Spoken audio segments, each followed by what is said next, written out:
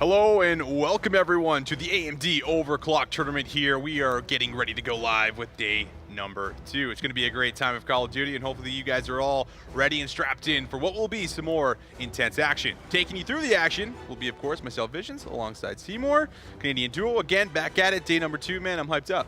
I'm hyped up too. And not to be outside right now in Toronto. It's like 47 degrees Celsius. And that's hot for all you guys who might not know how to convert Fahrenheit to Celsius. But we are sweating on our way over to the studios. But we're also sweating to get ready into these games because we got a lot of teams ready for the prizing. We're in top 4. We're going to cut things down to top 3. And once we get into top 3, we get into the prizing. Yeah, we get into the prizing. It's going to be very interesting to see how these teams are going to be able to perform after what was maybe a bit of a surprising day number 1 at times, at least for some of our matchups, for as far as what we did get. So I'm excited to see how some of these squads are going to be able to potentially tee up going into day 2, what they're going to change. Also, a chance to go back and look over some of that footage. What are we going to veto? What are we going to potentially take out of these map pools? So there's also that to consider going into this too. Because it's one of those things that we hype this whole thing up into a boot camp, essentially, for a lot of these teams who come from different regions to get into North America, to get different reps against international talent before one of the biggest tournaments of your year. And so from day 1 to day 2, there are going to be some differences that we do see from these teams as they get to know their map pool a little bit better, as they get to know, what favors them against different regions, especially for those European versus North American teams who are looking to try to bleed into their more preferred game modes, whether it's NA in the S&D or EU for the respawns. We've seen a lot of different maps coming out for different teams. Yeah, we definitely have, and we also have a bit of a recap as well. If you ended up missing, any of day number 1, there was obviously a lot that took place. We started with about 16 teams, and as Colin said, we are now down to our final 4 here. But I think there was a lot of surprises, starting with Team Notorious. I think right at the top here, Colin, there was a lot of good to take away, and a lot of that starts with what we've been seeing out of their practice leading up to this entire month here before Champs. I think one thing for them was that they get the most boot camp out of anybody with coming to North America just a month ago, and it's paid off in dividends. But at the same time, we also have to mention that we had 2 CDL rosters come into this tournament. We're only down to now 1 roster,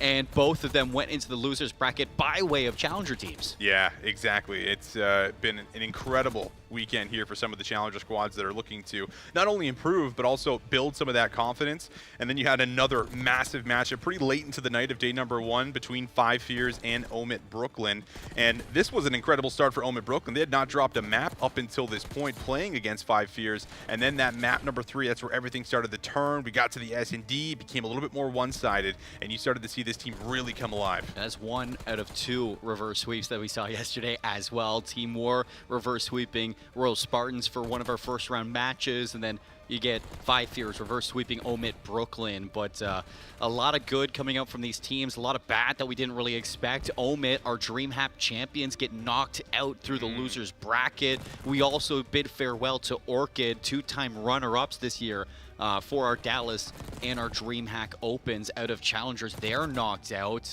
Still time obviously needed as well for other regions like APAC and LATAM, as they come over here to get a little bit extra reps versus some of our international teams or different regions like NA and EU. But for them, the boot camp's just starting. A lot of time before Champs to get those scrims under your belt and see if they can become dark horses by way of next weekend. Yeah, and well, where does that lead us? Here in the bracket, we are down to, of course, the final 4 in the upper half. We have Five Fears and Team Notorious, NA and EU, going head-to-head in the winners final to see who is going to have that guaranteed spot, in grand finals. And then down low in the semifinals, you'll have Omit Brooklyn looking to see if they can try to get a good bounce back after what was a pretty strong performance against Team Moore, and now having to do it again versus what is going to have to be LAG mates. I think that's going to be a big game for Omit Brooklyn. I think and LAG mates should be worried about it because Omit Brooklyn, they get knocked down by way of the reverse sweep to Five Fears, and they're on a run to get back to where they were before. This team looks great. I mean, you talked about it yesterday that this team, it looks like they're built to be champions, having a roster like that with Standy and Prolute alongside each other yet again. They looked fantastic, and for LAG mates, it's still the same woes that we know from before, especially in those hard points. The search and the control look great, but they got to figure out those map 1s and 4s. Especially because it feels like the challenger teams have been able to find advantages at those exact points, right? Either they're winning the hard points, or the hard points are just coming down to the wire. They can almost swing either way. We saw that in the upper bracket there versus Team Notorious. I want to see that map number 4 on the Hacienda, went to 250, 248. So a very, very close affair between those two squads, and something that you want to tighten up on. But we have heard, the CDL teams are just kind of getting back into the rhythm of scrimming, at least the teams that were knocked out for champs. So having to really tee up today on Championship Sunday, going to be a massive factor if you want to get yourself into the money. It's going to be a good way to relieve some of that stress for the remainder of the season, especially going to EWC. You don't want to be known as that team that gets knocked out here if you're LAG mates, especially after seeing what we saw on the timeline for Rocker yesterday too from some of the fans out there. But pressure might be on for them. I'm excited to see them get to play versus Omit Brooklyn, but we don't get to look into that just yet. So hoping to see them in the losers finals after this one. Either way, it is going to be a good game. We dive towards 5 Fears versus Team Notorious, and I think this is a big storyline between both of them, because it's EU versus NA, obviously, but it's not really the North American team that we expected to be here. No, I think that 5 Fears have really shown up. They've definitely surprised a lot of people, including myself. I think that they were looking fantastic, and a lot of that came from what we were getting out of some of their clutch plays and just some of their staying ahead of the curve plays and hardpoint. Hixie doing a great job of locking down spawns. I thought Exceed had a couple of massive maps, and then you had Fire, who was putting up some big numbers. Not only that, but he was coming up clutch when you got to some of those controls, putting up those 3 pieces that we just saw in that replay package from yesterday. So if you can replicate a lot of what we saw yesterday, you feel like you're in really good hands, and you almost need to against a Team Notorious that I want to say they're looking like one of the most polished teams, at least so far at the tournament. I mean, they have looked very difficult to deal with, and they are just constantly throwing punches. You have to be ready for that, because this team is certainly ready. And the boot camping we've talked about for the last month here in North America feels like it is paying off right now. And that's the biggest thing. I mean, you take that extra time compared to other teams to, grind out all those mistakes from DreamHack going in towards champs. You get a chance to put it on showcase here and now, and I think it's working. And one of the things that they were kind of looking towards fix was some of the pacing, some of the pressure that you were getting. And for Eric Boom and Afro, I think one of the best sub duos that we have in Challengers right now, they're starting to find that place where we see Eric flexing over towards that AR sometime for those big hills like Volt P3. And, for Afro, who his timings, a lot of the time he was trying to run and gun and bully his way through. It's very methodical right now. He's picking and choosing where those fights are, and it's really paying off for the respawns, which that was the big aim for going into champs to fix. Yeah, absolutely. Well, let's take a look at the rosters here and dive into some even more details with this squad, as we've kind of framed this one up to be a hype matchup. And, well, it certainly is going to be that in the winners final. But, of course, Team Notorious here at the top, Colin, F. Afro, Eric Boom, and Rafi. You've said it. We talked a lot about these guys yesterday as well. It feels like they're really coming together. They're coming into one. And, I mean, just, again, being together all year long, it is paying off. And I think we put so much focus on Afro and Eric Boom for just the potential that these two have. But for Afdot and Rafi, who have yet to have their chance to go to the CDL to play in the league, I mean, these are some slept-on players who just continue to improve year after year. And for Rafi, I think he's the most underrated on this roster, but this guy, he's always on the fundamentals for hardpoint, first to the hill, first to the power positions to set up for those spawn anchors. And when you have F-Dot, who he's fast, he gets to swap to the Jackal sometimes, especially in Black Ops 6. He puts up incredible numbers for this team, and the two of them, they keep this ship afloat just like Afro and Eric Boom, and you got to put some respect on them. And it's the big reason why we put F-Dot as the MVP in Miami, because this guy was frying for the team. Absolutely. And then on the other side, we have Abe, Hixie, Fire, and Exceed. I gassed up Fire quite a bit. He had a lot of pop-off series. I think he was really one of the key reasons we had seen that win over Rocker with the way that he was putting together some of those multi-kills. So keep an eye out for him. Had a 1.12 in that series as well versus Rocker. So putting up big numbers. Love to see it here. And I also thought Exceed showed up in a lot of big ways as well. He had a lot of pop-off maps, especially earlier on in the tournament. Played really well versus that Omit Brooklyn squad when they did pull off that reverse sweep. And then you still have a lot of young gun here, with Abe, who's been really phenomenal. He's been in your face. We saw him on the protocol. I felt like he was just relentless, going at you over and over and over again. And alongside Hixie, it feels like they complement each other really well as a sub duo. Yeah, it would be crazy if Abe doesn't get a shot towards the league, at least, if not like this upcoming year for BO7, if not halfway through the year, or anything like that, because he has been really putting on for any team that he's been a part of, even back on that Stallions roster playing alongside Lurks. This guy was putting up absurd numbers versus some of the better teams that we have in Challengers to begin with. And, you know, when you pair him up against somebody like Hixie, who's going to do the dirty work, that just frees up so much more space for him to excel in his lane. And I think that, you know, this team that he's alongside, with the veteranship, with the leadership that you get for Abe, it has really allowed him to find his own for this team. And he is really improving on a steady incline. Well, let's take a look at the maps and modes that we do have lined up for this best of 5 for the winter final. And, well, we certainly had some questions about what we might see. We have the Skyline, the Protocol Search, the Protocol Control, move into a Rewind hardpoint, and then followed by a Hacienda Search and Destroy for map 5. I really thought that the Skyline was going to get auto-vetoed by 5 fears. It's something that, yeah, you win versus Rocker on this map. It comes down to 5 points, though, and it's very scrappy. You lose it right after that to Omit, and it didn't look good at all for this team. So the fact that it sneaks through, that's going to play favor to Team Notorious. But at the end of the day, this is an area where you're looking to improve those mistakes, and this is something that they're looking to fix up than to put it in for a map 1. There's no better way to start this series. You get the Rewind hardpoint as well for 5 fears. We got to put some respect towards Hixie for what he was doing on this map yesterday. I think he had maybe in around a 1.6. I'm just kind of paraphrasing there because I don't actually know, or making that up at this point. Maybe a Maven stat coming out for me on that scoreline. But to see a Protocol Search and Destroy as well as a Protocol Control in the mix of this one, I think the Protocol Control has been very good for the subs that we've seen so far. The offense has been a little bit hit or miss for any team that we've seen for this map. So I'm hoping both of those teams are really diving into what they can bring to that offense. And I think the only time that we saw Protocol Search and Destroy was when LAG mates 6-0'd Team War on this map, and we didn't get to see that one on stream, but it was B2A. Yeah.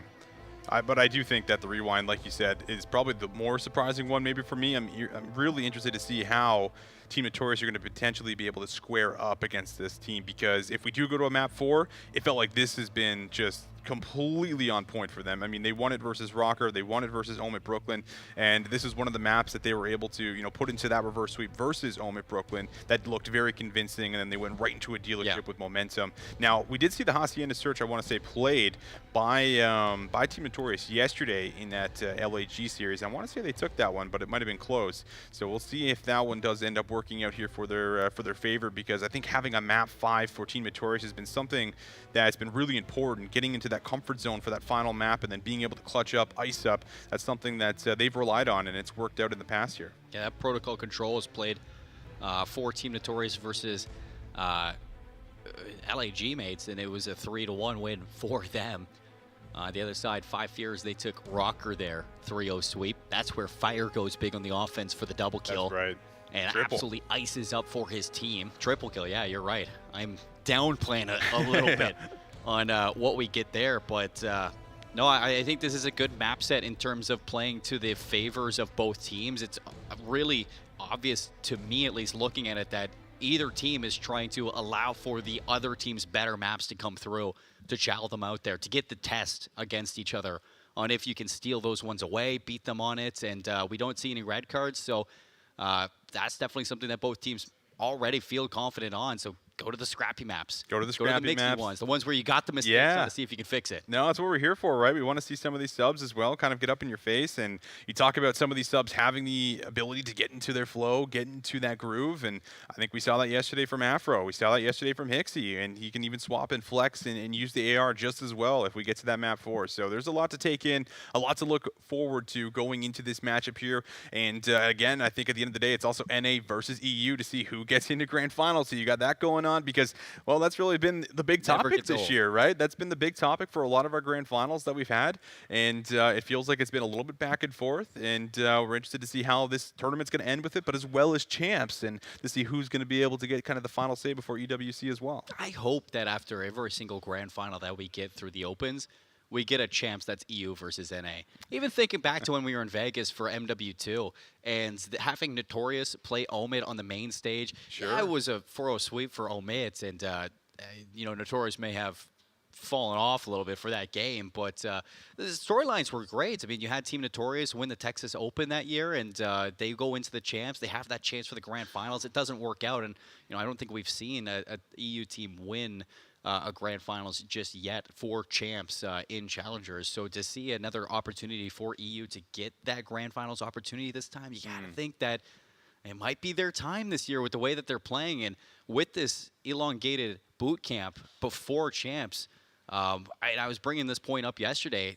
There's no better time than this year with all the preparation that's going into champs. Yeah, I think that's completely valid for as far as what we've gotten. I think also we touched on it a little bit yesterday, but just how much more important it feels like to place well at champs to then guarantee yourself a chance to go to EWC. Because you think of when EWC is, it's not like too far off from when the next season is going to start. And well, recency bias has always played a massive, massive part of who you're going to pick up, who you're looking at, who you're looking to bring into your roster. And if you have a good performance and can make it to EWC, well then that's really one of your golden lines to potentially make it all the way to a CDL roster if you can have a good, strong individual performance, or even beat some of these CDL teams and see if a challenger team could do some kind of a run. And if you guys don't really know, for champs next week, I guess we can talk about that EWC qualifier. Is it's top 3 from champs next week make it to EWC. So when you're going through it, you don't necessarily have to make it to the grand finals. You get to the top 3 position, you've made it to go to Riyadh, but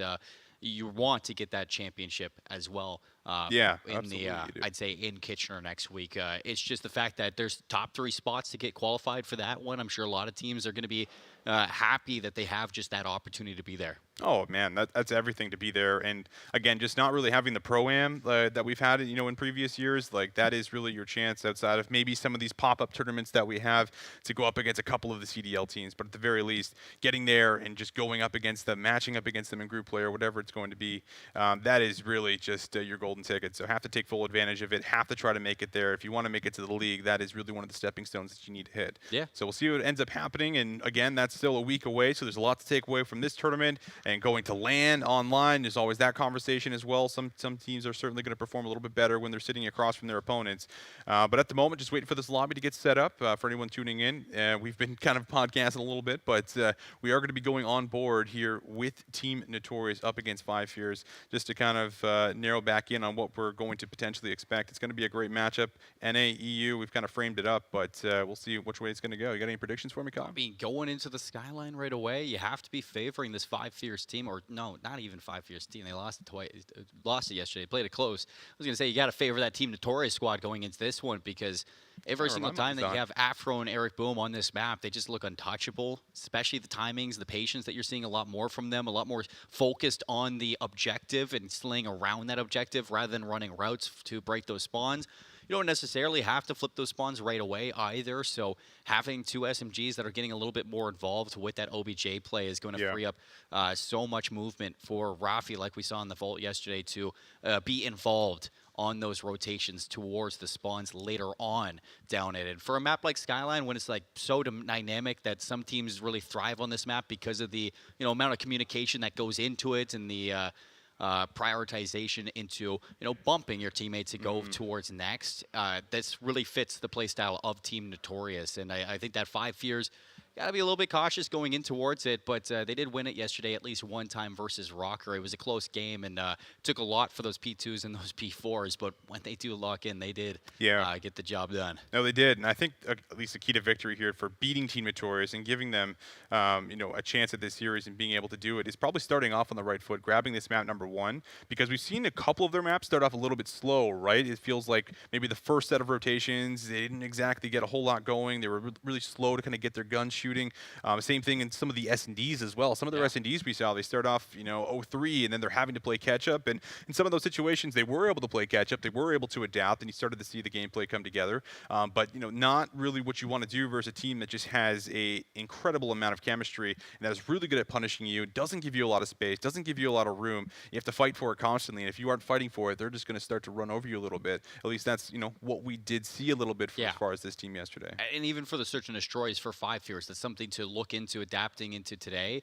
Is we only saw them win one S&D, at least on stream yesterday, and that was the dealership Search and Destroy versus Omit Brooklyn on that reverse sweep, and that was a game 5. Everything else, it's been going down 0-3, losing those first bloods, not translating, round advantages when you have numbers and you're getting clutched up on way too many times. Yeah. I think that was one thing for 5 Fears that I was saying needs to change for today is being a lot better at playing your life, making sure you're not throwing those away in those maps 2s and those map 5s. Versus a team like Notorious, it's not going to fly whatsoever. But fortunately enough, they don't have to worry about it right now. It's a hard point. Yep. Podcast episode 3 of Visions and Colin. It's done. It's over. Let's get into the gameplay. About time. These guys are already loaded up. So let's see how it's going to take place. We hyped it up. We've set up the storylines. Now it's time to see who's going to be able to deliver. And let's see who's going to be able to get on P1 time early. So far, so good for Team Notorious on the breakoff. They do win a lot of the opening engagements. And they will get a great read on the spawns here as well as Afro starts fighting and starts holding some of this kitchen control. This is a great start. And 5 Fears, they do not want to overstep on their way back in. They know they have the better side, but you still have to fight for this time. And it is going to be hit through the catwalk to see if they can re-break it. Rafi down low, going to get a read up top, but that's a tough gunfight. Fire, no problem whatsoever with that one. Both teams still eyeing up what might be a potential 15 seconds on P1, but Fire knows it's more important to hold the right side of the map. But right now, 5 Fears, they are doing a great job of exactly that. Yeah, just a little bit of a lead for Team Notorious, but better spawns for 5 Fears. You're going to get the initial time, and you're even doing a good job slaying a couple of these rotational kills. You have a moment for Afro to maybe stay, but he is being so patient. Exceed's going to get a bit of a read on this hit that's coming here for Team Notorious, and Exceed's able to get one, couple pistol shots in the back, finishes it off with the headshot. Beautiful stuff going to come through there for a nice little double up, but Rafi in the back, spawns looking good for Team Notorious. They have a chance now to flood the hill, just need a couple more battles to be won, and Rafi still putting on a bit of a show as he gets 2 and makes the third one weak. That's a little unfortunate. You don't get those spawns in the back, makes it a little bit scrappier than you wanted, but 5 Fears, they're still fighting for it, and there's still 30 seconds, so they pull those spawns right back, they win all their battles, and this is a back 20 seconds that you'd love to get. 20 seconds looks like it should be secured here. Rotation, of course, already in play. 14 Notorious as they start shifting over. We'll have a lot of presence around the middle, but just about a tie game after that scrap time is all said and done. And well, the rotational battles looking fairly clean here for 5 Fears. They get themselves right into the kitchen hill. We'll be able to win some pretty critical battles, and they might be able to get themselves time first. They will, now just need to hold. It's a good moment for 5 Fears, but is it going to be enough to flip this lead fully? You have a momentary lead by 10, and Team Notorious go for the instant hit through mid. They break it back. You get the P4 spawns. 5 Fears will be able to hit this again. Pixie up top. Oh, sees the legs. Hello, Eric. Takes him out, no problem. Now, pinching the play up. Has Fire from the front. F-Dot trying to get a read on which way Hixie's actually going to be sliding, but Hixie just waits patiently. Easy cleanup, and again, the break looking solid here for 5 Fears. You have to think, do you go through catwalk now? Do you chalk up this last 20 seconds? Team Notorious, they're going to fight right through the front of Fireplace. You have to get through Hixie, who's 11-7, to start this Skyline. Things you love to see for 5 Fears. But for Notorious, it's going to be a back-end scrap time, and now having to break P4 with Fire sitting in P1. Fire watching the cross. Good shots up top. Will work out for our first kill onto F-Dot, and actually a second kill onto F-Dot there. That's thanks to Exceed. Still got Abe, who's doing miracles in the back, but Eric able to actually overcome it. That's nice double up, and that's going to hurt them quite a bit. Oh my goodness, it's going to be another one. And yeah, the spawns, the break, everything good comes at a great moment for Team Notorious. And Eric Boom goes big, 3 in a row. And Notorious, they have a moment to push their lead now. Abe in the back, can he get lost? At least good for the one. Ducks up towards Cobblestone, and the rest of the team actually going to break right through the bedroom. So it's just break after break now between both these teams. And Notorious, it's their turn once again to see if they can do it again. Showing that it's very evenly matched here so far. Just 20 seconds left here on the final hill.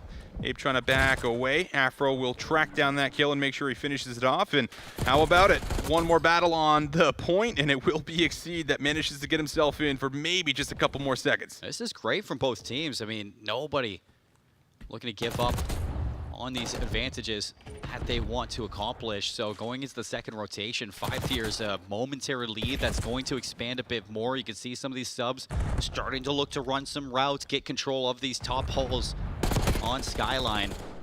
And Notorious, I think you're seeing it right now. Eric Bohm not really able to activate like we're used to seeing. It's been Afro really stepping up, 15 and 13, but for the second rotation for Team Notorious, I'm sure they're looking to have everybody online at the same time. Yeah, the high ground just completely cleared out there from FDOT. Had a bit of a slow start, but, well, he's getting himself going now. 4 in a row. Still trying to keep this hill safe. Tags up the player that runs the time, goes to the pistol, and manages to make it a 5 spree. Finally going to be shut down as the high ground is slowly being claimed here for 5 fears, and the scrap time might be theirs, but just a small consolation prize for what is going to need to be now a breakthrough for P2. And Abe's going to look to put some pressure on these spawns too. See if you can start to split some of these players out before this hill one is done, but that's a good kill on to Exceed. Eric Boom in the back. He's got the aims as well in hand. 4 in a row, holding down those spawns for the team. And this is the best setup we've seen from Notorious for a bit now. Eric, Exceed. A little bit of parkour through the top as he's able to dip and dive right over top of Eric. And almost able to combine for some more. But Afro, with that 2-piece, that opens up a bit of space, gives his team a chance to still break in here. But 30 seconds up for grabs. We'll see if they can give this one more hit. And Hixie's also shut down in his spree. I got the generational caster curse right now. As soon as those setups come in for Notorious, Hixie goes nuclear. Still 20 and 12. He is having himself a map right now for the team. And that is a big reason why they're in a lead like they are. Is Hixie winning his fights inside the objective, doing the utmost to break that P2. It could have been a tie game for Notorious, but now they are feeling the pressure. 50-point differential now. You said it. They're feeling the pressure, feeling the need to get at least 30 to 40 seconds off of this hill. Can't afford a fast break, and FDOT's going to make sure it might not be a fast break. He was in a great position, but Firewind's a very difficult gunfight. Going to give them just a little bit of that P1 control and help on the cross. Afro, a little peek over the top. Not going to find anything. It's now down to really Eric to get something done, but Exceed goes big, and that will allow them to clear out once again and get themselves right on the time. Everything's getting better for 5 fears, and it definitely looks like they've been working on this map from day 1, 2, 2. So rotations are good, the breaks are well timed to all do it together, and even on those hills that might be lost, you got some individuals stepping up in those right moments. Another spawn flip as well going into P4, and because of this advantage by 60 points, they're going to dedicate some lives towards Old and try to rub salt in the wound. Oh, that's going to hurt. Certainly going to sting a little bit. 5 fears now with a massive lead pretty late into this hardpoint map. It's going to put quite a bit of pressure here onto Team Notorious to try to get something done through the map, and we'll see what the spawns actually end up doing. They are deep, and it's going to be a good read from Abe. He's got a chance to even just create some more punishment for as far as getting through the map. Not going to be easy, and where the shots are going to be good on the first, charges at the second, finally traded out, but you are still pretty far from the hill. Need to make something happen down low. Will they be able to find the trades? They do. Well, Hixie 30 and 15, 2 KD. Was on 4 in a row. This is a moment for Team Notorious that you have to look to lock down, but another break from the bedroom. Double chow in. Eric Bohm has to go big once more for the squad. Slides out. Abe shuts him down. And with the help of Fire, 5 fears, they do it again. 14 seconds. It's going to get you close to the win here, but still some work to do heading into the third rotation. Yeah, the difference maker has really been the ARs, hasn't it? It feels like we haven't got a whole lot from FDOT, a whole lot from Rafi. Certainly struggling a little bit. The subs have been up in their face, and they have not been able to get the setups that they want to. They are on the time, but are they going to be able to actually hold? That's been the problem. They've been broken very quickly. Rafi a little up and down, peeking. Will be able to find himself a kill. Battle versus Fire now. And we'll see if they'll be able to hold. So far, so good in the first 20. Just moments where 5 fears have been able to weasel their way in, and you get a little bit of a rogue spawn from Abe in the back. He's going to cause some discourse up top. Rafi gets the trade, but it pokes him up, and that is full takeover from Exceed and Fire to rip them out. Again, Eric Boom in a position where he needs a triple kill, but he can't do it this time. And 5 fears have their way in. They can win off this hill. Yeah, they can. You have to hit this, but you also have to worry about the P2 spawns. It's so much to deal with. Trying to do whatever you can to keep him off the time. Rafi for the back. No, he is not going to find anything. Hixie wins the battle. What a double, what a triple it is. And that might be it. Final seconds. FDOT trying to extend it to one more hill, but you just need a second, and well, it's not going to end here. We will see at least one more hill on the rotation. It would be one of the best comebacks we've ever seen. Certainly a difficult one on Skyline of all maps. 5 Fears, it's going to be a triple hit through Kitchen. Exceeds up top. Looking for what would be just one break, but again, a lot to deal with here as it's a clean feed. Team Notorious giving themselves a solid argument for bringing this one back as the slaying is now really severely picked up, but you're coming here with a bit of a hit now. If you're 5 Fears, just need to find a couple kills in the hard point and that should secure the dub. Are they going to be able to get it done? Through the front door, looking for the shots. Exceed, not going to find anything. You have one more player also working through the back door, but the trades, they are going to be good only for a second. And finally, 5 Fears, they get the job done. And a second is all you need to win that one out at the end. It is a good fight there from Notorious towards this back couple hills. You see the kills and the slaying start to pick up from the ARs to lock down those outer lanes, but it all felt like it was a little bit too late to activate for this team. Big moments from Abe, big moments from Hixie to cut that distance so much, but it's that battle towards the top of P1 that felt so skewed towards the side of 5 Fears there. Exceed and Fire, 32 and 20. Out of Fire alone, 22 non-traded kills. And I don't think I have seen Hixie have 4,000 damage at the end of the game for a very long time. He was frying. He was frying. I mean, 34 kills, 4,000 damage. I mean, he's doing a lot for you. And I think you really do need to credit 5 Fears for finding the breaks. There was maybe a moment in the end where you finally saw Team Notorious start to bunker down a little bit, find the favorable trades, win out on the pushes. But for the majority of that game, it really did come down to the entry subs, really leading the charge, finding the kills. You see it a lot here through the replay package. And when you have that happening for you on a map like Skyline, it is going to pay off drastically and give your team just the ideal setup once you're able to get yourself in position. It's fights that you just would expect somebody like Rafi or F-Dot to win some of the times, but it's moments where you look at Exceed and you're just like, wow, I can't believe he gets away with that. And there's going to be a moment at the P2 in the second rotations that we do see Hixie have a moment, but he had plenty of them. This one here just trying to stay elusive, get around, shake up that timing, shake up that positioning, and nobody was able to really pin things down for Notorious ever on where these players were approaching from. And when you got that dynamic between Abe as well to get lost, the two of them just seemingly making so many individual plays so often for the team. And you can see it was tied up after the first set of rotations, but going into the rest of it, that's when you started to see those breaks really come in for those big hills. And Notorious were just not able to translate an early setup into the 20-30 seconds that you normally see on your P2s for Skyline.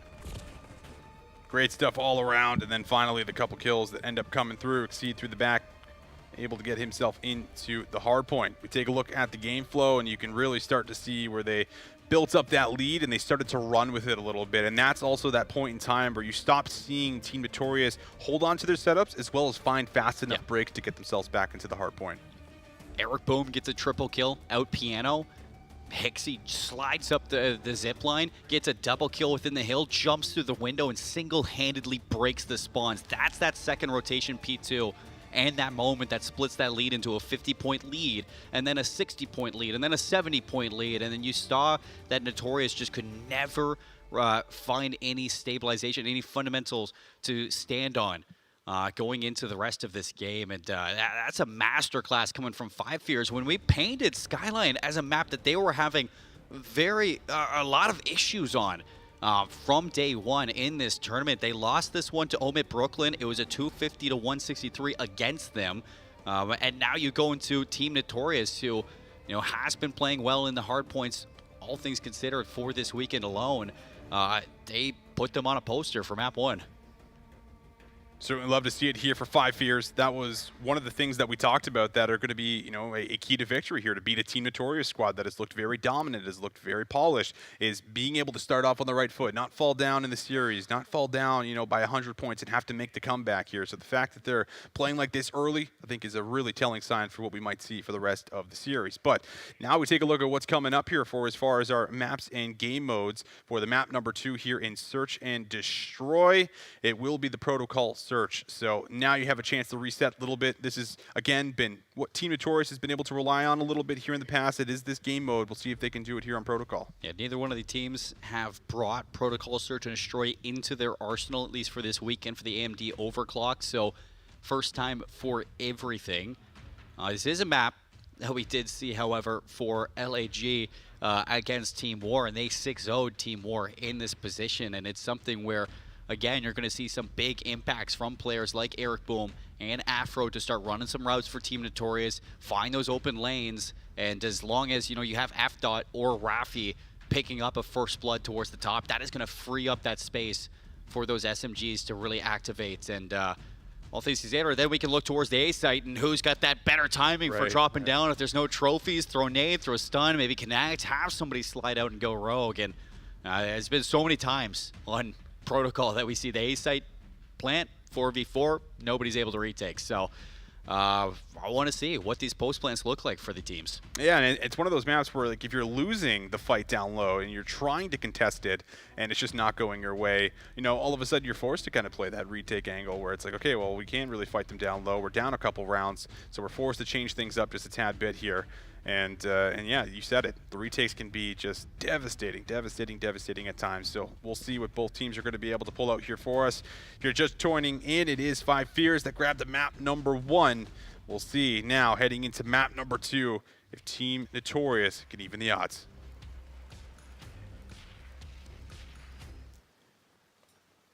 And we're out with 5 Fears on the left side. Exceed. Going to be working alongside Hixie with the bomb, as it is going to be an attack through the top mid. No pressure over towards A. Quickly, that is going to be realized. And FDOT's going to fully back up. Rafi, he's going to be under some pressure. First blood by way of Exceed. And now you need FDOT to go big. You definitely do. Got a key position in the back. Fire also just pretty much playing for himself here, waiting for someone to potentially get greedy and go searching. Grab some top control and look over mid. But now Abe taking a little bit low. Eric does manage to make that position work alongside FDOT in the back. And Afro also able to get involved in the play too. So all of a sudden, that first blood nullified. Team Notorious are going to be the ones that have themselves just a slight man advantage. That's such a big kill from Afro too. Realizing where the post plant is. Exceeds on an island. 1 versus 3 now. 1v2 pops up. FDOT, nice shots to put it away for Notorious. Eric's got the defuse already. That's a good retake. Everything fell onto the shoulders of FDOT to perform. He plays his life. He gets a kill. He allows for the rest of the team to get out of that A site fast. And when Afro picks up that player towards Grandma's, you knew that round was over. Clean shots here from FDOT. Had Exceed pinned and will finish him off there nice and swiftly. So beautiful stuff. Eric also backing up to play alongside FDOT, played a pretty big part in making sure that the helicopter player was not able to find a whole lot of value, taking shots from both. So we'll see what's going to happen now for round number 2. It's the opener that you want to see if you're Team Notorious. A lot of players get involved as well, so beautiful stuff. And now we'll see what their opening offensive round will look like. It's full audio cues over towards A. It's going to be a bang out. Hixie stunned. The trophy is going to be helping Team Notorious on this approach. The slide out. Chow. Afro goes down. Hixie, the first blood, assisted with Abe. And FDOT's going to trade Abe out, so Hixie's going to try to fly this one. A team kill, though, from his zone, and that keeps us in a 2v2. 2v2, lots of time left in round number 2 as well. Don't need to force anything, but nades are coming in. That's going to make Eric take a little peek over the top and see what he sees. He's able to at least locate fire. Do they want to play for the plant, though? And that is going to be the call. 2v2 we go with the post plant. Yeah, it's going to be a difficult one. Both players out big door. Rafi, he's going to know that.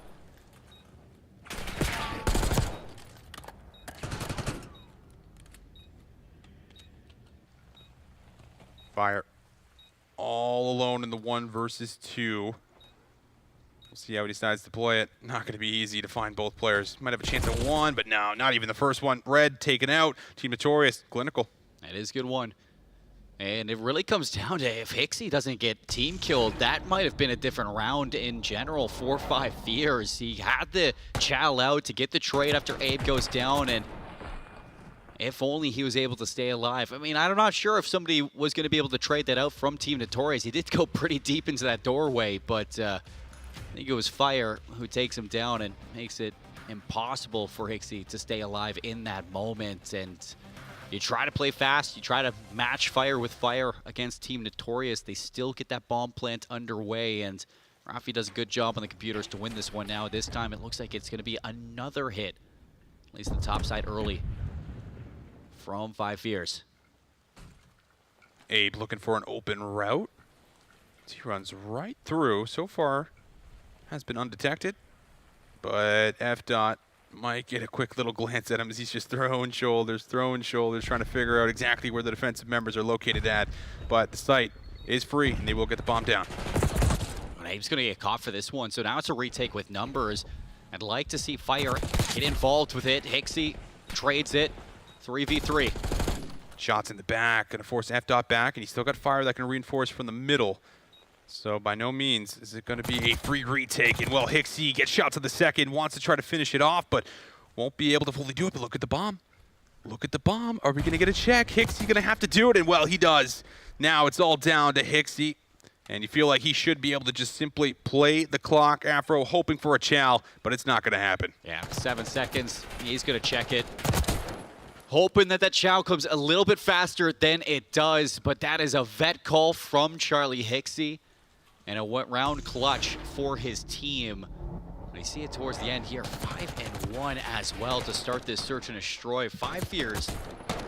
2 first bloods for those opening 2 rounds. It is a kill against them opening. Eric Boom got that one and put the number advantage to Team Notorious. But Hixie with 2 big kills in that round. First one being on the bomb, giving them that space to make it a 3-on-3. And the second one is just him getting lost, getting around, stopping that defuse, and playing the time. Is that the ace for Hixie? He's on 4.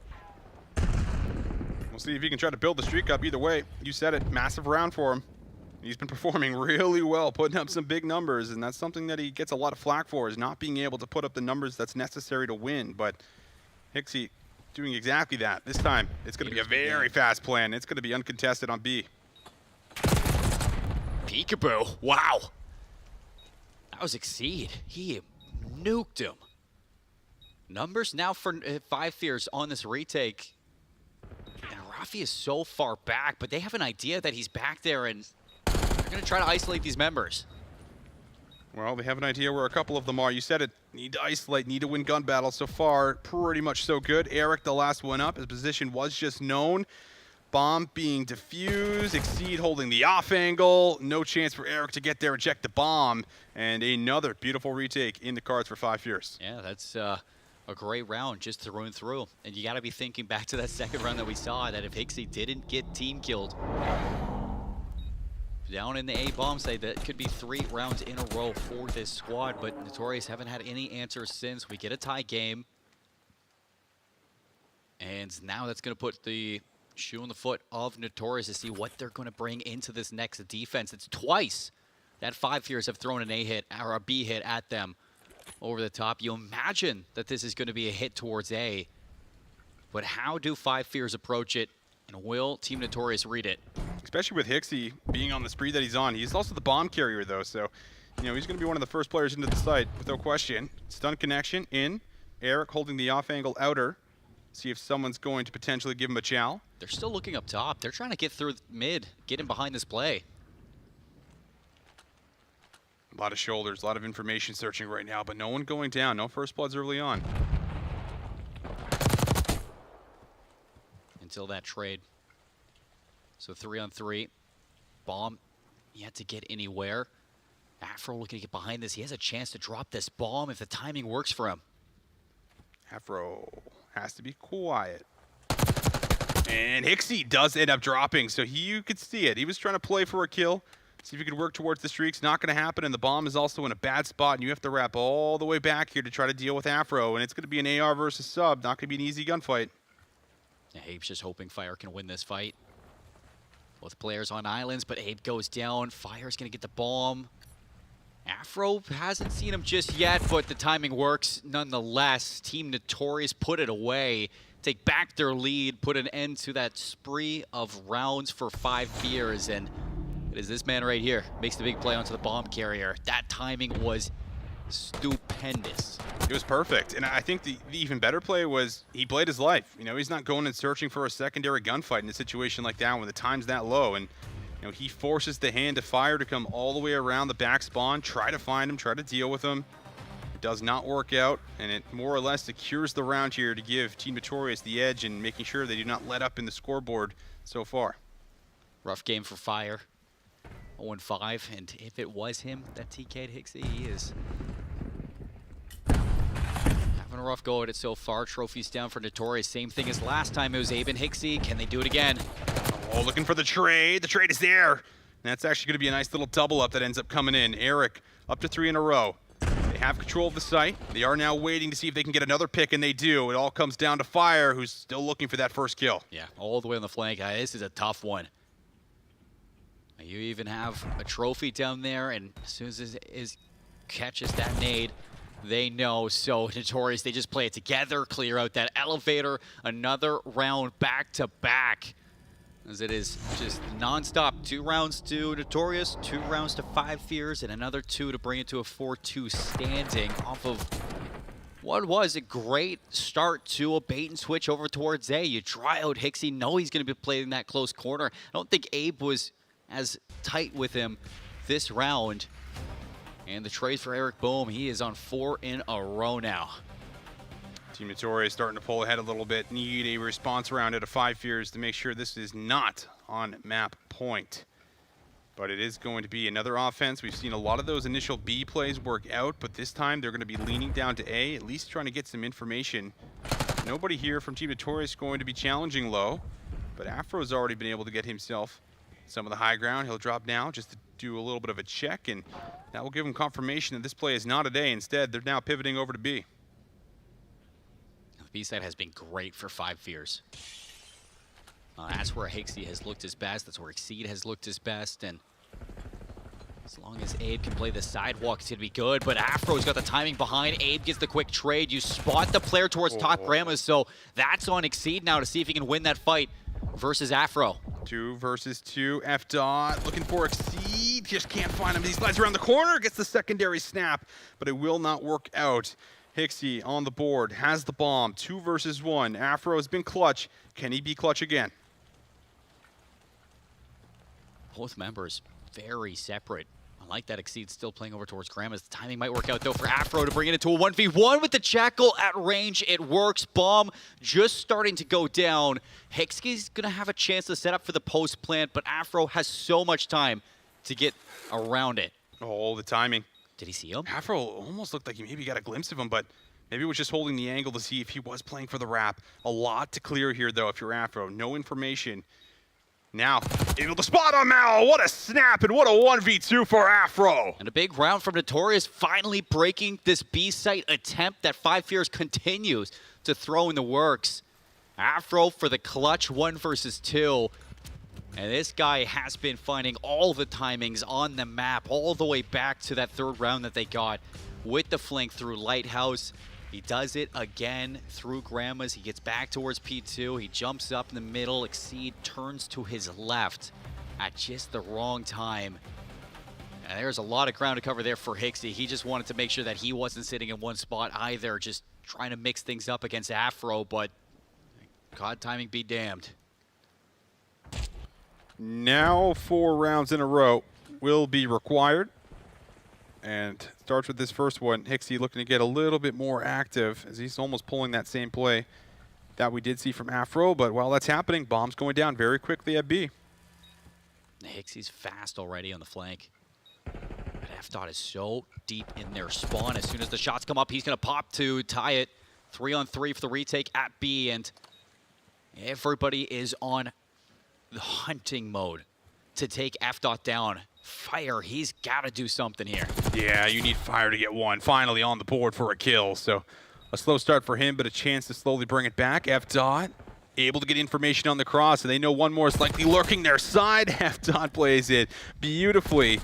But now all comes down to a 1 versus 1 with no real time left. F-Dot just needs to play the clock. Fire knows he is out of options, and he can no longer win the rounds. The Team Notorious find themselves a fairly convincing search and destroy with a 6-2 victory. Yeah, that is a strong map for Notorious in general. A lot of great rounds where you see the clutch coming through from players like Afro. You see the fundamental attacks over towards A really working out And there were no answers from Five Fears, who, at the same time, they did not look comfortable for A-site attempts, just constantly going over towards B. Notorious had a lot of chances to figure that one out, and eventually they did in that clutch 1v2 from Afro, going big for the team. It doesn't help that you had a tough game from Fire either. I mean, 0-7 going into that last round. He gets the one kill, yeah. almost gets the 1 versus 3. If there was a little bit more time, then maybe you could give it towards him. But fortunately for him, it was not the performance for that map that we'd like to see. Agreed. Yeah, just not going your way, not getting the timings, not winning your gun battles. Certainly going to play a pretty pricey moment, you know, for trying to win a map versus a team that is very coordinated, but not only coordinated, but good at playing their lives. I think that's something you really got to credit Team Notorious for on a map like Protocol that at times can certainly feel a little bit ratty with the upper levels and, you know, with a lot of the corners and doors that you can shut and just play inside of the houses. And you could just see F-Dot and Afro, a couple of big moments throughout that map where they're just finding a kill and then completely playing their life, and they're just like Houdini. They're gone. They're lost. Who knows where they went? Yeah, it comes down to A-site a lot of times. Notorious, they had to break to get the bomb down. The post plant looked impossible 3 times. Five Fears fail at retaking that A site, and we only saw them attack A on their own site 1 time, and Notorious dealt with it almost immediately. I like the attacks for Five Fears, very thorough to get over towards B. A couple of first bloods into Spiral. You really tried to have Abe getting control of Sidewalk, getting towards those back pillars, but nobody was ever able to get rid of F-Dot towards the back turrets, and there were plenty of times where Notorious had options for those retakes. And I think that for Five Fears, you can go back to this one. You can see some good moments for the team. You can see some rough moments for the team, but for Protocol overall, it's work to be done. And Notorious, their Search and Destroy continues to elevate, and that's one thing for, say, this region in general that is so good, has been their Search and Destroys. Even Orchid yesterday taking a round 11 versus LAG mates. It just continues to play the narrative that they are a step above in this game mode.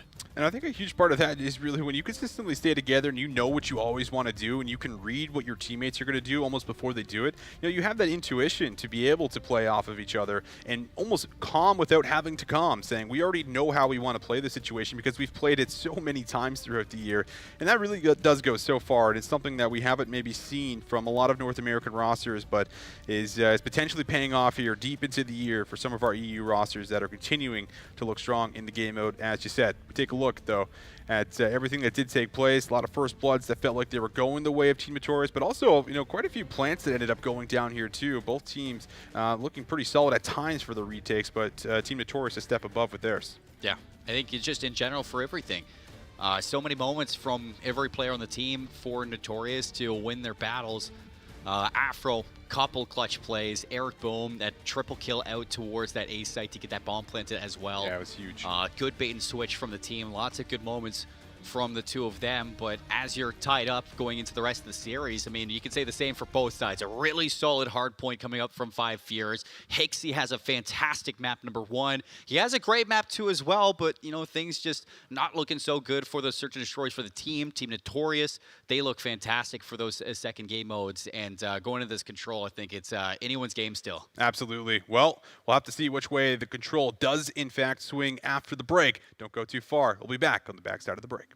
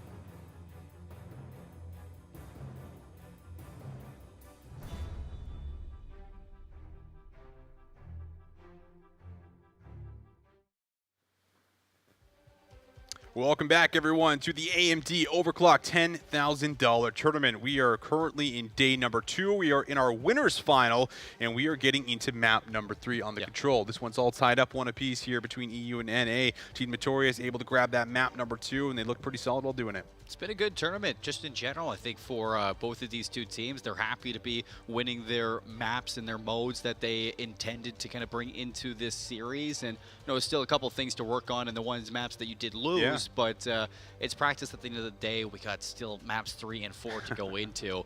And you guys at home better be thanking the Lucky Stars for AMD. And a big shout out to AMD as well for putting this one on. Don't forget to show them love.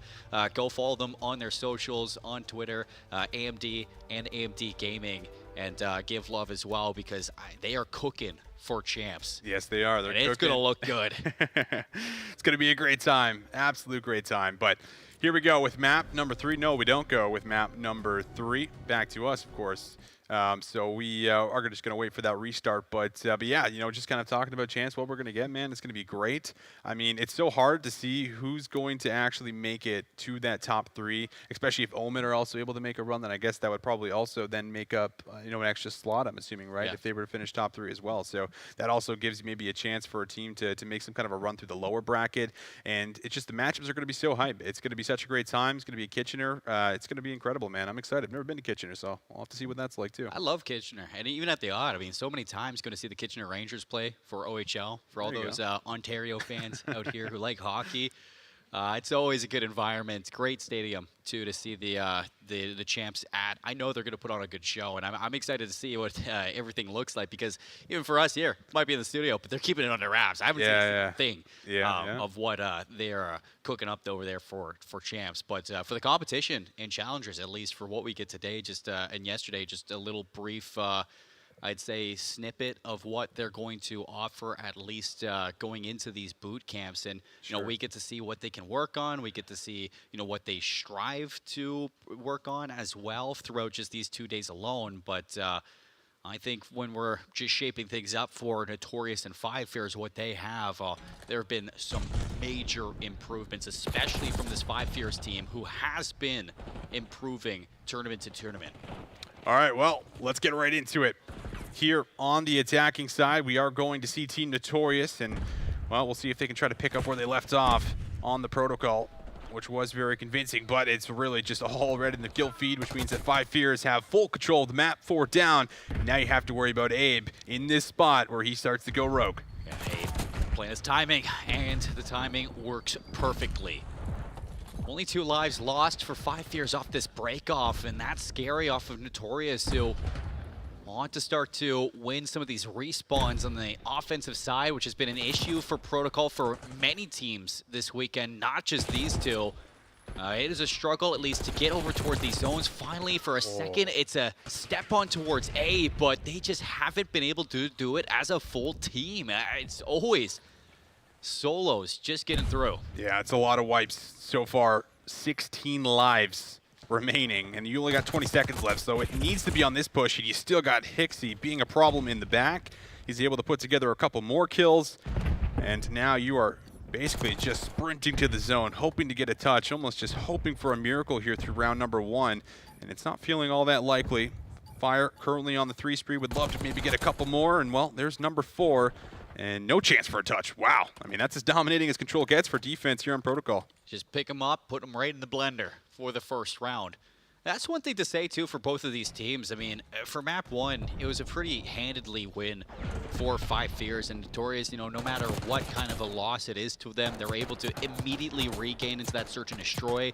They answer back with a 6-2 on that Protocol S&D. And this is going to be a good test towards the mental of Five Fears to see if they can handle those losses and move into this map 3 with a clean slate. So far, the answer, a resounding yes, as even Fire has had his regain for 4 in a row towards the end of that map 3, round 1. So now we get to test them on the offense. All right. Can you do something similar here if your Team Notorious? Busting right out of the mid door. Not going to win the opening engagements, but the secondary engagement's going fairly decent here for Five Fears. Good read through the back. Fire's going to get up to 5 in a row, so now working towards a streak is very potentially in the cards, as you might even get a double stack on the A zone. Goes from joining the agency to nearly a hellstorm in the matter of minutes.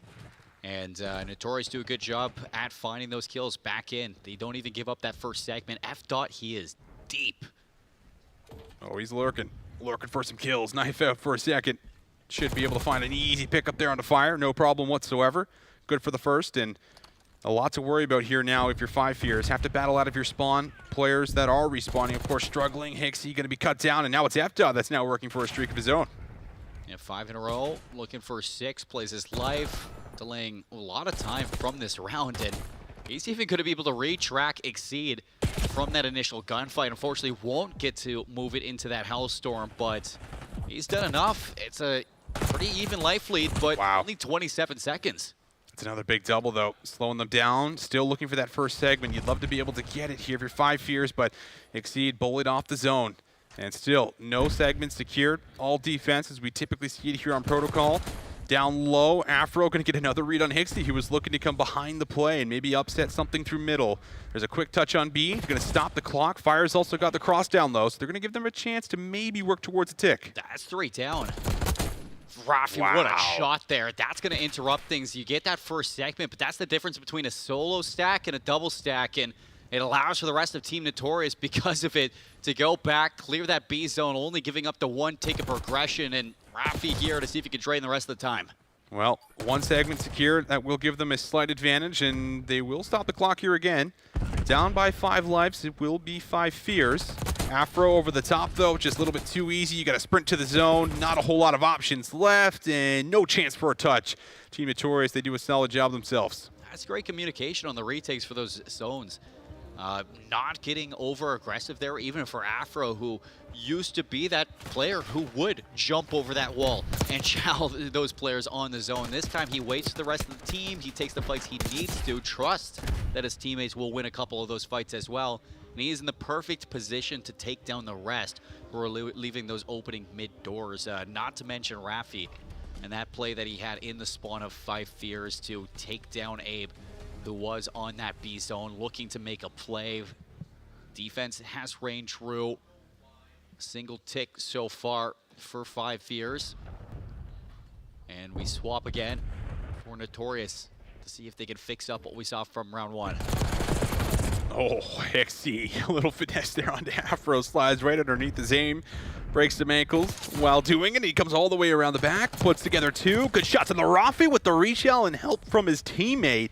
They do basically clear off the zone, and now it is right back to the blender potentially here for Team Notorious. But as they say the words, they do win all their battles, and they are able to get themselves some map control. Haven't really seen any strong stacks on these zones just yet. Afro playing close to the sidewalk. Double stack's going to be inbound. You get a double kill here, and now the setup is in. Do you look to triple stack it? No, it's just going to be 2 for now. Scary moment now for 5 fears, as they're no longer going to have that map controller. Players lingering behind on the defensive side. So it's going to hurt you a little bit. 3 ticks secured, extra minute secured, and you still got yourself a life lead. This might pan out to be a really smart play, though, from 5 fears.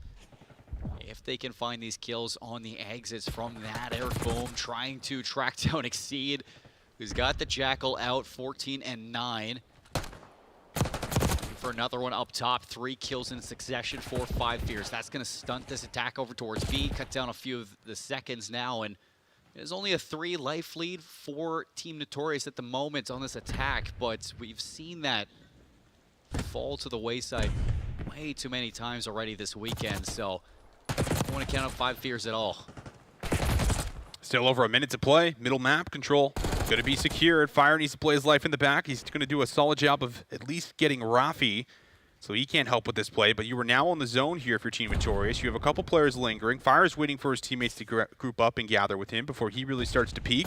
Now he goes for the chow. Another big pickup onto Eric.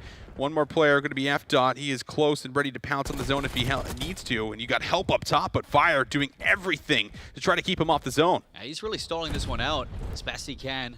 Stuns and nades. That's going to interrupt it. He needs some teammates. He needs them fast. Finally goes in for the gel. Merc boom on the wings. F-Dotted behind. 5 in a row. 2 go down. Looking for the respawns as well. And speaking of, there are none. So 5 Fears down to their last 4 lives, and this could go straight to segments.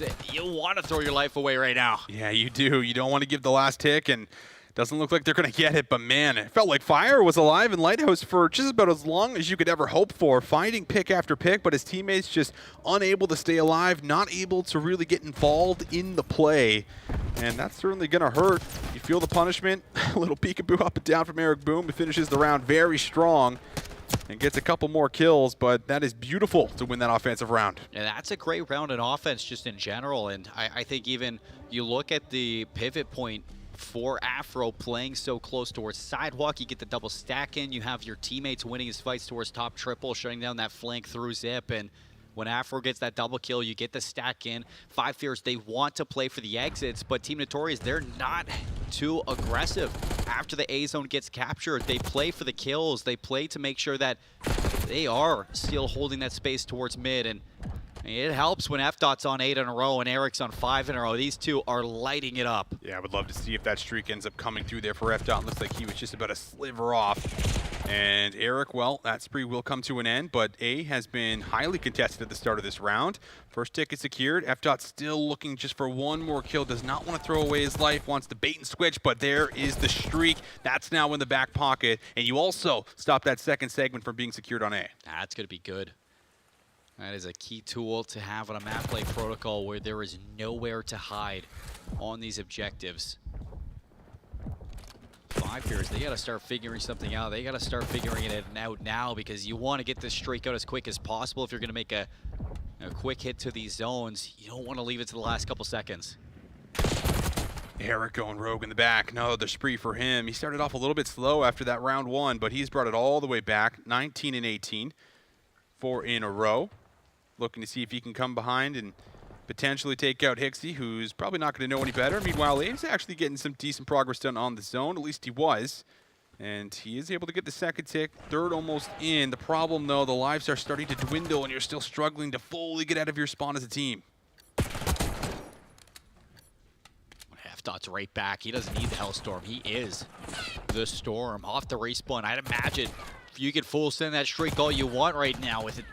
10 life lead, basically 16 seconds left. Everybody is in position to put this one away clean for Team Notorious, who were looking to win a respawn versus 5 Fears. At some point, you do it in the control. You're setting yourself up for potential Neslo.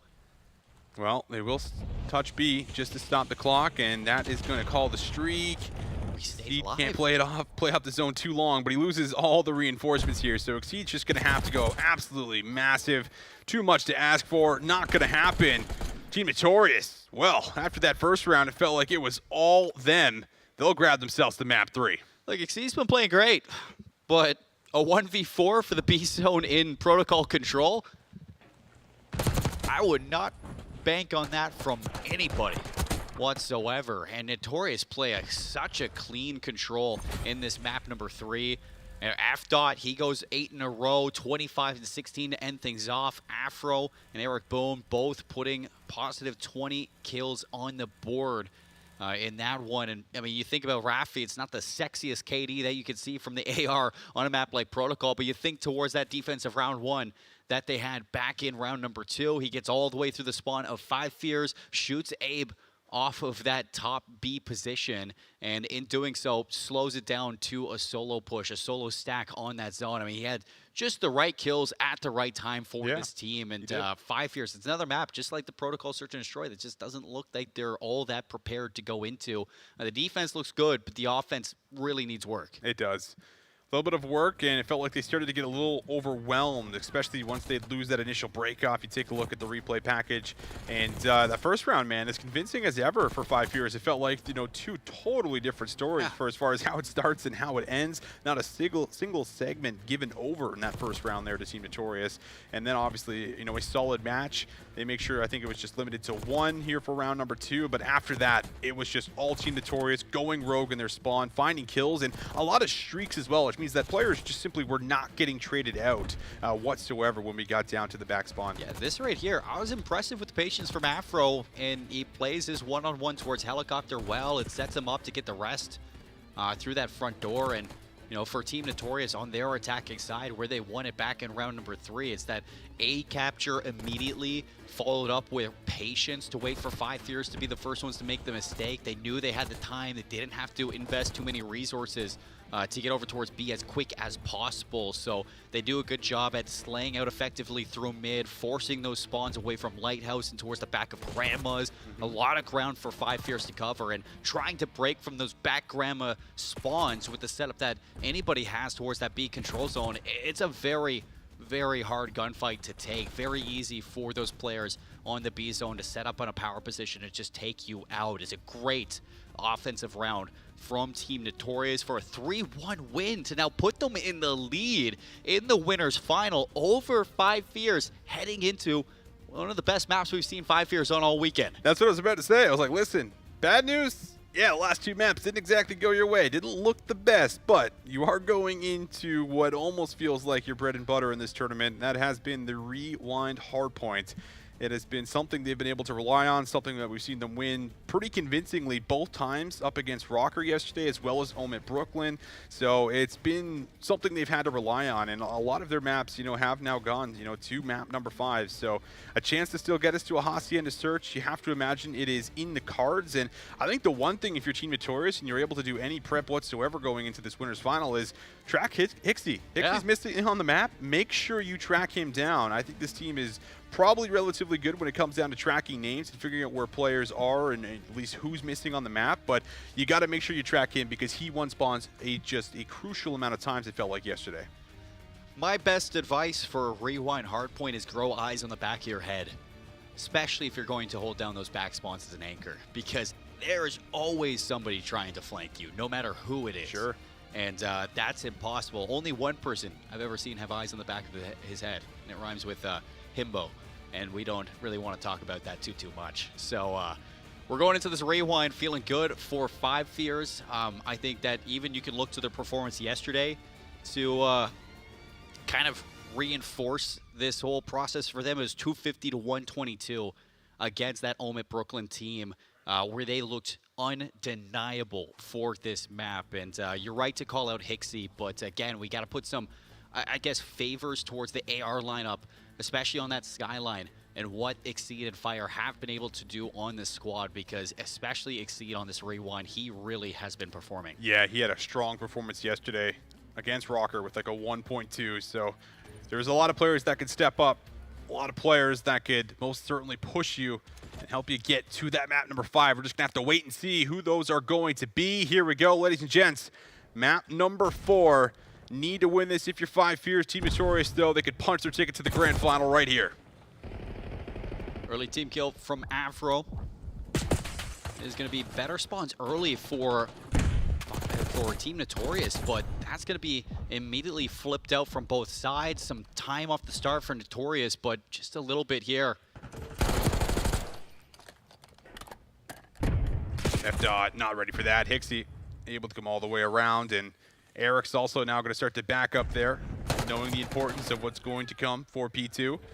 Abe thinking about getting bumped and pushing forward, and he will also be shut down. So able to contain this middle map control for the most part. Hixie's the only one through. I said you always got to watch for Hixie. We'll see what he can do, but he's all isolated. Oh, a good heads up read onto Eric. Boom, looking for 2. No. Finds enough time for his team from the front, but they're not able to get past this green box. So Rafty keeping the line in the sand drawn out. Good damage in from Notorious as they got the setup they want. Oh, they want to double hit the flank and see if maybe they can come around and flip the spawns out. Shot's going to come through. Nade. Might find a connection. Doesn't matter. Afro goes to the challenge. He'll come up with 1. Makes it 2. What are the spawns going to do? And, well, they will hold strong. Very close for Team Notorious as they might be able to soak up another potential 30 seconds. It's a good setup, especially where Eric Boom is. He's sitting over towards this RV. There's no way you can cross without challenging him. And it is really hard to get by him when he is shooting like this. Fire. He's alone. Rafi trades it. Another 4 down on the Rewinds. You haven't flipped those spawns out just yet, but if you decide to go here, if you're 5 Fears and take another swing at this one, you are risking it, especially that Afro is already rotated. And this is the problem sometimes. When this team gets ahead and they start playing with the tempo, they are just always ahead of the curve. They're just moving a little bit faster than you are, and they're in positions where you're just not expecting them to be. Afro finds Fire for an easy cleanup. backing up for another potential battle onto Hixie, but Hixie will get the best of him. So finally, a positive moment for Five Fears, and now we'll see if they can start to lock in a setup of their own. Except you're dealing with a fast retake through Burger. F-Dot's already in a position to take you off the hill, so Five Fears are just struggling to exist in the time. And Notorious, they want to contest this as best as they can. Well, they said anybody through P1 to flip the spawns out. Hixie, a lot to watch for. Good snap on Afro. Challenges out the front. What a moment that is from Hixie. He'll find some pretty critical kills, and he can now maybe start to press forward a little bit. Has to make sure he doesn't flip things out, but he can certainly be annoying and come behind the play again. It's red, but does not matter. Hixie up to 5 in a row. And we saw that same play from Kenny yesterday. It did force those spawn outs for Five Fears when they were playing Rocker, but fortunately enough for Hixie, he's got his teammates anchoring deep in this P4 setup. So Five Fears off of a lackluster P2. They're able to bring this to a 10-point game with the setup now on a money hill. Fire looking to reinforce the front, but he's actually going to land those shots there. Almost gets the good look at the second. Rafi does manage to get there for the trade, but can't play his life any longer. Battle on the hill. Exceed will take that. Another good moment. Five Fears starting to find their footing, starting to work back into the hard point. Something that Exceed's been really impressing me with is he's getting a lot more involved in playing on the hard points, and some big fight wins there for him to keep his team involved for this P4, soaking up the hill time, now swinging 20 points their way. He is a difference maker for this map for sure. Five Fears also picking up the tempo themselves now. Afro, though, cuts down the rotation. You will not be moving over to P5 anytime soon. A couple key kills come through, and they're also able to get their hands on some of the scrap time here. So a solid moment for Team Notorious to get something back. Will this leave them short-handed, though, making their way to the new? A couple members will be looking for a 50-50 battle now on P5. Yeah, we'll see if they can win this on the PK. So set up over towards new. Notorious backed into a corner, but this is where they love to be. Rafi's got some shots to help out F-Dot. Eric Bohm now sliding through Elephant with this sub in hand, and Exceed and Hixie going to be able to fight back, but they have yet to fully break just yet. Finally, Afro goes down. Exceed, he is going to find his way in for the team. Yeah, Rafi might need to pump the brakes a little bit, wait for his teammates to regroup, set up the hit. He's able to win the isolated kill, though, through the outside of the point. Give a chance to maybe play for a breakthrough L, but completely shut down is going to be Abe. Now looking for what is going to be a double and seeing if you can go to the knife. No, Fire in the back. He is there for the assistance. That is another big kill. And Abe had a slow start, but he's starting to work himself back into the game now, too. Make it 4 in a row. That's the thing with P5. On rewind, when in doubt, knife it out. And Abe, he had the chance, but that is some great teamwork from Five Fears to break for the last couple of seconds there. It's going to hold them into a 40-point lead in and around. Now 30-point lead going into the second rotations. Team Notorious P1, P2. It was their best setup. Let's see if they can do it again.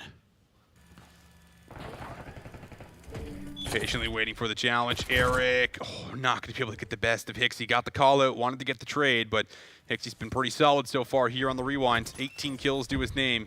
Huge facts on why Five Fears do have the lead they do. 30 seconds left to fight for on P1. Fire also going to give it a go and try to reinforce the hill, but he's being slightly overwhelmed. Chow will likely come to him, and F-Dot does finish him off, as you now have a chance if your Team Notorious maybe to start flying through to P2, and Exceed recognizes exactly that. He's got to go big for shots. F-Dot, what a win. Spawns in the back for Team Notorious now to see if they can swing things back their way. You lose out on the scrap time, but that's okay. Everybody's going to spawn up right on top of you. This is where we saw them get a good majority of that lead that they had at the start of this game, but not without Five Fears, at least forcing a couple of these spawns out themselves. This is beautiful from Fire, but you need almost one more kill to come through for him. And Fire says, no problem, I got you, brother. He comes up with 3. That means that they're going to be able to lock in the close spawn. Now just need to find the kills out front. Abe's there for the assistance. Clears out 1 through the crate side. Now looking just to hold down the hill. And so far, it's been good, but Eric threatening the back, looking to try to play flank. Won't be successful. Just need the kills to come through the front. And Team Notorious are actually holding on. And Boley, everything out for Five Fears. They can't hold on. And both teams, quick breaks on this hill. And now Team Notorious 3 go down, so this is where you can get the last 20 seconds, tie things up. You spawn out Five Fears as well. So that is just making matters worse. Afro once again working towards this new P3 hill. He is 24 and 11, gets turned on by Hixie, and it looks like all that work amounts for nothing. 5 Fear still holding on to the edge so far in the hard point. Down by 30 is going to be Team Notorious. Great nade over the top. Stops some of the reinforcements from getting to the point. F-Dot looking for that battle onto fire. Eric's there for the assistance.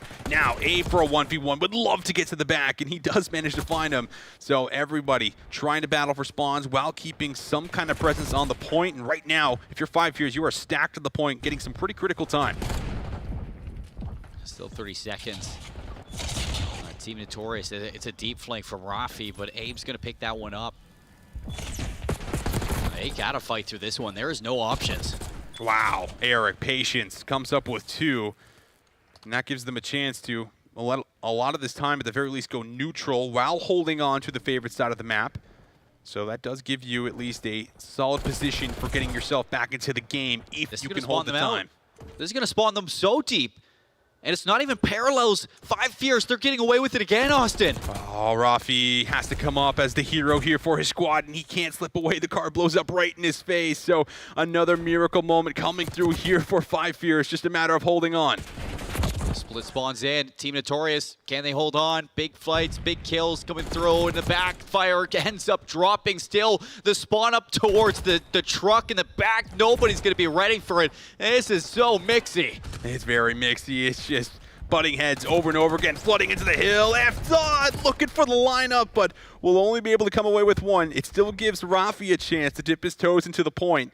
And again, all time is great time for Team Notorious. They've been trailing by 30. They've cut that lead down to just about 20. And there's still a solid 15 seconds here if they can lock it down. But overwhelmed, finally taken out. And that will be 5 Fears coming up with about 10. Team Notorious, they just can't get past this 20-point hump that 5 Fears continues to press out every single hill we go to. Now up to a 30-point lead into this 5th hard point. And although for Notorious, they made it a little bit scrappy, it was still 5 Fears getting nice, good 30 seconds off this hill last time. Oh, Afro, he's almost always good for 2, it feels like right now. 34 and 18, giving his team everything to try to make the comeback and try to come up big. And it will be another huge moment for Team Notorious to hold on. Trying to fly on out. Rafi ready and waiting. Here's a moment, though. You're able to find a couple kills in the hard point. Hixie's been able to play his life for a moment, but the reinforcements are in. The trades are back and forth. Who's going to come out with the time? And it feels like, again, Team Notorious getting it done and maybe looking for the lead change. Yeah, it got a little bit scary. I mean, there's so many times where a player from 5 Fears almost makes the heroic play. Abe's going to be doing that this time to hold on to this lead heading into the 3rd rotation of hills.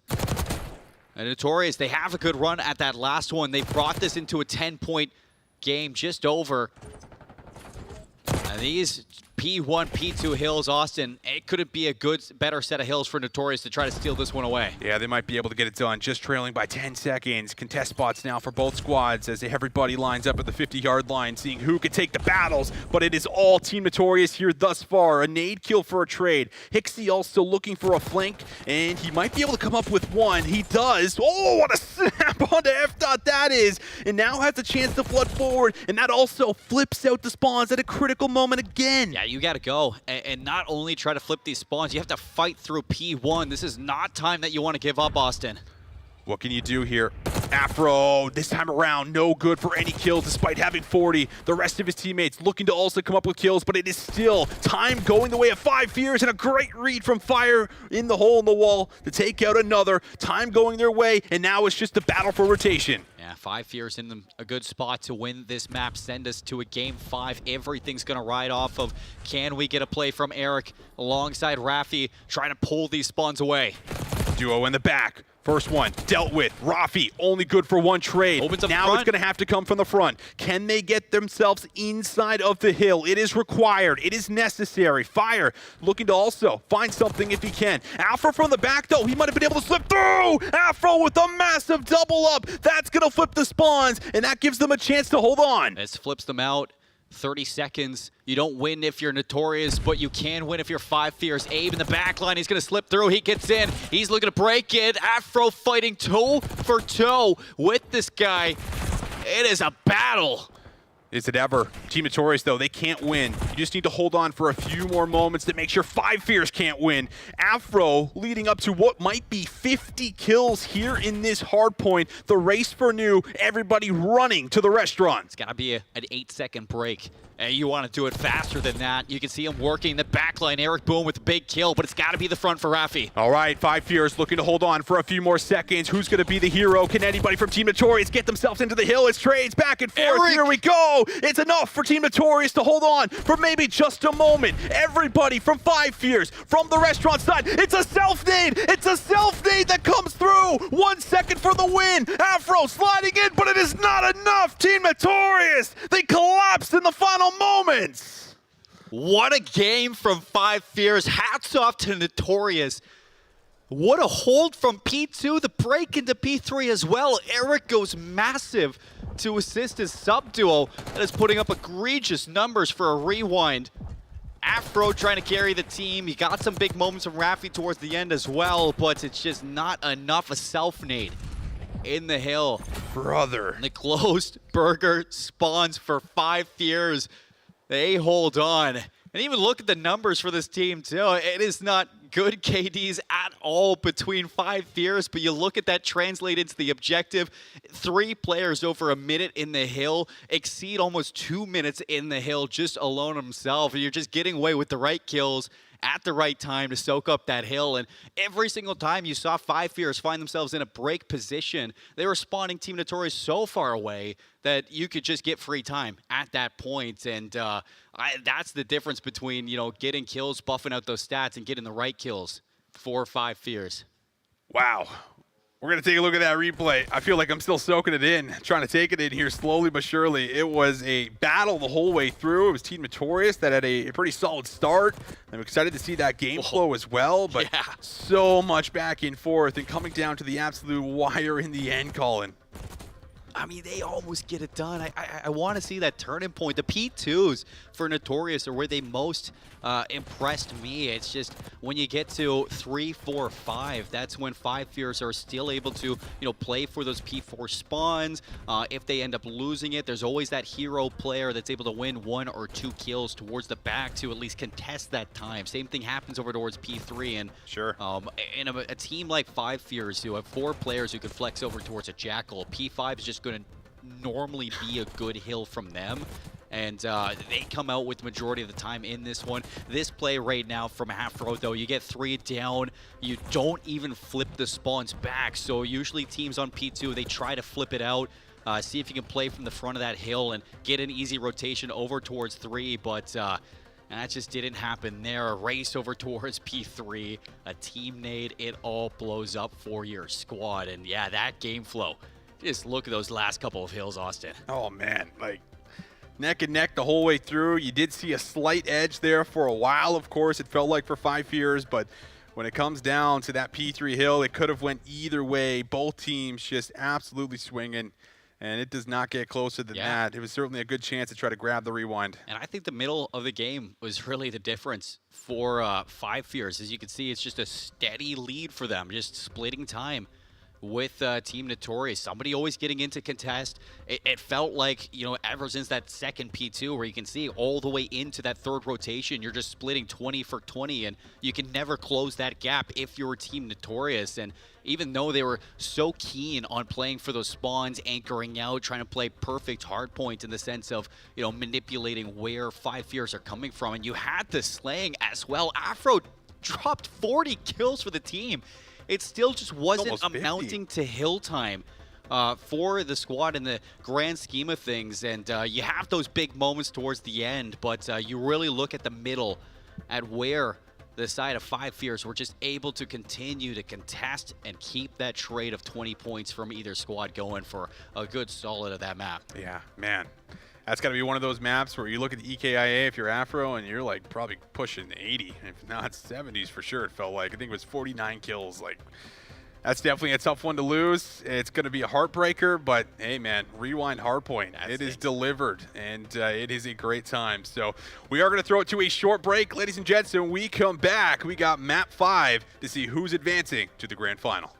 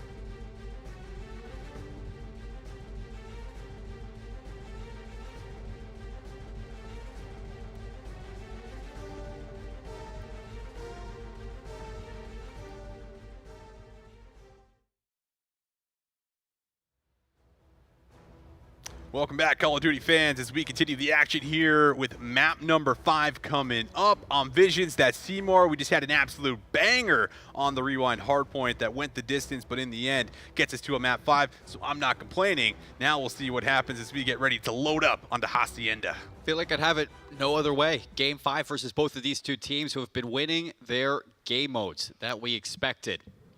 5 Fears looking good in the hard points. Team Notorious trying to battle up to those respawns, but for the Search and Destroy, that has been where Team Notorious set the difference against a lot of these North American teams. So it's 5 Fears who are looking to steal this one away now. He got a lot of information there, but he's going to lose one of his teammates. Abe just comes all the way around the outside of B and ends up surprising one and gets info on the second. Nade's going to come his way. He's able to duck and dodge away.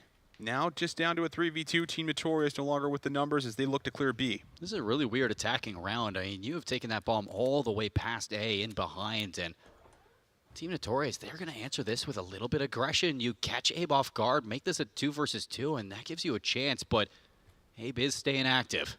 Yeah, it's crazy they don't see each other just yet, and Abe might spot one. Rafi almost with the snapper, but does enough damage to maybe give F-Dot a chance. This would be for a full-on ace here. Now dropping into the 1v2. Look how far both players are. He's got the AR. He's going to spot Exceed out. Tough fight to take. So big round out of 5 Fears. A big, I'd say, weird round just in general. In the way that you play that with the early aggression out towards B, trying to draw that attention. They do. They pull all of the players from Notorious off of A. It allows Exceed, as well as Hixie, to have a free flank. And maybe if you catch Abe in that position and Rafi does stay alive, that 2v2 becomes a lot easier to manage. You're not going to be seeing 5 Fears in such a strong post plant, but the fact that Abe gets that 1 kill, that pretty much solidifies the round. It does. Great solo call or solo push, whatever it was for Abe to make that play. And now all the action right through mid. Good nade over the top there. At least a trade comes through for Abe as he shows the aggression again. And that's just going to be an immediate trade. But Afro, he's looking to sneak through, and he does catch Hixie. 3v2 here for Team Notorious. That's a good kill. It's going to open up this B plant. Both members of 5 Fears going to hit this one through Lambo.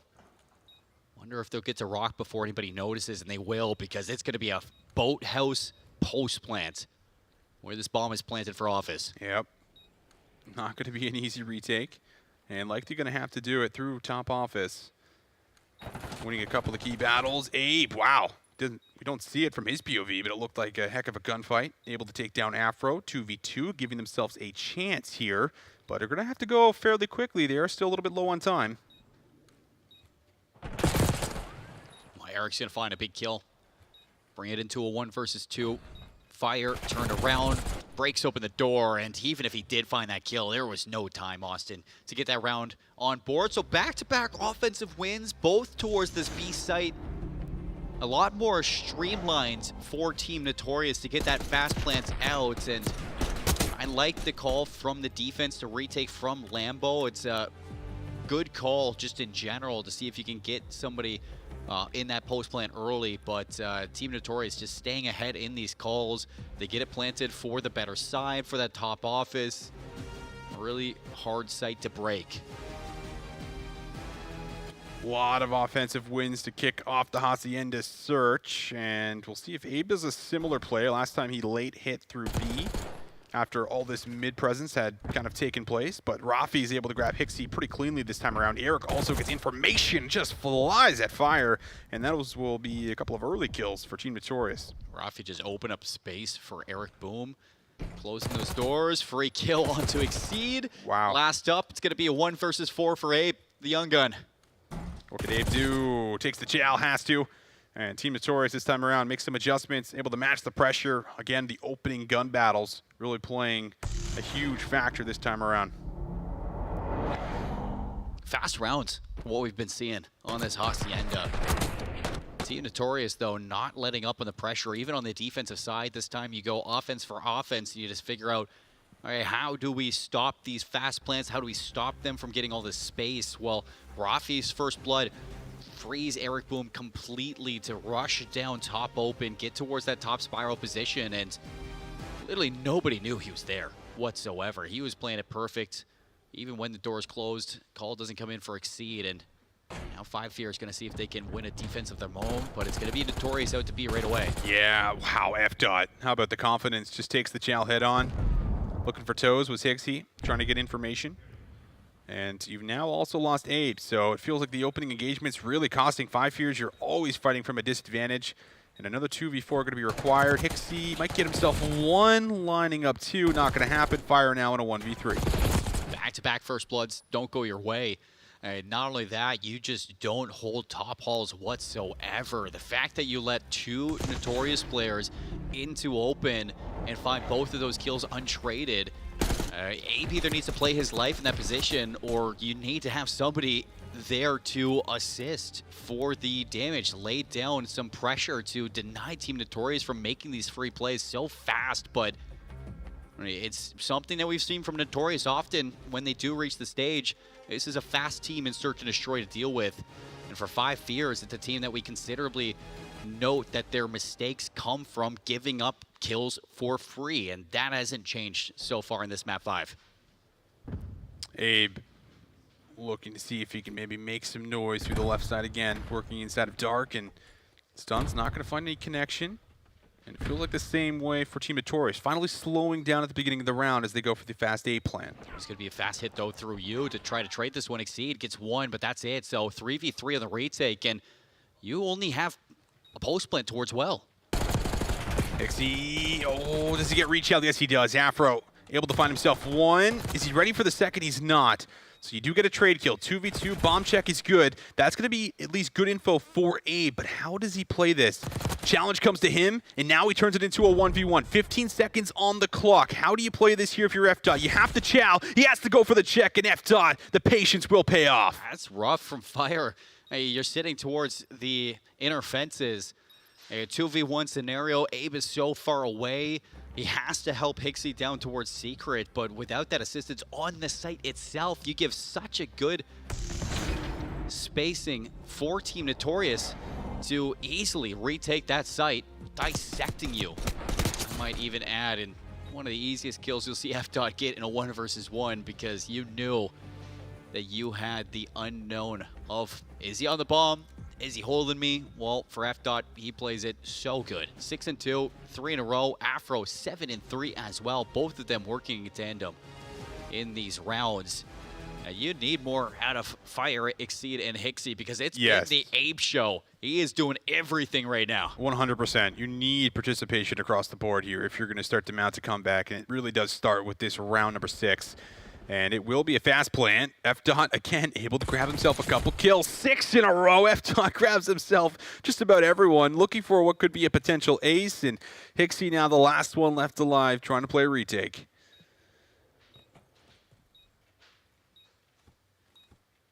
He's going to have to get blessed with some timing. Over the top, he is seeing nothing, Austin. Back and forth we go. F-Dot does get the ace. What a snapper. And what a huge play coming through for one of your key ARs. My goodness, Team Notorious now on series point. They're too good at Search and Destroy. They are too good at this game mode. F-Dot, what a round. I mean, it's the ace, but it's the fact that it's the 3 kills in succession that you get there. They basically just line up for you. That is the gross part. 5 Fears. How do you climb back from this one? First Bloods heavily not in your favor. You need to step up in not only that category, but every category under the sun right now. It's tough when just everything you're doing is being shut down. You're not winning opening engagements. You're not giving yourself any kind of First Bloods, it feels like. And this time around, at least there is a trade. Exceed does manage to tie us up. And then Eric responds. So 2v2. Nade going to come through and get cooked up, but Eric's already going to be able to move back to dodge out on it. And Exceed might know Eric's close. Does he go for the chow? Oh, he does, but he still loses the battle, and it just crumbles once again here. Team Notorious, they get it done. They are going to find the victory in the upper final, and they advance to Grands. That's a little bit of an anticlimactic finish to that game. I was not expecting at all, but that's a tough map from the whole team in general. Abe had a couple of good moments, but countless 1vx scenarios for himself that he just does not want to have to clutch up in. Team Notorious, that they look like the best Search and Destroy team here right now.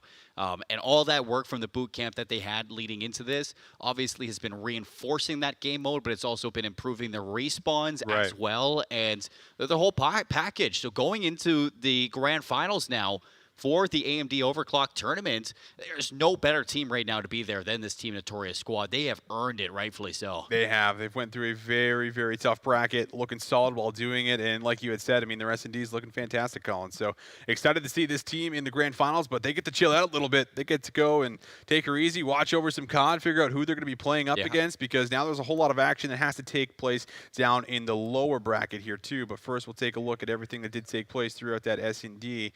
And really, the first blood tallies, it felt like, I mean, it was really one-sided, right? Or even if you did see a first blood come through, 4 or 5 fears, it was just immediately answered with a trade. So a really tough one. I mean, you can credit a lot of things to Team Notorious there, but a huge one was certainly FDOT going 11-2, putting up some big numbers. Yeah, that ace in round 6, it kind of felt like the nail in the coffin for that entire round. The first blood comes so fast, you get the second one, third one right around the corner, and then you win a gunfight you probably should not have won versus Exceed down in you. Yeah. And there were a lot of that where you had moments for 5 fears when you have, Abe in good positions, but you're losing out on that first blood. It puts him on an island, and he's kind of feeling the pressure to make that hero play. And every single time that hero play was really putting him in a situation where, okay, you got to find a double kill now. And, you can't really bank on that if you're anybody going into a series like this. So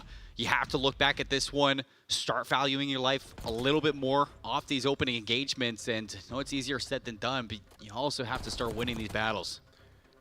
It's going to be required here, and going to need a lot to take down a Team Notorious that's looking just so crisp and clean in that grand final.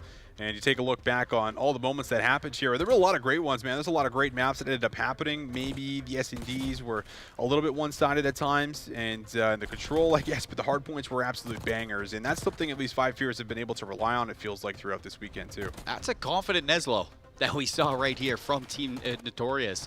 The hard points are getting better, and that's one thing I think we can put a lot of stock into for this Team Notorious squad. They've already said that they want their hard points to be better, that's what they're really focused on these next couple of days to improve on. And we saw it on the rewinds that, you're playing the fundamentals of the rotations, getting into moments where you can have those hill setups a little bit better. It's just the general mixiness that you do get from the hard points themselves that it still seems like you're losing some of those key engagements within the objective, and you're finding so much value around it, outside of the hills, that you got to start putting some focus in towards those hard points. You see it towards the end there. I mean, they do such a good job just honing in on those last 2 hills, but with the lead that 5 fears had, it was just too much of a comeback to really accomplish towards the end there. Teammates also stopping you in that moment, but if you're looking at this in general, you can feel so confident in your 2-3-5s. And Notorious, it doesn't matter what map I've seen them on for Search and Destroy, they look good. They do. And that's scary when you go into, what is going to be obviously the rest of this tournament, but as well as champs. If you can go into champs having just almost every single map in your map pool is something that you can trust at times, that's crazy. But yeah, I'm looking at the same thing you're looking at down there, brother, in that lower bracket. LAG mates, you got some work to do, it would appear. Yeah, and it looks like these teams getting into map 4 very, very soon for both of them. Gonna wait to see if we can maybe jump in with that one as well, Austin, to get the tail end of that series. But we haven't seen LAG mates on stream just yet. We've seen a good amount of Omit Brooklyn. That team, they do look good. And like we said, I mean, you got 4 players on that roster for Omit Brooklyn who have been up to the CDL, found their way back. We got Open champions, we got CDL major champions as well on that Omik Brooklyn team. So it's no surprise to me that they're actually playing this LAG mates team close.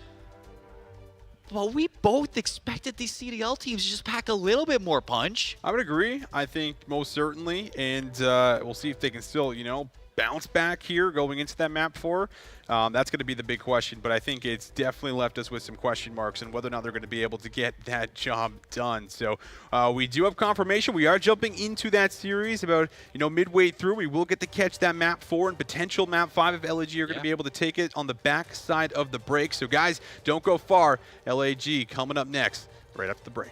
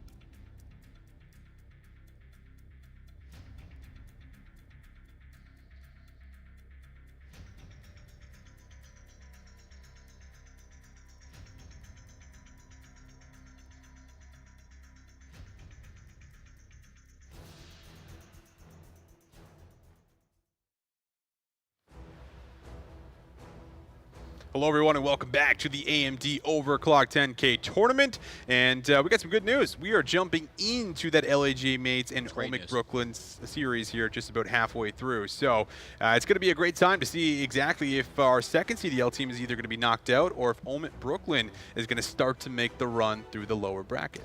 Yeah, we've been talking a lot about these CDL teams and trying to see, for better or for worse, if they can, compete against these challenger squads, and these challenger squads have thrown a lot of spanners into the mix on kind of what to anticipate going into this champs. I mean, sure. We could talk about maybe a lack of reps from DreamHack going into a time like this for these CDL teams, as it is going to be a break between them and EWC, but for these challenger teams, they're not going to skip up on an opportunity to take them down, and they've been doing a great job just staying ahead, making sure that they're not letting up, and there's full confidence going into these matches as well, as they know kind of what's on the line for playing games like this. Yeah, they do. They do. They know they'll get ridiculed if they don't come up big in some of these games. So let's take a look at the replay package. We do have some replays prepped for you guys throughout the first few maps that we did have. Now, of course, just the names at the top will be flipped here for us, but it was really interesting, I think, coming into what we expected, which has been LAG Mates haven't been great at the hard points. They've really relied on the 2-3-5 in a lot of their series. Omic Brooklyn, on the other hand, I feel like they've actually been pretty solid through the majority of their game modes, which I think makes this matchup really interesting. And so you wanted the searches and the control to look good for your team, but I think for LAG Mates, That's going to put some pressure towards what happens in this map 4, even looking towards this map 1 red card that you played just for this team in general. And I think for, you know, Omit Brooklyn, you look at the performance that you've been getting between Yuli and Standy as a stub duo on this team. I mean, obviously they are going to be big difference makers, but just for Prolute and Brack and, you know, for a red card, like that just fits them so well. Yeah, it does. It does. Absolutely. I agree. And now we'll take a look at the second one, as the first hard point was, of course, secured. And again, I think that's what we expect when it comes down to the hard points. Like, LAG mates just have not looked good when it comes to that game mode. So it has been tough overall, but we will see what happens kind of going into this the search and destroy, because this is where you do expect them to be a little bit better. But Omit Brooklyn, man, again, this whole team screams SND players. And this is, I mean, an LAG mate squad that, you know, dealership was their bread and butter, even through DreamHack. So this is something that you want to look good. Johnny is final on this map, and Lunars in general has been a good standout for this team when it comes down to this mode. So the fact that, you know, Omit Brooklyn coming out here playing to your best and really making it look good. I mean, Yuli's had some fantastic moments through these highlights. Yeah, Yuli, especially coming off that performance when you saw him on Team War just a few events ago, felt like he was really putting in some good numbers at times, and someone you can always rely on. So this went to a round 11 right here. Kismet in a 1v2 now, trying to complete the 1v3, and he gets taken up by Prolute, so they lose the S&D. So, okay, they go down 2-0, Colin, and now they're actually trying to pull off the reverse sweep. That's actually crazy. This is not how I expected this series count to kind of go. So you win the control, obviously, going into this next one. You kind of go into the hard point then thinking that if you can kind of feel it. Actually, I think that we just got confirmation that this it was 1-1, so like that's a tie. So it was LAG mates that win the first one. The names were backwards. Yeah, the names were backwards. So then you go into the second one, you lose the mode that you have been playing very well. It goes to a round 11, so you're going to be feeling still confident in that. Easy to shake off, you know, a round 11 game, knowing that that could have been you.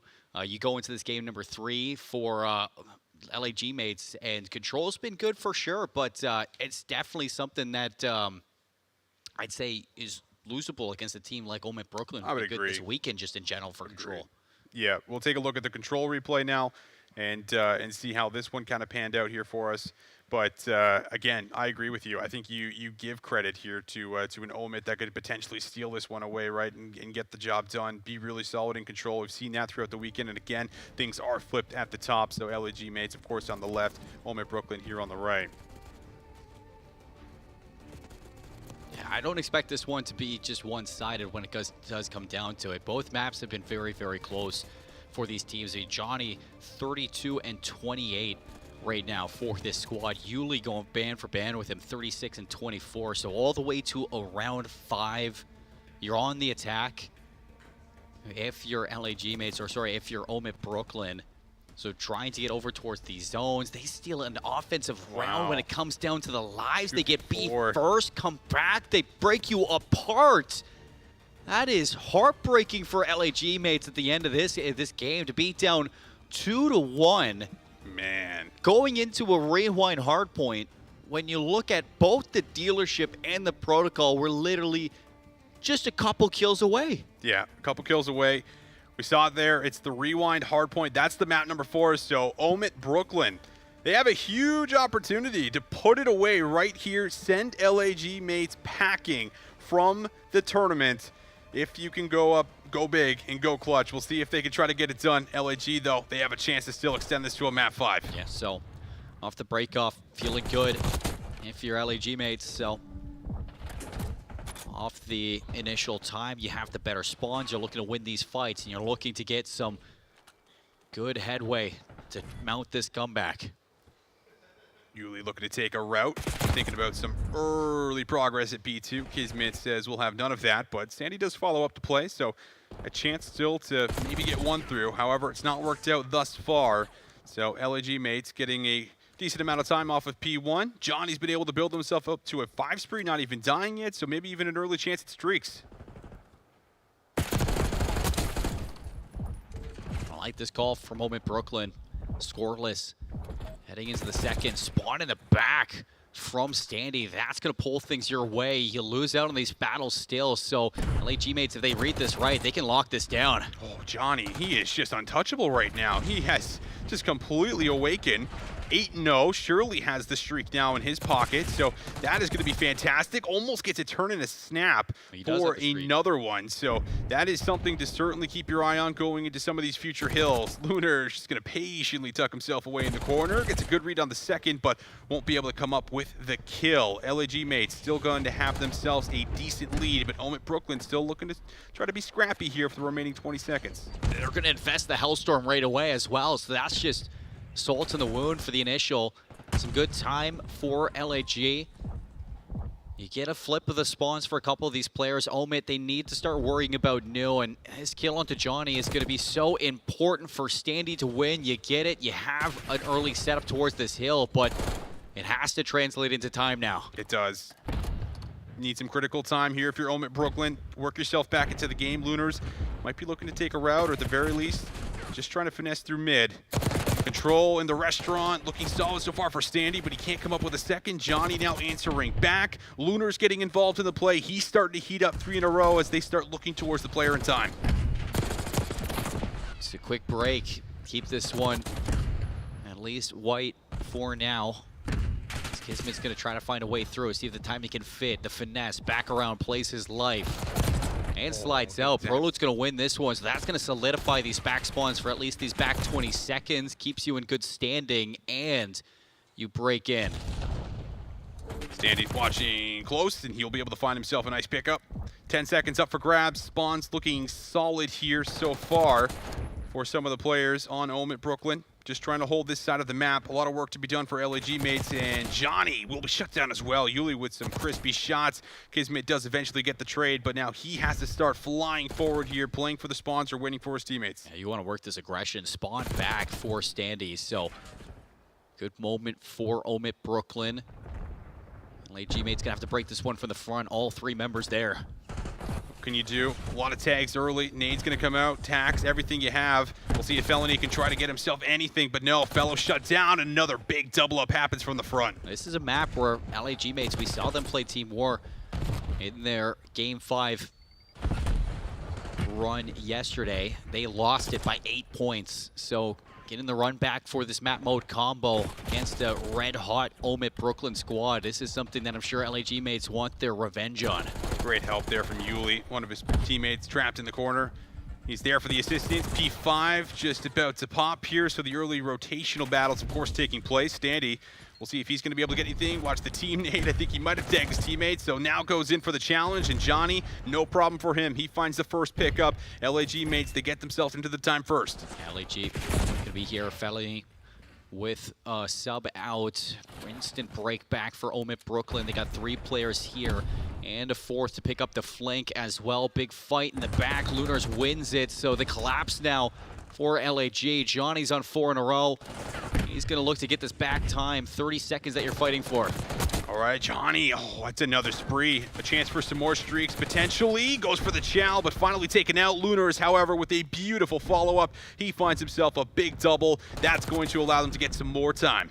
And that's 20 seconds that is going to take you back into the lead here after you have a start from Johnny where he goes 8-0, gets that Hellstorm. You invest it right away towards P2, so you want to lead going into the second set of rotations. When you invest so much and you have such a good start, it's such a close game for somebody who's 20-8, and you look at the rest of the squad just falling behind, and Omit Brooklyn, I mean, they're not too far away. Couple good hills, and they can flip things back into their side. Yuli, great job here through P1. Finds himself a few kills. And Proloot going to try to get himself over to the restaurant, play the power position, but will not be allowed to do so. LAG mates now finally with a clean kill feed, looking to break themselves right into P1. Brack left up for grabs, but unfortunately will line up one of the teammates as Johnny's shooting anything that moves. Yeah, nobody is safe when Johnny is frying. LAG looking to hold this lead. One more hit from Omit Brooklyn. It looks like Yuli will take a look at it. For the moment, they're going to just take them out of this hill, but so much focus on trying to deny anybody from slipping through the gaps here for Omit. Yuli just looking to play his life again, thinking about what's going to happen at P2. Right now, the rotation looking at least decent here for Omit, and that's something that we haven't really seen LG mates be on top of in the last couple of hills. Yuli also just the perfect position to play flank, but it is going to be picked up by Kismet. What a save that is to give them a huge chance to potentially play for a flip in the back. But back, big win for Standy. This is a 2-for-2 trade, still threatening these back spawns, but everybody's going to spawn here for Omid. All 4 players going to be here to defend. 2 collapsing from the back, 2 collapsing from the front. Just need to find the kills. Fellow is going to be red. Johnny, what could he do? Well, it's just about everything, it feels like. Almost 3 kills lined up for him alongside Lunars, but he's going to be taken out as Prolute's on the flank, and that will allow Omid Brooklyn to maybe lock in the remaining 20. Yeah, here's a swing for Omid where you can start to garner a lead going into these third hills. Tucked away is Lunars on this rotation. He's going to be spotted by Yuli. Still wins the fight.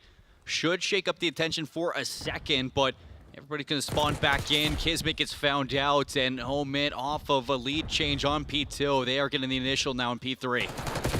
Omid Brooklyn feels like they're starting to really grab a hold of this game, and LG mates are just falling behind in the pacing, not keeping up with the tempo. Something's going to have to change, and it might be at this hill, but Standy just so unstoppable inside the restaurant. Comes back to help on the hill, and that's going to put him on 4 in a row. Great work being done by Standy.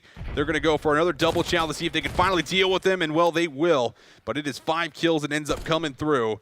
It has just been complete dominance here for Omid Brooklyn at the start of this hill, and now it's another 5 spree, this time for Prolute. Who's got the Hellstorm, so on his way to doubling up these streaks. 200 points now for Omid Brooklyn, looking to put this one away in game 4. Now a 50-point lead, and it's bolstering. Prolute finds his 7th in a row. And you have a fight for Lunars that he has to win now versus Yuli. All right, he does give them at least a chance, but look at how far his teammates are. They are so far. The new hill isn't active, so only 1 player going to spawn up with Lunars here. There is a lot to be done. You at least have some pressure that could cut through mid, but you called it. Streak could be the play. Yuli going to come through the middle, able to find himself a kill. The call-out should be in. Now it's just about finding the eliminations. Everybody tucked inside. LAG have to win their fight. So far, so good. Shallow with the pistol. Johnny's going to win it. And now he's over towards P3. So it's a good spot to be in to relay information that this is going to be a flank on the rest of your team. Johnny has just been unbelievable this map. He's doing everything to fight and try to extend this to at least 1 more. Get to that second S&D is what Johnny is screaming inside. Fellow gonna eat the card, and he's still alive, still somehow able to win that on 7 HP. Clean shots onto Standy, deals with the back, and that is enough to give LAG mates a chance. They soak up the majority of that time, so now it's all about transitioning back into P5. Job's not done. P5 hill, Johnny still here. He's gonna be spotted. Kills for Omid Brooklyn. Lunars looking to at least send them scattered, and that double kill, get a triple with Kismet. It's LAG back into it and back into a lead as well. They are right here still fighting for this game 5. They absolutely are. Lunars 2 in a row. Can't build that streak up any further. Johnny, though, he is just continuing to build the kills. 34 kills for him, but it's enough for a break. Omid Brooklyn bully themselves in. Yuli looking for a double chow, but has to back up. Wants to try to play his life and finesse just a tad bit as he shoots over the top. But this is a moment where you get to actually pressure out. You can see just how much space Omid Brooklyn are taking away. Well, neither team can win off of this hill, but still time that LAG wants to fight for. Johnny trying to will his team to a game 5 right now. He needs somebody to help. Somebody's got to save him from this moment. 15 seconds is all Omid Brooklyn need to this P1 hill.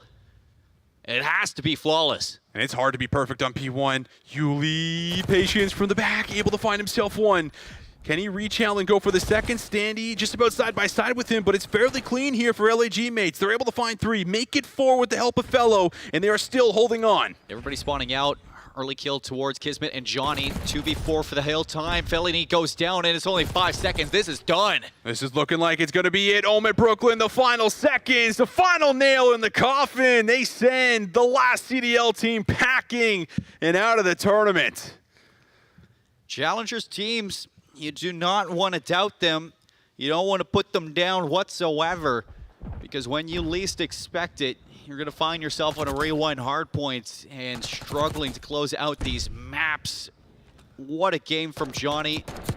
you really put in some work for the team to try to will to that game number 5. And if you get there, you're going to be feeling good for LAG mates, but the respawns just do not look good.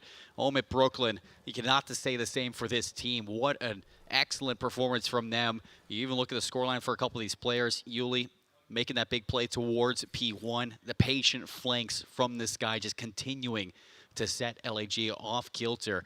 And so many good performances from Prolute on the 7 streak that he did go on to get that Hellstorm. They invested for that P4 that forces everybody inside. LAG fight through that one, but it is just the pressure that Omit Brooklyn are just continuing to put down on these teams. Yeah. Makes it hard to get through. They're resilient. Despite, what we saw yesterday, they had went up 2-0 early, which was pretty convincing fashion, and then just fell flat maybe the few maps after that. But right now it is all business. And this was even after the start. Like, this was Johnny going on an 8-0 spree, early streak, decided to invest it fairly early on the rotation heading into P3. But, they had a big lead, but Omit just fighting. And the other one that was really fighting on the other side, really kind of felt like Johnny for the most part. I mean, it's not a bad call to use that streak right away. The only thing is Omit, they don't fail off of that. They don't even break off of this one. They go to the P4. They answer right back. You're basically tied going into that second rotation. And Omit continued to keep on pace with the squad throughout the entire rewind. And in those big moments when you need a triple kill or a double kill from your subs, both Yuli and Standy were performing in that category. And when you have that P3 where Prolute gets 7 in a row, that is uncontested time as well for Omit Brooklyn to push to such a big lead towards the P4, P5 that LAG, I mean, they still match them. They compete towards those last couple hills, but if you're just a little bit more competitive towards the middle portions of this hard point, that's where you see the fall off happen for LAG mates, especially going in towards that P4 hill in that second rotation where you just lose the 50-point lead that is gained by that Omit Brooklyn team. Wow. Wild watching over that game flow, especially again at the start. Really did feel like LAG mates were digging in, but Omit Brooklyn, they say no. They deny the opportunity, and they will send LAG mates home out of the tournament. Absolutely wild that neither one of our CDL teams will be in the grand final. I think like we had at least predicted potentially one. Well, I certainly thought we'd see one. But not in the cards, not the case whatsoever. So now we take a look at our bracket and see where we are at. Of course, Team Notorious, they already won the winners' final, so they are sitting pretty in that grand final, getting ready to probably watch over this losers' final at the moment. And now it's going to be 5 Fears up against Omit Brooklyn to see who is going to be guaranteed top 2. Yeah, that's a big game, I'd say, for both of those teams. For Omit Brooklyn, you're looking to get your revenge off of being reverse sweeped in that semifinals. They had a good start for this 5 Fears team, but, towards the end, Hixie, Fire, and Exceed, they all had their numbers. Abe, he was consistent the whole way through. And it seems like you just kind of lost your momentum going into the back half of that game. Right, so it was a great time to get your revenge. You just took down a CDL team. I'm sure a lot of people are very upset for the performances of the CDL teams throughout this bracket. But, shout out to LAG mates for playing through this one. For Rocker yesterday as well, playing against 5 Fears throughout this tournament. Obviously, not everything is going to be fully put together, but for some strong competition going into EWC, not too far away. I think just a month away to EWC. That's good practice for LAG mates to kind of see where they need to start fixing things up. And for us, and for you guys at home, that sets up some pretty darn good storylines for that EWC when we get there. Yeah, it's going to be fun. There is still so much Call of Duty action left in this season and a lot still to be undetermined for as far as this tournament. But we are going to throw things to a break. Go grab yourself some water, grab a snack, get ready because the losers' final is coming up on the backside of the break.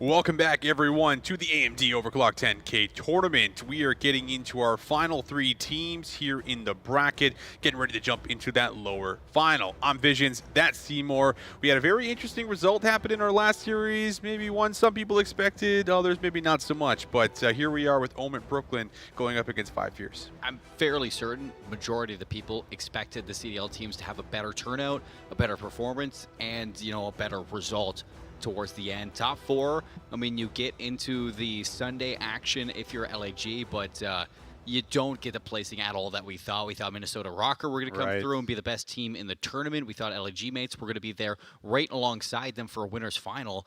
Neither one of them had the performance that they wanted to showcase here in the AMD Overclock. And that's upsetting to see for the CDL teams, but for the Challenger teams and the storylines that we're building all the way through this week into next weekend, it is blossoming to be one hell of a weekend. Is it ever?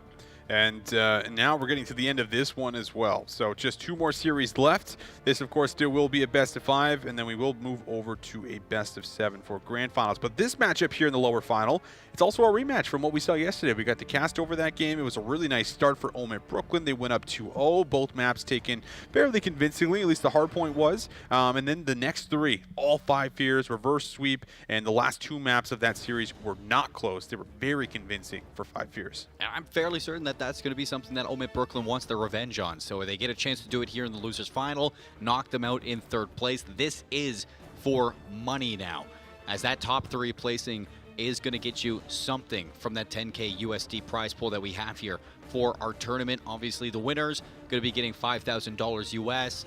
Losers in that 2nd place spot is going to be getting $3,000, and then the 3rd place team, which is going to be the loser of this game that we're going to be watching, is going to walk away with just $2,000 out of that lump sum. So you win this one, you get at least a $1,000 payday. Looking for that $5,000 #1 spot, though. Absolutely, a lot of money in the line.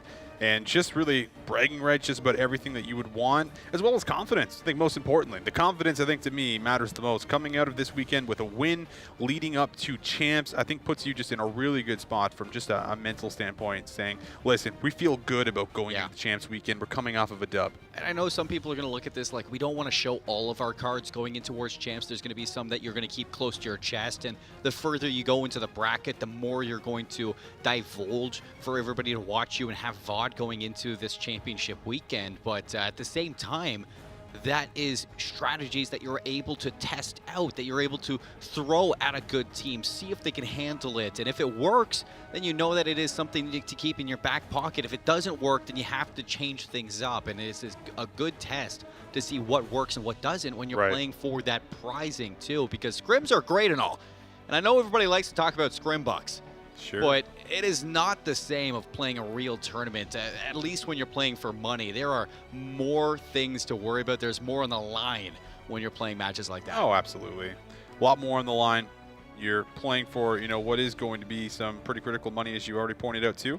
Also going to take this moment to give a very big shout-out to AMD for putting this tournament on. Again, make sure you guys head over to AMD on Twitter and AMD Gaming. Give them a follow. Say thanks for having the tournament, because it's been a great time. A little bit of content right before we get into champs, where things are certainly going to be a little bit more spicy. But let's talk about just what we have here for both of these rosters, if we can, because these guys have been completely on fire throughout the weekend. Some of our top performers, a lot of pop-offs throughout this entire weekend as well. But starting with 5 Fears, we have Abe, Hixie, Fire, and Exceed. Who kind of stands out for you right now, Colin? I mean, the whole team's been playing good. Hixie has playing some of the best COD I've seen him play all year long in this tournament. And it is just kind of bolstered by Abe as well, and the performance that he has alongside him. I'm really impressed with the transition between Exceed and Fire into this AR role strictly for the squad. Yes, they kind of flip here and there and flex. That's the way of Black Ops 6, but they've been playing really well. The only thing is, going into a game like this, and what worries me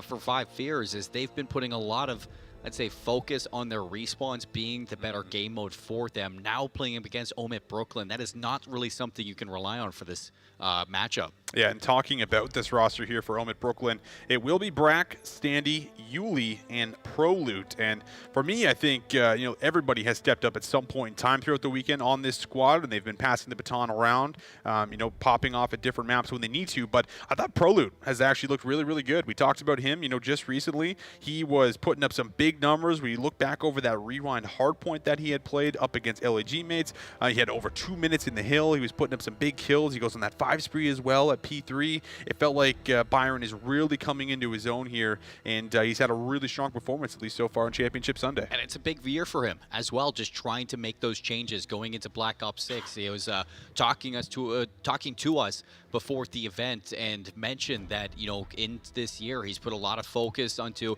not only being a harder kill on the map, but even outside of the game, just having better mental, just being able to be healthier as well, playing through this entire year. And if that's the mindset that he's bringing into this roster for Omit Brooklyn, it looks like it's so well, and just how fundamentally sound the squad looks as a whole, especially when you have somebody who like Standy, who is also having a great year.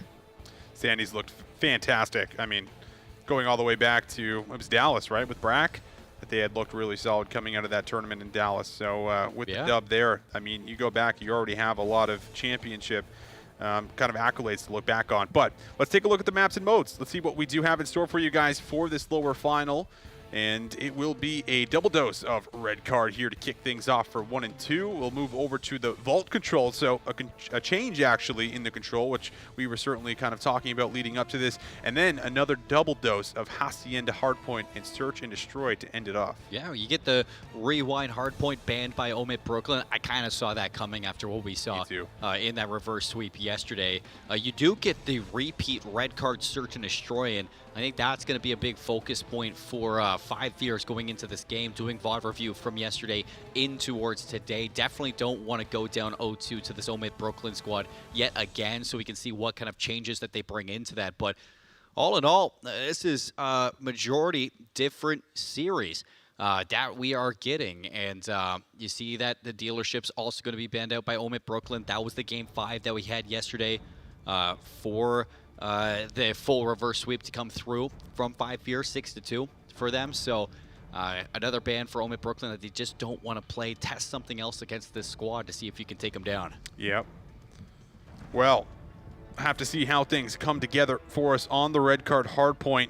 Going to be a massive opening map. Yesterday again, slow start coming through for 5 Fears for as far as what we were seeing earlier on in that series, and then starting to hit the rebound going into the map number 3 and then some. So getting into the action, I'm excited, Colin. We'll see what ends up happening coming into this one. It's going to be a banger to see who advances to this grand final. It's definitely going to be a big one for 5 Fears. You just lost to Team Notorious, and now you don't want to go down 0-2 yet again to Omit Brooklyn. You got the reverse sweep last time. You definitely want a better start this time around. It all begins on a red card hard point, and all my eyes are going to be on Exceed and Fire for what they can do on this map. Yeah, looking at the ARs to really give you some breathing room. Get the subs forward, and a nice little nade comes out early. Looks like actually it's Standy who sticks his teammate right in the back as he's throwing it over the top. So maybe not ideal here to kick things off, but Standy looking to make up for it. Won't matter. You talked about the ARs. They're already off to a nice little start, fighting over some of the mid-stair control. So you get the good start for your team. Translate into a little bit of time. Hixie looking to get involved to see if you can catch some of these players, but 3 kills go down, and that's going to be Omit Brooklyn looking to get off to a hot start. Prolute, man. We said it. Couple of sprees there in that last set.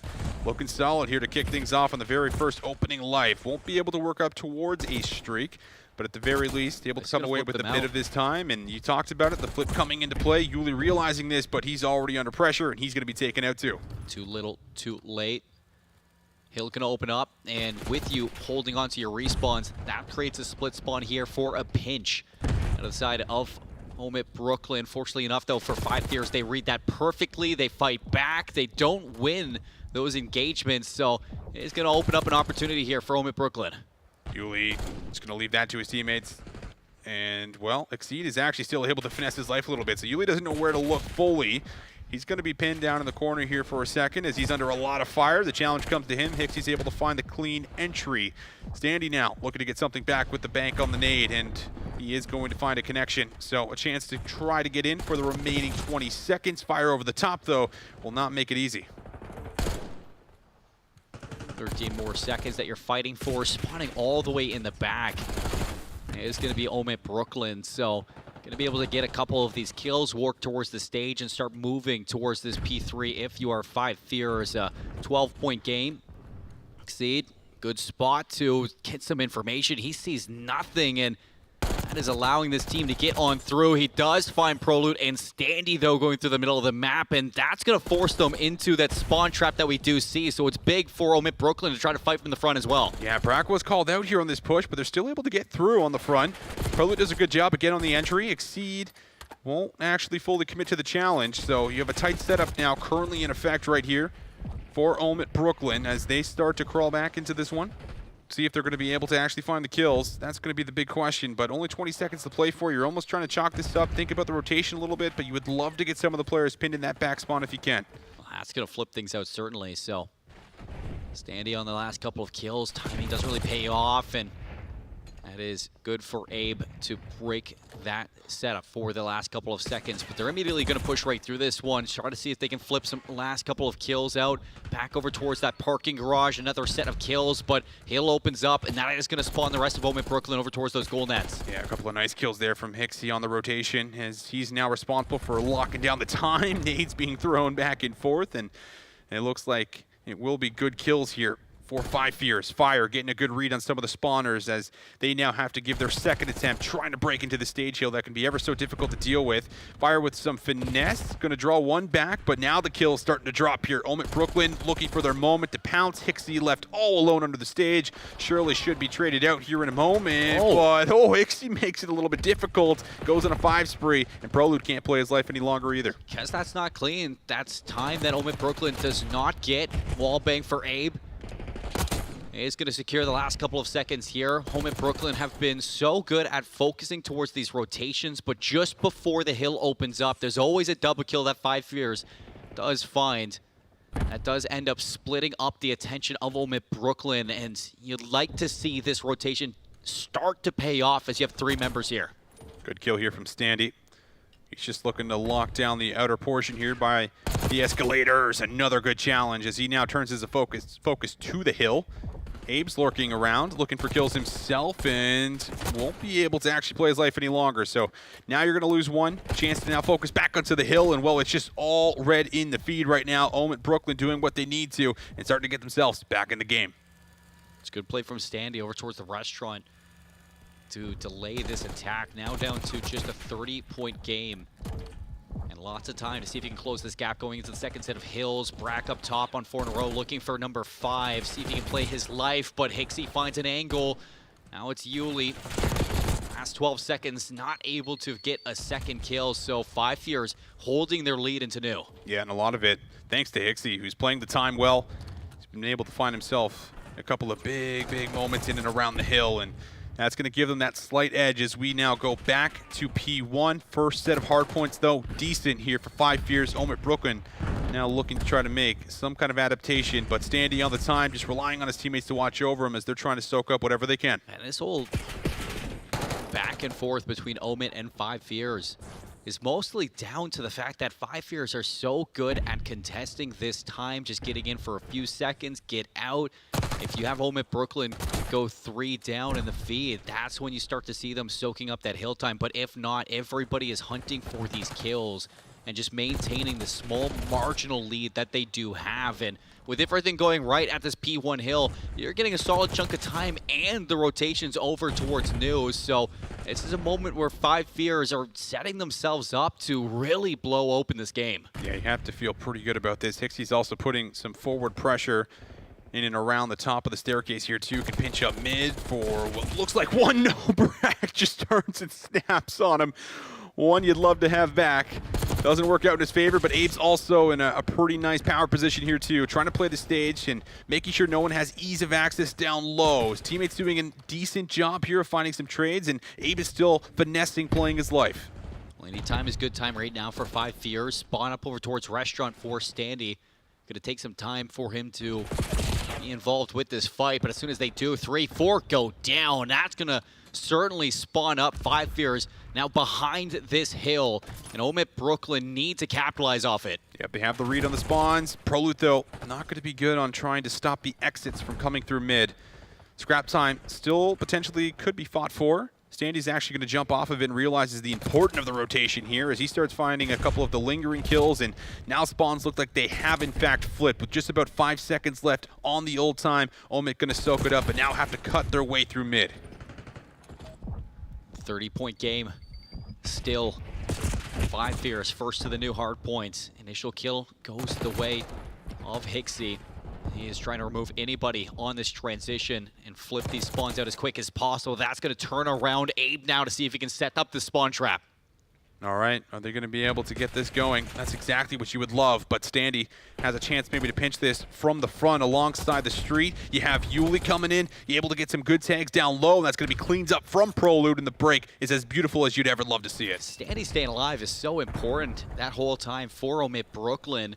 You were in deep trouble there trying to break out, but he really pulls away some eyes for you to make that escape from the back spawn. Now 20 seconds that you'd love to get.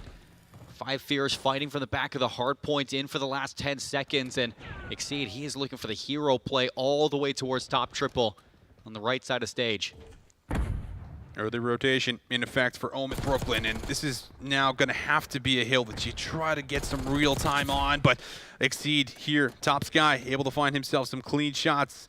And with the cover fire, it feels like that might be a chance now to get yourself a little bit closer to the point. But Brack, hot off the spawn, has another 1v1 in the point. Fire, just trying to pepper through the wall. And, well, he does get the best of Brack here again, as he's now responsible for laying down on the time.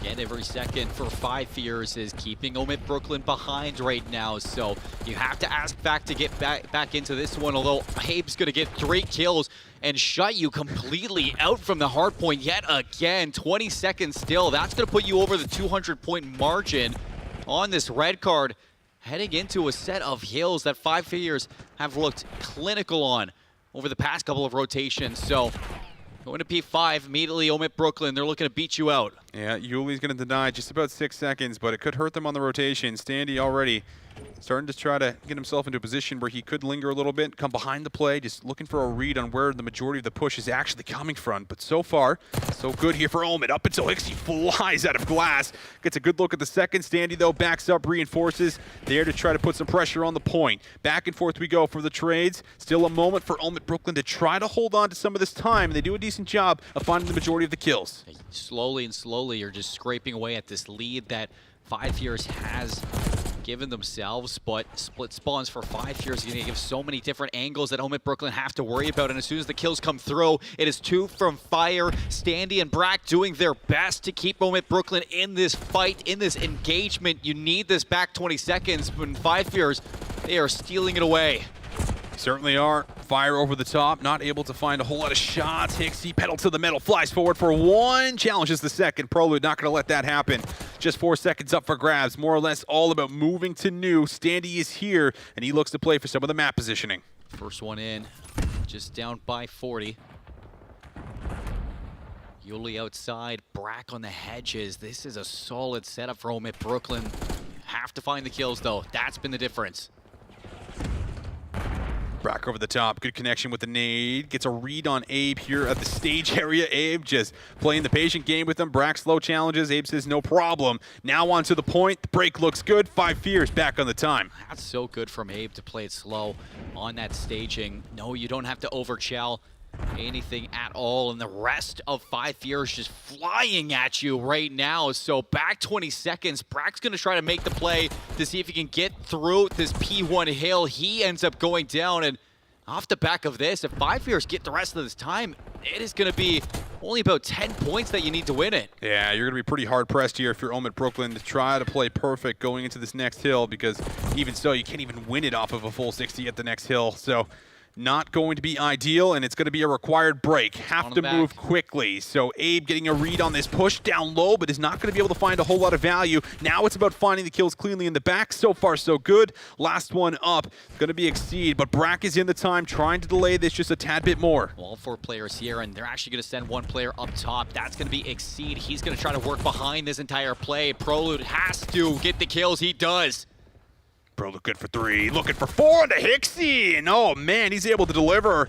How about that? Omit Brooklyn not out of it just yet, but still have to fight off another wave. 6 seconds, so they're gonna go again.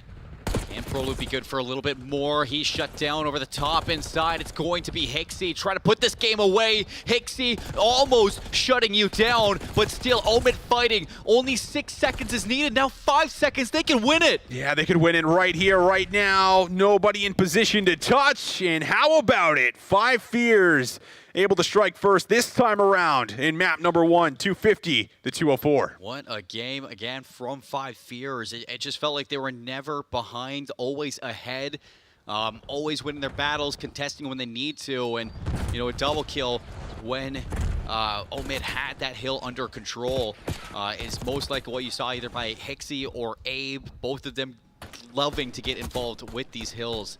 And really slowing down that approach from this Omit Brooklyn team. And that really shakes up our expectations for this series. When we put so much focus onto 5 Fears going into this best of 5, like, you don't want to go down 0-2 to this Omit Brooklyn squad. Of course. You kick off this red card hardpoint with a win. That sets you up for a lot better of a series, a lot easier of a series than you had back in that winner's bracket. I 100% agree. And I think that the production that we're getting out of some of the players that we don't normally see it from, like Hixie, who drops 37 kills again at the end of that hard point. Like, we were not normally getting that from Hixie, so it just feels like he is just coming into his own. He's going big. There's times where he's just playing his life, and we know that from Hixie. We know that he can do those sorts of things, but when he's putting up those multi-kills and he's giving you those advantages on the point, he's breaking, it's just, it turns this team into such a strong hard point team, and I think that's why we've seen them really excel when it comes to this game mode throughout this weekend. So you see it here again, you look at the replays, and you'll see a lot of that throughout this entire map. And there's going to be so many times when you pay attention to that kill feed and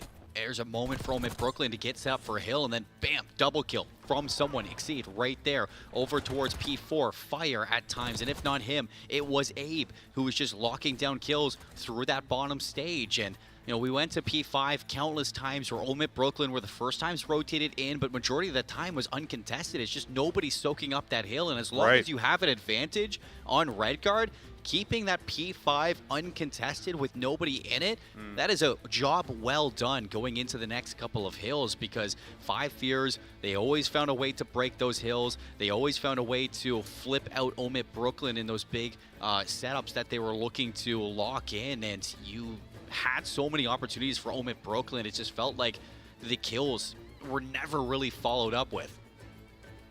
Man, 5 Fears looking pretty solid this time around. And again, yesterday they played Omit Brooklyn. It was on the Skyline, and it felt like maybe they were just a little bit flat-footed, weren't really the normal 5 Fears that we had seen leading up to that point in time. But here they are ready to strike, ready to be first, and really just ahead on tempo, it feels like, through the majority of the map. Got to be feeling great this time around. And you take a look at the game flow, and there never really was a lead change. Nope. It was just building that lead, trying to extend it as far as you possibly could, and then eventually just winning by the 50 points that you led by essentially throughout the majority of the map. He got close to the P3 rotation that we did see, but that's the moment when you had a split spawn between the Omit guys, and as quick as they tried to break that hill, the rest of 5 Fears were right behind you to immediately break it, keep you into the bottom of that parking garage, and keep that just hill time growing for themselves on that P3 to P4 that we saw Abe get a triple kill to lock down that stage as well. And you can see that that's where everything starts to grow for this team. A couple hills for Omit Brooklyn where you're only getting 10 points per hill, and that's where you look at it to just get a little bit stagnant, struggling at staying inside those objectives, and not really having any control of the map around them. Right. Okay. So, map number 1, good for 5 Fears.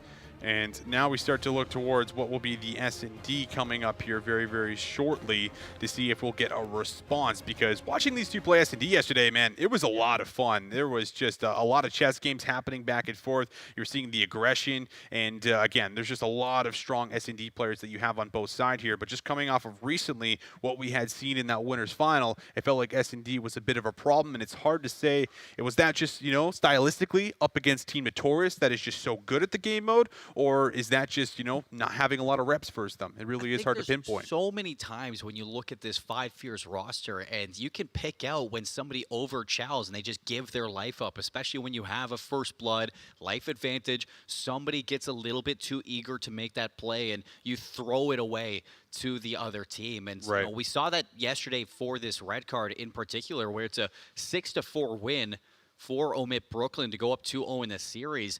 There were countless times where 5 Fears had the first blood, won that engagement, and then just lost on the transition or took too long to get that bomb down at one of the objectives. So it's one thing you look at for 5 Fears in this game is that if you get that first blood, you have to be hyper-focused on keeping that advantage on your side. Well, let's see if they can do that. This time around, they will not find the first blood, and they won't find the second either.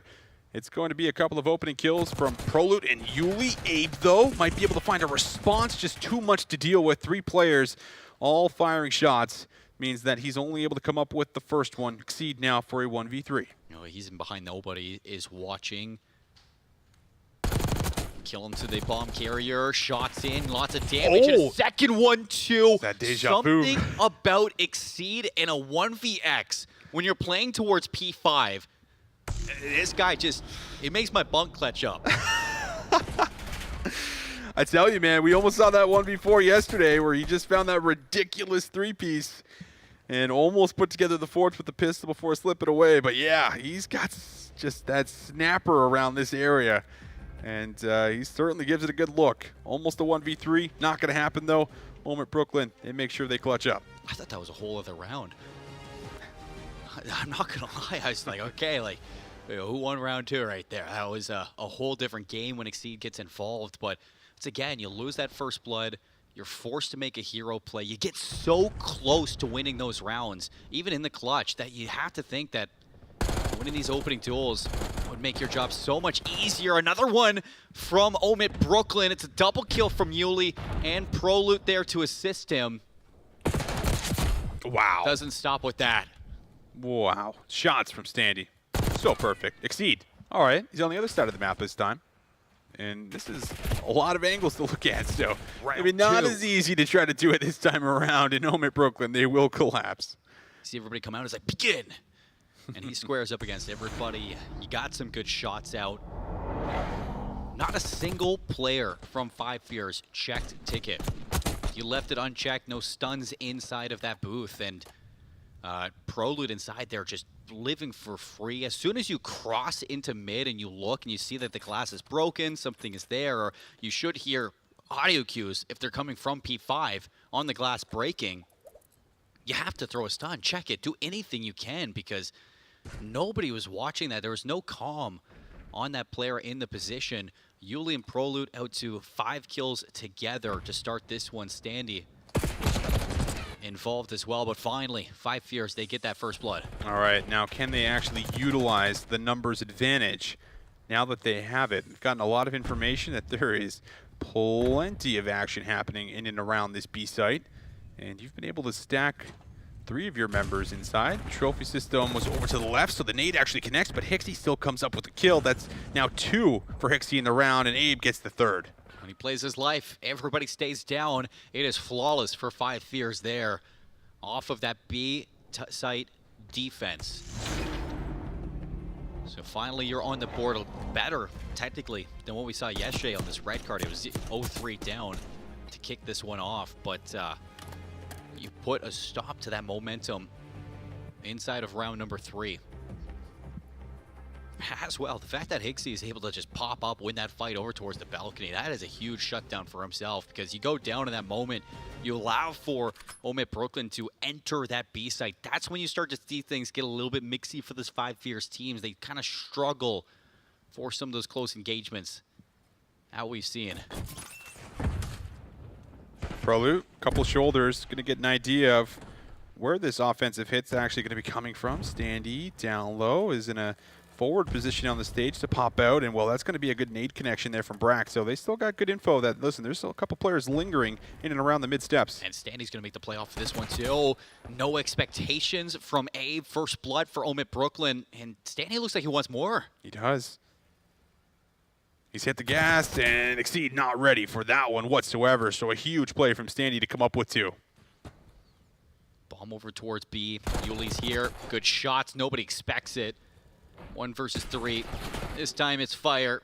So he's going to get the bomb, walk away a little bit. Different angle. They almost line up, but Omit Brooklyn not going to let that one get by them at all. So Standy, what a call from him and Brack. The communication between the two of them, knowing the timing towards the bottom of the stage.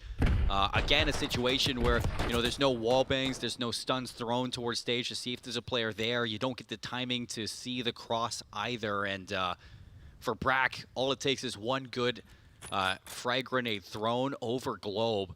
And as soon as it hits, Standy is ready to pounce on it. Yeah, Brack's been really good with his set nades this weekend. Like, how many doubles have we seen in some of the respawns? It's been honestly astonishing. And like you said, that one sets up a nice little push and a freebie for Standy. So 3-1 the tally. Omit Brooklyn certainly leading with charge. Fire looking for that first kill and is finally able to get it. And well, his AR duo is also able to follow through with a kill of his own. Brack first kill of the game, spots out Fire, plays his life and gets away. So 3 versus 2. 5 fears. A situation where this first blood wants to translate into a round. Brack is teeing up against Fire, and he looks like he is feeling it right now. But he's putting so much focus on himself that if he could pull these players away from A, allow Fire to get this bomb planted for top window, then that post plan is given a chance. Well, Standy's going to get the bomb down successfully. You're hoping to get one at a Standy here close on the site so then you can play the clutch spot. This is what we saw from Turiel. Stun does not find the connection. Standy looking to make something happen. A long flank in the back that could be searching for Brack. Close on the site. We needed one, and well, Standy unable to deliver. Brack now looking for what would be a 1v3. He's got a player close on him, and now that will be the finisher. Needed to get one there at a Standy, but he is overwhelmed, taken out, and that is a clean retake from 5 Fierce. That was really well timed from 5 Fierce to not give a single kill up on that retake. You know, Abe on the flank, he's not getting too over aggressive onto where Brack might be. If he doesn't see him towards that top window, then you know he's playing out towards the streets, and together the double chow over towards that bomb. It's a tough fight to take, so you don't want to give Standy any chances for a 1v1. So you play it together, you get rid of him handedly, and off of another first blood, 5 Fears turn it into a round, keep it by 1. So now the question of, can this team get an offensive win? We can see exactly where they're going, and it is going to be a split push over towards B. 2 players in ticket. Not going to find any information with the stuns, and well, that's because everybody's over by B here for 5 Fears, looking to break down the doors and charge into the site. If they could find an angle, but maybe it's going to be a little bit of a bait call, so if they're going to do this, they're going to have to do this quickly. You know this team likes to play with speed. Brack's going to spot the cross, though. Exceed thought it was safe, but it was more a yellow light than a green light, and, you know, it changed to red pretty fast. So first blood steal for Omit. And a second one with Yuli's nade connecting, so back to B. But look at who has cut the gap, and it is a fight in the back for Hixie not to win. Put some pressure on Abe, almost getting all 3. But not this time for the clutch. So close every single time to see the most miraculous play ever. Just so barely. far away. Just barely. The pre-fire was there. I mean, if Brack was just a second ahead, there's a real world where he just eats that pre-fire, and yeah, he lines up the 3K.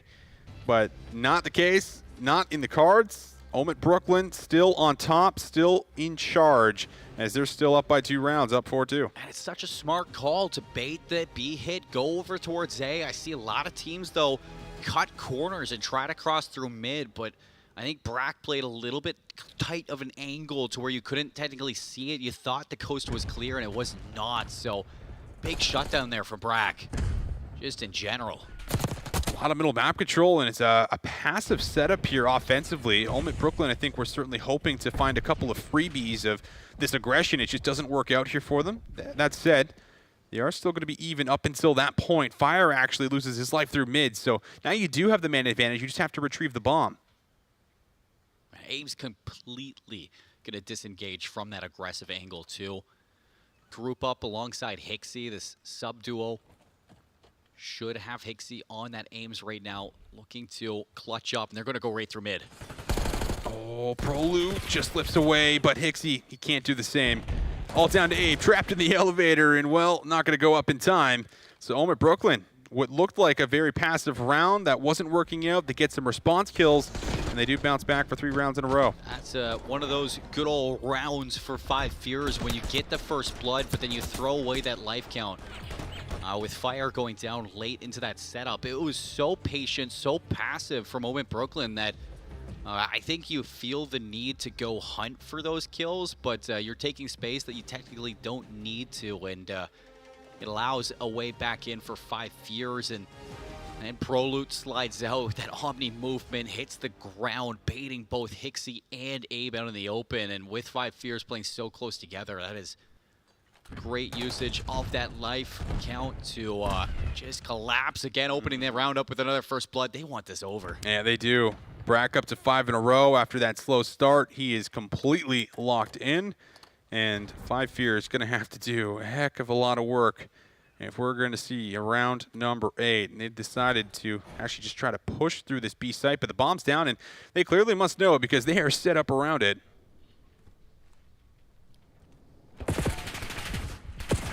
Shots in. Abe finishes the kill. 2 versus 3. Can you 2v4 this one? Fire and Abe together, playing so close in proximity. And now that Omit Brooklyn, they know where this is coming from. They've completely wrapped a ticket. Nade out. Oh, kill through the middle. 2v4 just became a little bit more possible, but you still have to get the bomb. And you take a look at where Brack is, you're going to have to read this positioning. Fired. He did get a glimpse of him, but he doesn't get the read that he actually crossed over left. Brack up top. What? Surprise, surprise. Abe's now down. Sure, you got the bomb, but are you going to be able to make it there for the plant? The answer is no. It would have to come by way of kill. And Yuli, he has dipped out in the back of the map. We'll see you later. He's heading to the control, and so are Omit Brooklyn as they tie it up here 1 apiece. That is a weird one for Brack. I can't believe he killed Abe up top. Fire should have helped him on that one. And as soon as, you get those tags from Abe, I don't know why Fire just was still so focused onto the bottom of stage. Maybe he was down there and it was a little bit weird on the timings, but that is a tough loss in the near 2v4 clutch between Abe and Fire. Abe doing so much work in that last round there, but ultimately it is still the same issues. Search and Destroy, not looking very good for this 5 Fears team. Yeah, Search and Destroy definitely showing some woes. It feels like a little bit of inconsistencies. The respawns, they've been great. That's been a little bit of a reliable source here for them, but yeah, the S&D's been a problem, and something that we're going to have to see change, because you could definitely see a world where this goes to another map 5 here potentially. And, I feel like Omit Brooklyn, they're really good at just shaking it up and being difficult to read at times, and you saw that a lot throughout this map. They're so good at just understanding the timings, just in general. I mean, you saw Yuli there, knows exactly when to chow over towards the bleachers, just checking on intervals that's going to catch 5 Fears deer in the headlights almost, and you saw it from Standy and Brack too, outside over towards stage in the defensive round where they were playing for that kill on Glow with the set nade into the challenge. And there's so many times where you find yourself early if you're 5 Fears in 1v3s, 1v2s, 1v4s, and that is just not acceptable when it is such a consistent thing across this weekend that, how many times do we say, oh, Abe's in a 1v3 or Exceed's in a 1 versus 4 situation, and they get so close to winning those rounds, and it's just not close enough and not consistent enough for you to really feel comfortable in these search and destroys. And you think back to how many rounds came down to 1v1s after being in those situations, just to think that if you can start winning these opening duels, if you can feel a little bit more comfortable off these breakoffs and understanding the timings for your opponents, you win a couple of those fights, you play your life even, and keep it into 4v4s. We could be talking about way different 5 Fierce teams, but they just don't have an understanding for this game mode right now, and it's not clicking. It's not clicking, and you take a look at a lot of the First Bloods. I mean, it's going to make S&D a hell of a lot easier when you're finding that many First Bloods there for yourself. And again, I just think mixing it up the way that they did, a lot of great decision-making, a lot of great calls, slowing down certain offensive rounds, getting great reads on what their defensive setup's going to look like, and there to punish just about every single time. So we're all tied up 1-1, and now we start eyeing up what will be that control coming up here, Colin. Yeah, I'm excited because I think control's been a big swing for both of these two teams. Obviously, you look back to the winner's bracket when they were playing up against each other. This was the start of the reverse sweep.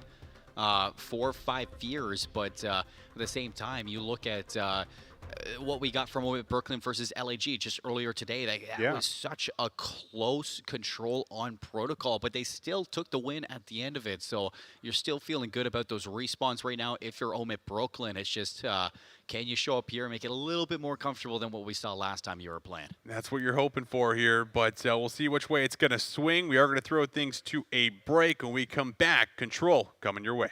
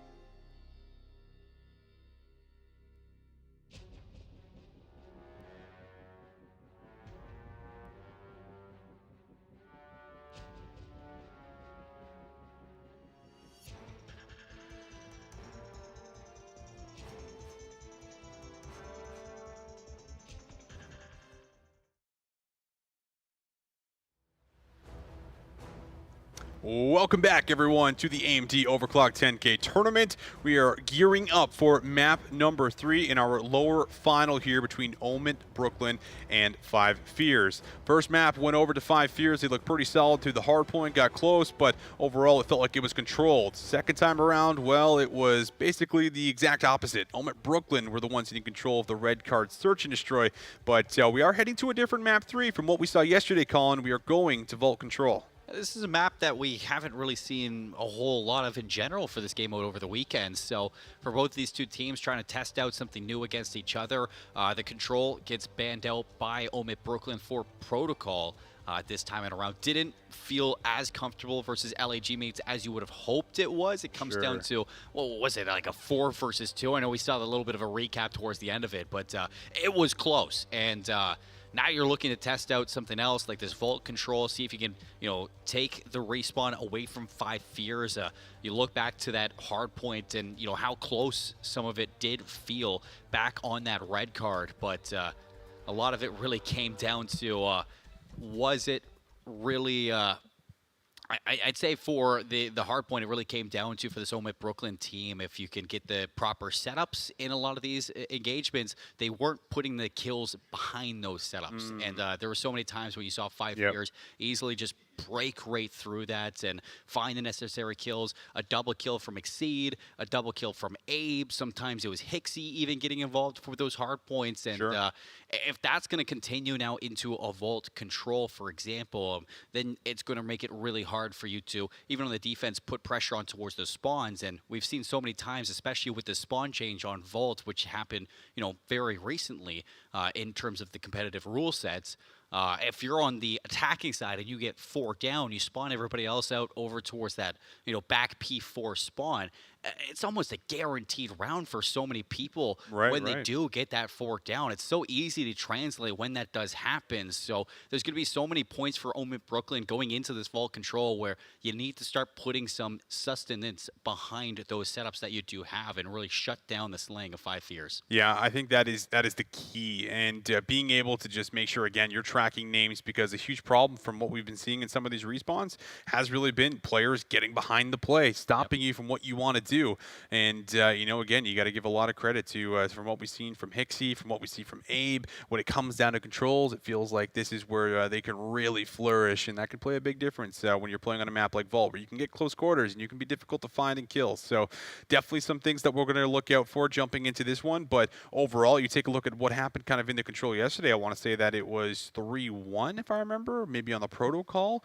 A lot of matches yesterday that I'm kind of coming back to, but it was almost a little bit back and forth. But however, this was the turning point, at least yesterday. It was. 4-5 fears when they started to make that reverse sweep. This was this not the 3-0 that Fire just absolutely clutched up on? That's right. That's right, on the protocol. Yes, sir. No, it's all coming back. We've watched so much Call of Duty with these. Yeah, it's hard to remember, man. That it all bleeds together at some point. But no, I mean that 3-0 in the protocol, just in general, Fire.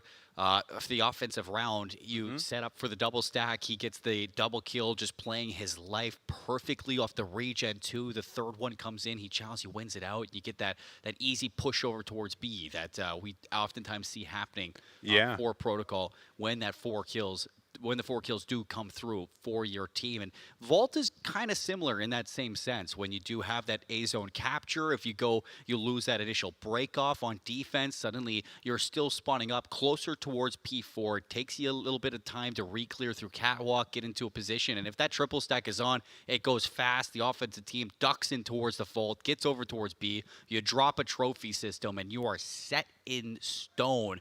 Especially if one of those defensive or offensive players gets over towards Art. That makes it even more difficult. So that's always something to keep in the back of your head, because you're going to be seeing Abe do a lot of that. You're going to be seeing Hixie do a lot of that. And if they go and get into that top Art control on the offensive side, Omit Brooklyn, we have to look to see how they do deal with situations like that. We absolutely do. So let's see how it all comes together for us. Map number 3, massive swing map in the cards in the lower final. And so far, Trade's going to go back and forth. Either team with a full-on advantage, but Exceeds double will now allow them to get a little bit of room, and also a chance for Fire to start flying forward into the back spawns. Yeah, immediate spawn trap situation. What 5 fears we're looking for, but you do have a player, Standy, who is looking to flip the map even still. So now you're over towards A. You need your players off the spawn to deal with this presence on the flank immediately. Wow, team shots are good on the second, and well, the reinforcements are not going to be able to get to A, so it's going to have to come by way of the players that are already middle. Both are cleaned up quite swiftly, and you are already looking solid here with a 7-life lead for 5 fears. There's so many players off these break-off maps that we see go on so many sprees. And Exceed is 6-0. We saw Johnny earlier go 8-0 on the Rewind hardpoint. Yesterday, it was Diamond Con on Red Card that just kept on going on 5-kill sprees non-stop. And it is such a weird thing to see when players are just having the perfect break-offs, but Exceed there is really setting his team up. Chance to now get some progress done on A, looking for that first segment, and Exceed goes for the secondary chow, will be punished. And now you got a bit of a stack going, so chance to start working for some more ticks of progress. Brack also reinforcing the play, and you got multiple members looking for that third tick, and that very well should be the zone, and a minute 18 to work with here for the next zone. This is going to be so important in how you deal with these exit kills. Already, though, Omit Brooklyn looking to snowball. You get Yuli on the zone, a couple of kills as well. Nobody flanking, so it's all eyes forward in the setup. Exceed, a lot of players in front of them, so Doesn't want to overchow, but does find Proloot here from the off angle. Looking for Standy now in outer palms. That would be the next big pickup, and he's out here with a sub, so he's waiting for a close chow, and he gets double chowed. So the zone will be cleared off. They do stop that first tick. It's decent recovery overall from Omit, but now they're just down to 7 lives working towards the B zone. It's a fantastic recovery, though, from 5 Fierce just in general to off the respawn. You saw Hixie and Fire push their way through mid, get through that double doors, get in towards the flank as well in tree. And unfortunately for Omit Brooklyn, I mean, it's a great job. The capture over towards A, just that life disparity that you found yourself in after Exceed goes 6 in a row, now 9-2 for the team. It's just too far skewed for you to, I think, come back in this round unless you get 4 down right here, right now. Yuli in a position to try to make some magic happen. AR now in hand. First one picked up, snapped it to the second. Abe just has too much in front of him, so maybe the magic is currently happening. Couple players on the zone. Second tick slowly being worked on here. Gonna have to make your move if you're 5 Fears. Last tick now, needs to be secure. Challenge is out, and well, a couple players gonna come through. That should be good. Brack in the back, but okay. Hold on a second. Brack keeps the play alive, and all of a sudden, it's 3 playing up against 4. You got a chance to still contest here, but now Fire's gonna drop, and oh my goodness, Omit Brooklyn, they just steal away the round. Just lightly just toss it out the window for that entire setup that you had. You had the spawn trap, you had lives, you had time on your side. But Yuli makes the play, the big brain play, and as soon as the flank does unfold, 2 players off your respawn win 2 key engagements against the flanking plays that 5 Fears kept on throwing at you.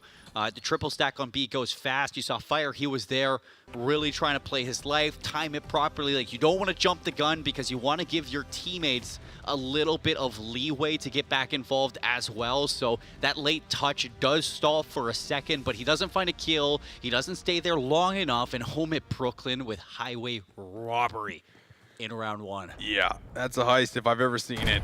Man, that's got to sting. And I think you got to make sure you just keep your cool coming into round number 2. But 5 in a row right now for Proloot, so maybe a chance for a set of streaks to come in. Yuli throws the nade back, and will be able to duck and dive out of there as his teammates are getting ready to collapse through middle, and they do actually manage to come up with 3, and that will be the 4th. Brack's on 3 in a row, and they have a chance now to set up a spawn trap of their own. Home at Brooklyn kind of laughing in their shoes like, yeah, you just let us get back from a situation similar to this. We're not going to let you do that to us, though. So only losing 1 life off this break off Austin.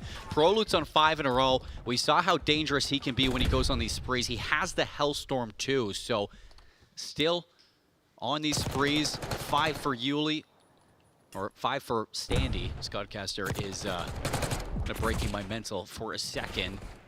5 Fears are struggling to just get out of their spawn, get anything going. Proloot on 7. He is streaked up. Looking good. 30 seconds left in the clock. No segments have gone over. Little desperation push kind of happening over by B. It's only 1 player that gets through, and Standy maybe just aware of potential players that could get involved in the play, and he looks the wrong way. So similar thing potentially in the cards here. A is going to be jumped on for a second. They work for the first tick. Yeah, even if you do cap it here, it's still going to be a minute 18 to go over towards B. Second tick is in. Everybody from Omit just giving it up. You don't want to give into the resources or allow any of your lives to swing back. So they're just going to set up on this flank and try to trap 5 Fears off of this A cap. Solid discipline. Standy knows someone's close, but he will get help again for Proloot, who's been off to a pretty fiery start. 13 kills to his name, but will be cut down. Trying to open up this laneway by B. Brack just going to completely bail and dip out of there with the knife. Repositions and sees if he can maybe come behind this play that's starting to build up at B. Flanking play from Abe. His teammates win the fights over towards the zone. We can see something similar before, but Brack, who played his life, has rewrapped all the way back around, and he's going to force those spawn outs over towards P2. Again, just dwindling that time bank, now down to 36 with 7 lives left. Brack, though, great power position here. Just waiting for information for some of his teammates, and, well, there he is. He's going to be able to find Exceed, no problem.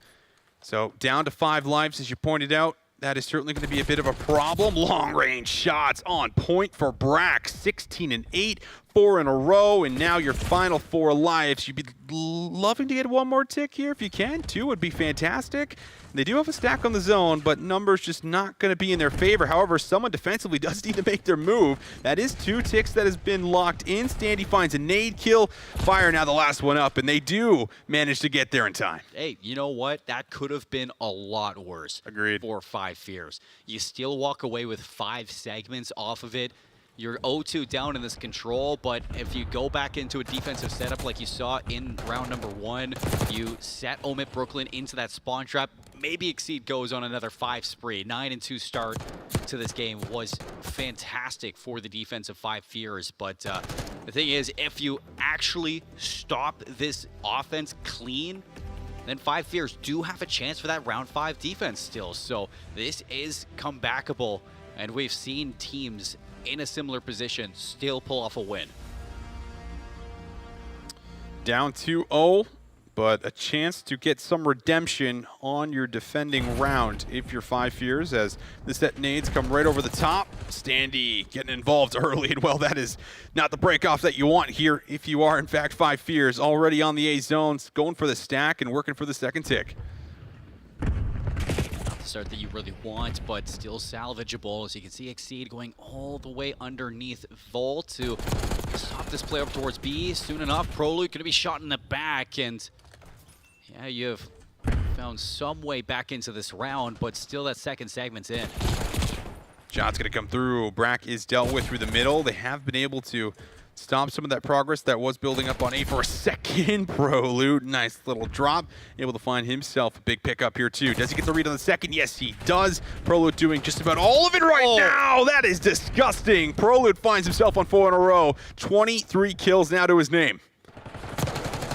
A-Zone surely is done, barring Hixie is going to be able to do something miraculous. He stops it for the meantime, now going to deplete this third segment. Prolude dancing, finessing. It is a prolonged gunfight, so Hixie's actually done enough to at least get his teammates in a situation to keep this one going, and that is big enough. Still, the A-Zone's going to get captured, and you have nobody at B to stop this snowball. Yeah, no one's in a great position right now. Everyone's fighting out of their spawn, but Abe is still able to win a battle. Hixie gets one himself, so they do actually recover well. 4 players going to drop down. Hixie and Abe doing it together, and that will ensure all 4 players are in fact fighting out of the offensive spawn here as the AR battles start to take place. It is not doom and gloom for 5 Fears. Still, you have a chance in the segments, and this is just a 1-life game, so you slow things down, you start to put some kills on the board, you cut down the lives and you cut down the time, and here is a chance on the flank. It's going to be Hixie. Hixie will get assistance there. Oh, that's a snap up close. Finds Yuli sub in hand now, and well, you're going to eliminate some more time off the clock. Looking solid this time around defensively for 5 Fears. You got some great map control, and you're starting to get a little bit low on time if you're Omit. Well, Brack again looking to be that playmaker. We saw Yuli in a similar position last time, and it cracked this B setup wide open. So high alert to take down Brack. You still have focus onto the player over towards gold. 2-life lead for 5 Fears. 41 seconds, and Fire's got free reign on this double door push. Another big kill. Streak's going to come through. That should have been Prolude's streak, so he's able to find at least Fire, and that will give them a chance to get onto the zone. Brack wants to get across the bottom arc, but he is denied the opportunity. Omit now down to their final 4 lives, and you are still going to have to worry about getting to this zone and trying to capture the ticks of progress. Prolude bullied off the zone for a second as he waits for the reinforcements. Now you're thinking, was that streak even worth it? Because you lose this round and it's not going to be available for the next one. Exceed now on the flank. He's got free reign on these shots. 2 lives left. And 5 Fears have done it, albeit it is still going to be a pushback from Standy. 7 seconds to touch. If you can get a touch here, you might have a read on a couple of the players. No response for 5 Fears either. But Exceed makes it that much more probable. Double chow comes through, no problem. And this time there will be no clutch for Omit Brooklyn. Let me tell you, when I'm looking in my crystal ball at what is to be for that round 5 to come, as we expect this 5 Fears team to still have some gas in the tank for this map number 3, to have some fight back against Omit Brooklyn. If they win this round outright with segments, that is going to guarantee them a 5th round defense. So for 5 years, you are still in this game, Austin. You're still feeling good about it. It's just cleaning up a few of these mistakes off the break-off. You want it to be a little bit cleaner, especially on this offense.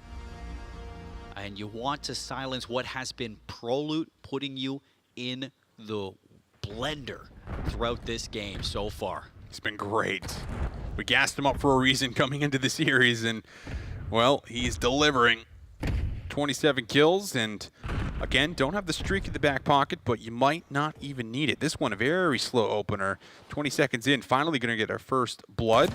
Abe waiting patiently, follows up with a second blood, and now a bit of A control offensively here for what is going to work for a first, maybe even a second tick. That's a 3-player stack, so it's going to work fast. Player inside Vault, he's just going to go for the full flank, and he's working alongside Brack, so Yuli and Brack are looking to dissect this one, but the A-zone gets captured, they take care of the flank, and now everything's on Brack just to stay alive in this position. Early capture and a couple of early sprees. Exceed won't be able to build that up past 5, but you can already see a couple players pushed up all the way through the street side, trying to make sure that the respawners are not going to have ease of access going back into the zone. Prolute able to get some good shots, and well, the trade's going to go back and forth for now. Still lots of lives to play with here, too. So very earlier on in the round, we'll see exactly what's going to happen from Fire as he tries to cut through mid and play around line. But he's also aware that he's in between a rock and a hard place. There's just a lot of players gunning for him, and he finally drops 2. Whether it was the rock or the hard place, he's still going to end up going down. Aid, gun in hands.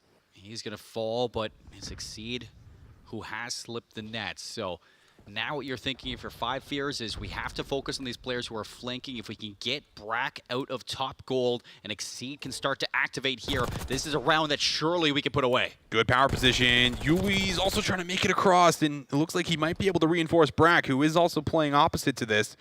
Exceed's got a lot to deal with now in front of him. Has to pick his chows wisely. Knows there's players down low. Nade's going to go out. It's a double stack to try to deal with him, and the stun is placed perfectly. That will be cleaned up by Standy. However, you've still been able to get yourself to the zone. First tick of progress secured. It's a double stack, but you're going to have a quick answer from this Omit Brooklyn team. Yuli down in the vault, only going to limit it to the 1 progress bar at B. Still in this one for 5 fears, a 1 life difference. Hixie's going to take somebody off the spawn, and that's going to open up these gates wide open. 38 seconds to steal this one, send it to a round 5, and give yourself a chance to keep this game in your favor. Trophy systems out. Hixie doing some miraculous work through the middle. Exceed's also able to win his one-on-one. Yuli, a lot on his shoulders now to try to get forward, but he's going to be dealt with. Easy reads. Kills are being cleaned up. 5 fears want to see a round number 5, and, well, they look good for it. Down 0-2, but not out. We're going the distance in this control. Love it or hate it, but these are the control maps that you love to witness. Just a pure chess game between both sides. Can Exceed make the play towards Art? If it does fail, what's the contingency plan? Hixie through Catwalk is going to try to cut some of these lives down from the respawning players of Omit Brooklyn. If your team can get rid of Brack, that really sets you up, and it is just who can get the better leg on that B offense. And with that, like I've been kind of highlighting, Austin, that should put you on the defensive side now, 4 or 5 fears. So from down 0-2 to now in a defensive round 5 setup, 5 fears are clawing their way back into this game. Are they ever? This time around, though, it's all aggression early. No one's waiting patiently for any of those kills and rushes to come in. Abe gonna get a read right away, but can't get the snap in time. So Yuli comes out and at least is able to deal with the first one. Lots of trades through the middle still, and that will make sure that both zones are going to stay neutral. No ticks, no early aggression just yet. Good kill there from Abe. It's gonna stop everything unfolding on that flank presence from Omit Brooklyn. Abe, though, he's going to get caught. You found your way all the way through into Lion. Yuli, a second one, backs up, and A-zone is going to be the focus now for the double stack. Yuli threatening this B-zone. The nade looking for a Martyrdom, but it won't happen. It's a triple stack. The car is going to blow up, and you said it, triple stack on A. Looking like it might just be the capture here, pending Exceed can't do anything insane, and that won't be the case. So, again, another early zone capture, minute 50, and Brack's already very far forward. That's a big kill from Hixie. If not, that could be the round done and dusted. He's looking for more, flying out, not able to get through. Second tick now getting worked on. Exceed's going to contest. Looking for toes. Exceed. Oh, he's able to find one at the wasn't on very it. least, but they're able to get the second capture. Now you have to play perfect here defensively. Fire going to be forward with Abe. They are going to take away some of the space. Down low in the vault, Standy dealt with. Another kill through the middle, and now a chance to try to stabilize here on the defense. Smallest of margins between both of these two teams, throwing haymakers at each other right now. Austin, Abe looking to activate. He's on 3 in a row. Now looking to get lost. Knife out, swaps back, not able to get the kill, but the team is right behind him to assist. Minute 22, 5 Fears coming alive at the finish line. Need to do it, though, for another minute. And Omit Brooklyn just need one good wipe and a stack, and they got themselves a big series lead. Great first kill going to come through in and around the catwalk. Try to maybe make your way all the way around and threaten a flank. Standy, Abe, both dancing with each other. Abe now tries to slip across.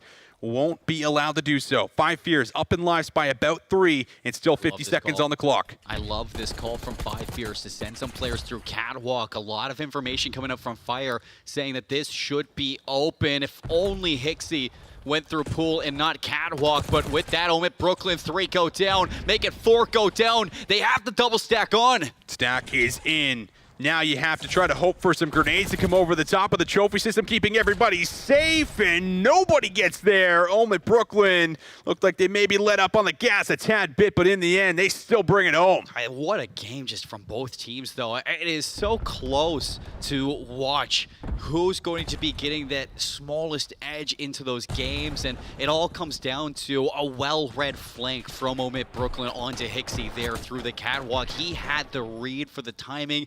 It was just a little bit shorter than when you would have wanted. Instead of going through pool, you go through the catwalk, and Yuli was watching it. Everybody wins their fights at that last bit, and that is just as close as it could get for a control in general. Hats off to 5 Fears for being able to bring that one all the way to a round 5, steal that defense, give you a chance for that game, because it was not looking good after that round 2. No, it was not. It was looking like it was going to be potentially a 3-0, but, you saw some adjustments at the beginning of those rounds, slowing it down at times, making sure they're not just jumping out of the zone and then trying to play reactionary, right? Trying to get a read on where some of these hits are coming from, shutting down the flank a couple of times as well, but in the end, it was just a great opening round 5, and followed up by what was a very early zone to give you 2 minutes to work towards B was certainly one of the big win conditions there on the closer.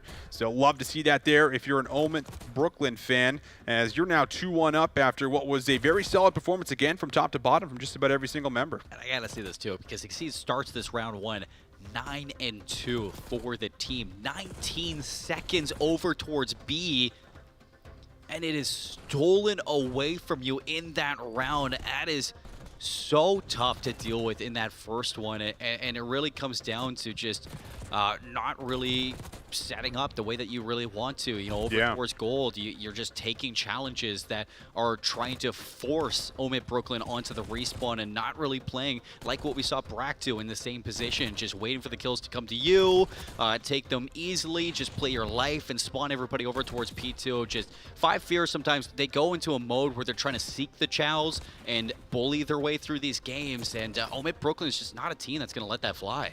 No, not when they're playing like this. They won't. Clean stuff all around. A lot of big moments.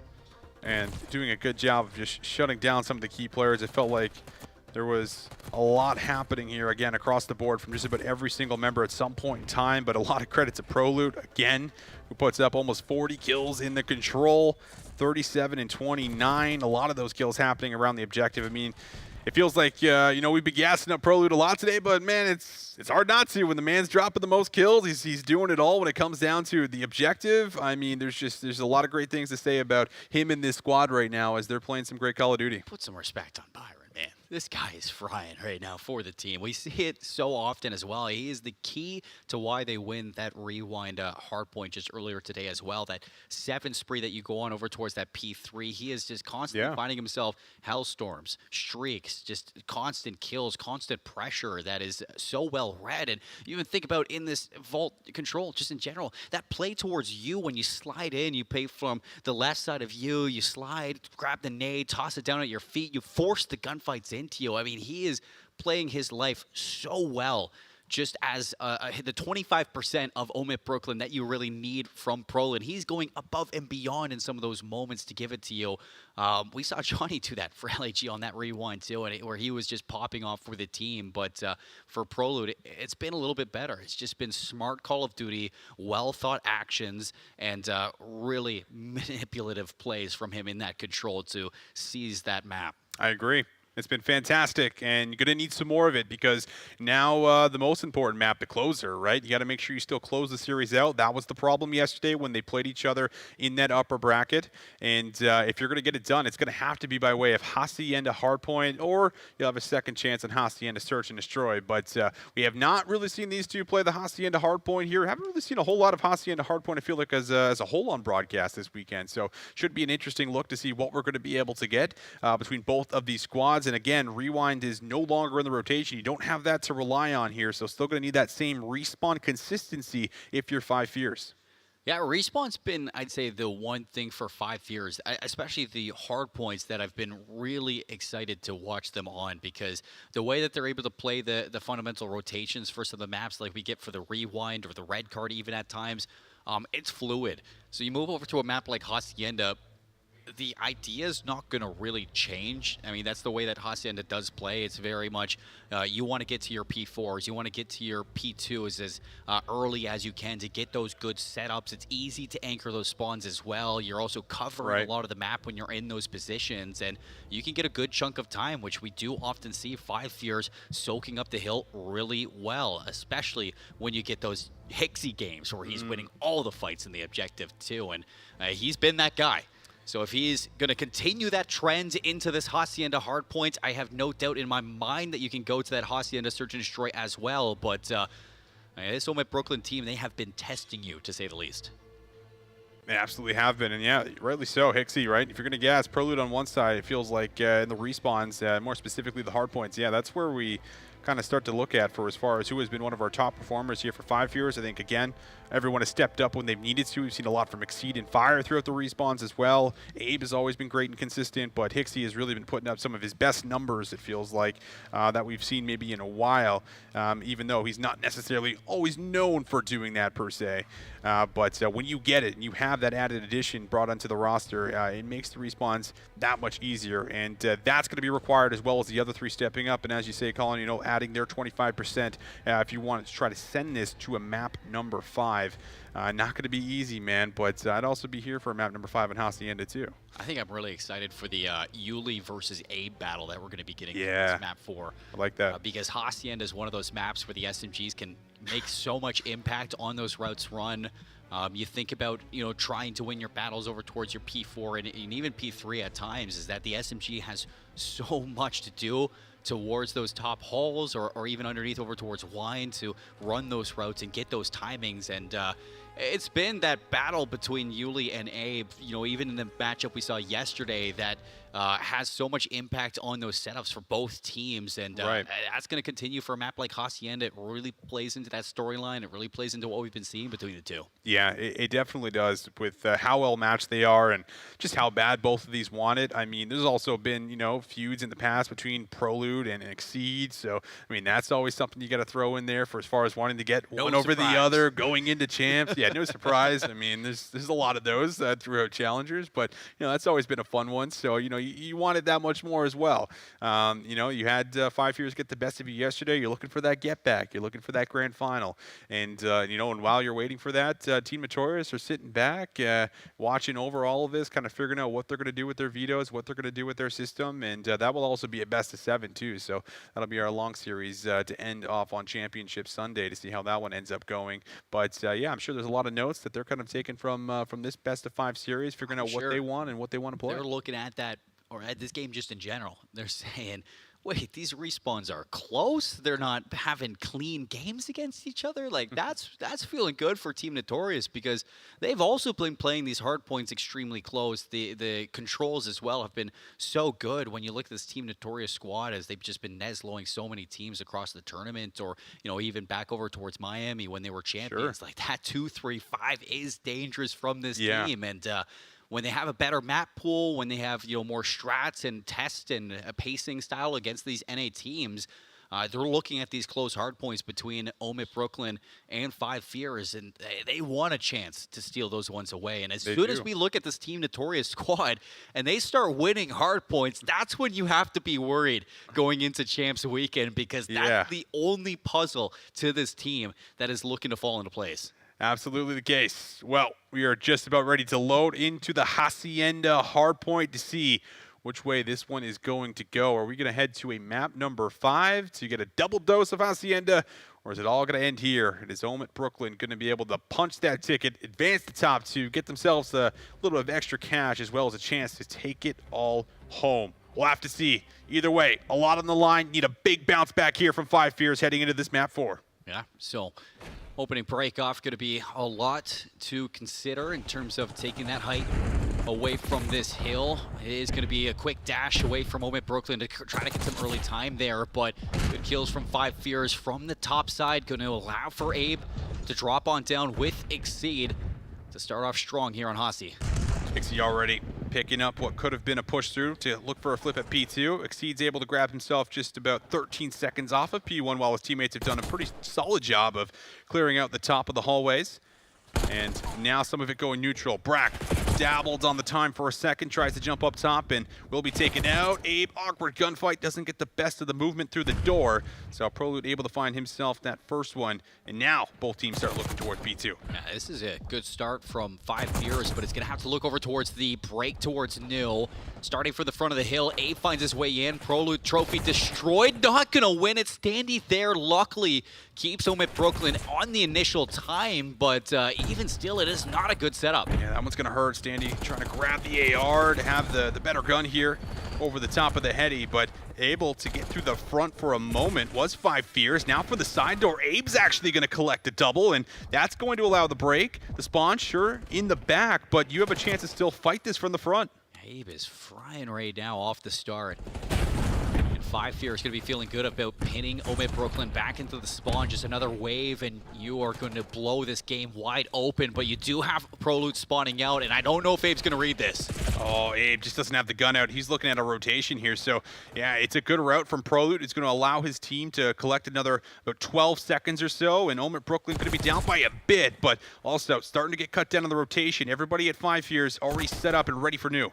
Yeah, I think scrap time is not what you want off of that hill. That got way too scrappy off those opening engagements, and Prolute being a little bit upset that his timing was off through L, so now it's Omit Brooklyn looking to break from the front, and Abe's flank is going to be shut down right away, so it's numbers forward to try to break this hill. Yuli's looking to get in towards Tin, still back and forth. Standy up top, going to deal the finishing blow. Spawns in the back for Five Fears. Omit now need this time. Yeah, another big play from Standy. 3 in a row for him. Wants to try to compete for that high ground, was ready and waiting for someone to be playing for him. The timing, not going to work out, so he does get taken out there from behind. And now the rest of Five Fears with the collapse, as clean as you would like it. Prolute, the last one up on the hill. He is also dealt with, and the retake is fairly solid here from Five Fears.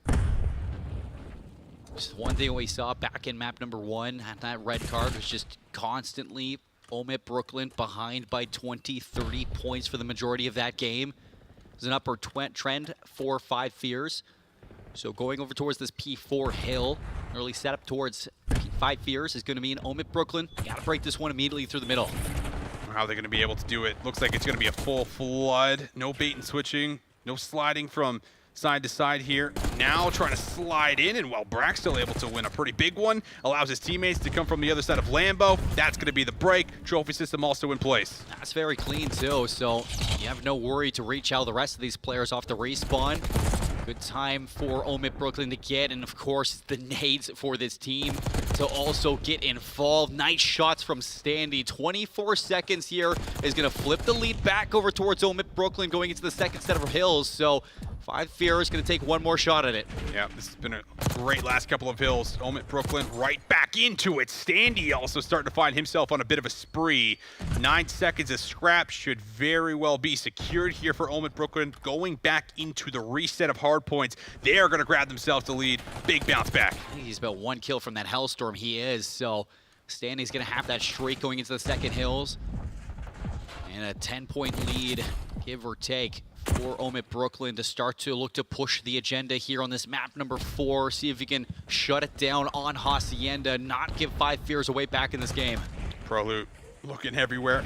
Teammates slowly dropping in and around the upper hallways as Hixie's able to move through for a pretty big double. Abe down low also gets involved in the play, and now you can see it, Five Fears starting to get themselves a chance to collect some time off of P1 as well as think of some forward positioning for P2. Does Abe read that there's 3 players in lobby right now? His stuns come in, so at least he knows there's somebody here, but Omit Brooklyn have a good chance to set up over towards this new hill. Still, patience works out for Abe. Now with numbers, Hixie gonna strike from the front of the hill. Brack's in trouble, and everybody is spawning out. Yeah, Brack's got a lot to deal with, too much to deal with, so he is dealt with quite easily. Abe's gonna wrap around here by well to see if he can also cut off some of the players that are looking to do the exact same thing. That's get to the back. What can Abe do? There's one. Snaps for the second. Hell of a snap that is, to be able to at least get 2 of them. Information on the third here as well. What will this do to the spawns? You have players now attacking from either side of the hard point, looking to break in, and Brack finds the opener. All 3 angles for the hill. That's what Five Fears are having to deal with. Brack on the front side. See if he can get his 3rd in a row. Stun it up. Hops in for the contest. Easy cleanup for Abe and co. As Five Fears now pushing their lead back into this hill number 3. Spawn in the back for Omit Brooklyn too. So everybody off of well for Five Fears is just going to push on forward to this P3 and see if you can race to this new setup. And it's going to be up to Brack to shut this down. So just grab time, but a big 1v1 that's going to take place potentially right up here on the patio. Hixie knows that someone's going to be close. The stun does connect, so the information going to be given to the player inside of office. Slide comes through for Brack, but the trade is clean from Standy. However, the trade's going to swing the way of Five Fears. Proloot now looking to be the next one up to see if he can get something going in and around the point, but decides to back down, waiting for his teammates to regroup, and now they start to throw the nades and tacks. 40-point lead. Proloot ripped off the heady to go down. Make it 3. Five Fears running away with this game number 4 when you really need it. The hard points, they are clinical for this team, and they are rallying behind each other just to keep this pressure going. Fire 22-11, Abe 21-13. Exceeds there on 3 in a row as well, and Abe's already working anew. Yeah, Exceed's just sitting in time this game. He's like, you boys just keep doing what you're doing. Keep slaying, keep frying. I'm just sitting in the time, boys.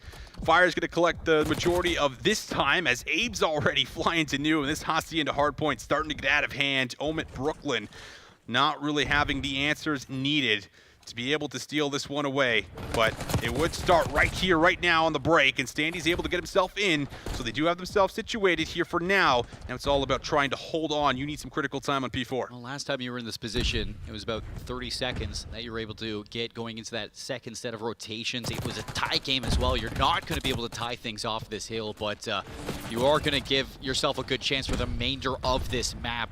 This is that moment for Omit Brooklyn. It is now or never to contend in this map 4. 5 in a row coming through for Standy. A couple players heating up. Could be bad news bears here for Five Fears. They're going to give this another go with about 20 seconds of scrap time left, but Brack's the last one up. He's got too many players in front of him. A couple of team kills come through, but in the end, it's still Five Fears that are going to make it out with the scrap time. And even that scrap time alone is going to get you over that 200-point marker. Give or take 70-point lead for your team. So that is Five Fears feeling very confident going into this 3rd rotation of hills. On P1, Omit, this is where you want to get a lot of time, but it's not really where we consistently see teams get a lot of time off this hard point. Pixie, big pickup here. Looking for what could be a secondary chow from Proloot, but is more interested in what's happening on the time. Abe from the inside of view will be able to deal with the player on time. 50-point differential here between the two. Pixie going to throw himself down for a moment, but nothing's clear. There's still a huge battle for as far as what could happen with 30 seconds left on P1. Abe, nice shots. Quick trade from Yuli. Five Fears happy to take this time.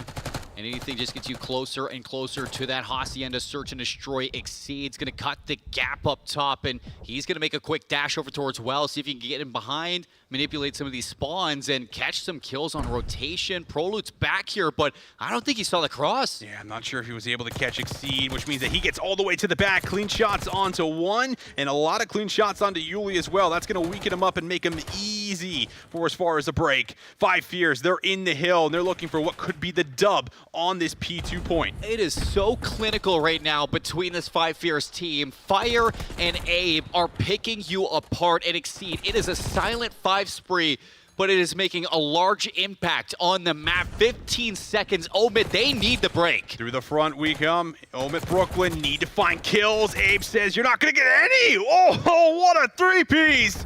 My goodness. Five Fears looking to put it away and get us to a map number 5. Nades being thrown out. You're forced to run through. Nothing you can do.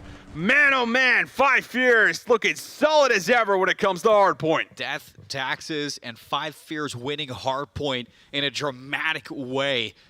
I mean, it's not close, but the sprees that Abe was going on, Exceed having shots at distance with a Jackal that, you know, the average person would never come close to hitting.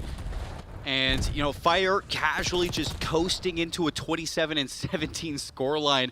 I didn't see him getting multi-kills too often, at least that impacted the hill itself, but he was certainly making it difficult for this Omid Brooklyn team to hit that hill together. Constantly off the respawn. We talked about that battle between Abe and Yuli through this map number 4, while Yuli was a non-factor through it. 12 and 27, 9 non-traded kills. It was the Abe show all the way through. Yeah, I mean, just the snaps there, especially at the end with the three-piece. My goodness, man. Looking disgusting when it comes down to just some of those close-quarter battles and being able to just fry, cook, break the hill. You'll love to see it here from the young gun on the squad, and yeah, again, the hard points are something that you can just almost always rely on when it comes down to this Five Fears squad. It doesn't matter if you get the rewind out. Apparently, they are still going to get the job done and get us to a map number 5. Well, even looking through this one, it was a good start from Omid Brooklyn. I'll give them that. They brought it back in this hill 4. They were putting together some good breaks, but when you look at the P2s and your P3s, those were where the inconsistencies were shown, and there were so many times when you saw the early rotation for Omid Brooklyn, and then in the second set of hills, it was Abe who just gets through L, and through that he gets a triple kill, and then in the third set of rotation, it's Exceed and Abe together getting the time in all the way in the back, and those shots just in general are disgusting with the Jackal. And together, they just seem like a force to be reckoned with when he was just constantly in that kill feed. It was a fairly clean game for Five Fears after you got into that second set. And yeah, you can see it here where they started to run away with things, was on that P2 rotation that they did get. As soon as you get that break in, it is a full 60 to push you into the rest of these hills, and you just could never catch it back up. And really, that just comes off of the performance that we got from Yuli and Brad constantly losing those battles on rotation. Yeah, 100%. And when this team is just in that rhythm and they are just collapsing as a team, playing for spawns, it's just so difficult to deal with. And you could just tell there was a lot of moments where you're just not ready for it in that Hacienda hardpoint here for Omid Brooklyn, just not able to really shut them down, be in the right place at the right time in the second half of that game. And because of it, you see what Five Fears do, and that is win hardpoints, clutch up, do what needs to be done. But now they need to do that in search and destroy, and that has been the problem so far for today. So we'll see if they can get that done. But for now, we are going to throw things to a short break. Get ready for map number 5 when we come back.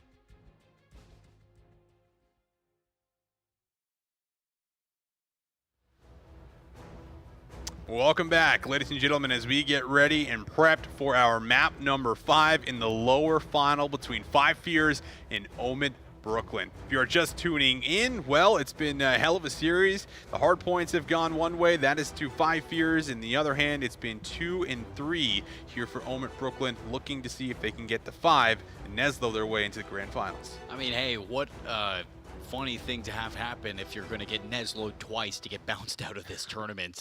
It just happened to this Five Fierce team, and you look at what was the cause of that, it was a Hacienda Map 5. Sure. And you're going into this series with another Hacienda Map 5 on the brink of possibly getting eliminated.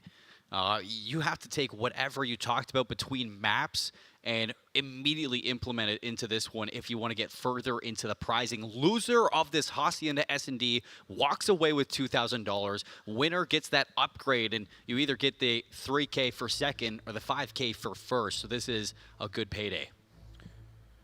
Well, we need to see some improvements from the Hacienda Search and Destroy that we did see in the last series. That was a really big problem versus Team Notorious. It felt like 4 or 5 Fears. They did not have a lot of answers. It felt like they were over-challenging, over-aggressive at times. We'll see if any of that will be dialed back or if any adjustments will be made. Gonna need it because Omid Brooklyn, well, they've been pretty precise when it comes to their Search and Destroy. One of the biggest issues has been those first bloods for Five Fears. Abe's going to open it up. Exceed follows up. Life advantage for Five Fears early, and you want to get this round 1 fast. And Brack, the last one up for what would be a 1v3. Only good news, he doesn't have to retrieve the bomb, but everybody going to essentially wolf back here while you have one player just still holding you. So we'll see if Brack gets a read on this. I don't think he's going to. But 45 seconds to work with. If you can get a pick, maybe there's a chance, and he might just play for the plant. So he will. Planted for Lambo. It's going to be exactly where Hicksy's coming from. And hope he's ready for it, but he's going to go through mid. This is the best place to be for him. Wow, the timing's going to be interesting because the way the bomb's planted, they're going to think he's maybe playing for office. But I guess you could also plant this for middle. So, yeah, they're going to clear out mid, and Brack just gets some unfortunate timing. So, Exceed there, ready to pounce, and make sure there is no chance at a 1v1 to isolate, and a solid start here right off the bat for Five Fears. Yeah, immediately. So much time for the defuse. And a lot better from Five Fears from what we've seen the past couple times this team's gone to the Search and Destroys. It's always 0-2 down, 0-3 down. Now you start with a round 1 win, a solid first blood from Abe. You don't throw that life lead away. Instead, you just get better and better through the rounds. And you don't give anything up over towards Brack either. Nothing interesting from Omid Brooklyn to bring that one back. So Five Fears, you get the defensive side. Now you swap over towards the attack. And we can see exactly what you're going to bring to this. It looks like it's going to be an A hit. And you're going to send 2 towards Dark to see if you can get that bridge control. Yeah, that will be something you want to put a lot of influence on. Brack going to get the double chow here through the left hallway. And Abe's going to make his way right onto the site, but not everything was cleared. And, well, a lot of players drop here for Five Fears, but one trade goes the way of ProLoot, as we'll see if he can try to make something happen. Fire, though, last one up. And they're just going to do a full wrap here through the back spawn. And for Fire, you want to disappear right now. That's what you're trying to do. And I like this call from Omid Brooklyn. Instead of taking the solo chows, they work together. And they're going to reclaim this top bridge. That's going to make it even harder for Fire to take this one. But he does have the AR. That is the silver lining. All right, he's spotted. So information gathered, 30 seconds on the clock. Fire almost needs somebody to kind of scam, give him a challenge. And they might chow it together. Bomb's going to be picked up. Could he make a rotational play? Has some options here. Timing might be good. He's going to take this one back over towards B. And with that quick check from Omid Brooklyn, they know this is a B hit. Yeah, they do. And he wants to get it down. I mean, he has to get it down. And, yeah, they're not going to chow. They're going to play the clock here. Fire not going to be able to play his life and can't even get the bomb down in the end. So very clinical. Omid Brooklyn not going to throw away their lives unnecessarily, and they'll just play that textbook. That whole round, I mean, we're going to look back at it at the replays later on, but ProLoot got some good timing over towards you. He was so patient on that execute. As soon as they recognized that it's going to be an A hit, it's then that he makes that attempt over towards the bomb carrier, taking down Abe. In one fell swoop. It sends Five Fears in a little bit of a scramble. to make that happen. And after Prolute gets that first blood, it's trades back and forth until Fire, who is all the way over towards that B side, he's the last alive in that numbers. So another big play from Prolute to kick off that round. Early shoulders, but no early chows here from the offensive side, but maybe a bit of a bait play here through the fences as you have the double stack over by B. You do have Fire that's top office that could very well give this a call out, and yeah, he maybe gathers some information. Nade's going to come through, but it won't connect. He is still the only one here, and Prolute's also forced to back down with some clean shots over the top. Prolute and Standy just waiting for these flanks to get loose. Hixie traded, still lives, but Fire has to win this battle over towards the bomb, but it's going to be a rotation from Yuli to get the 8 plant in, shifting into a better post-plant setup than just being stuffed into this B site in an unwinnable scenario. Life lead for Omit. And bombs going down, full commitment here. Standy over the top, trying to watch over his teammate, but they do still manage to lose Brack, so 2v2 we go. Abe gives you a chance. He's going to go back through your spawn. Standy, this is unreadable. Yeah, not ready for that one whatsoever. Trade, though, will come in. Abe now, 1 versus 1, up against Brack. He's going to spot him up top here. Goes for the chow and guns him! What a win from Abe! Oh my goodness, this guy doesn't miss. 3 kills in a row. We say Abe's got so close to winning these clutches. It's a 1 versus 2, or a 1v3. He's been there, and now he's done that.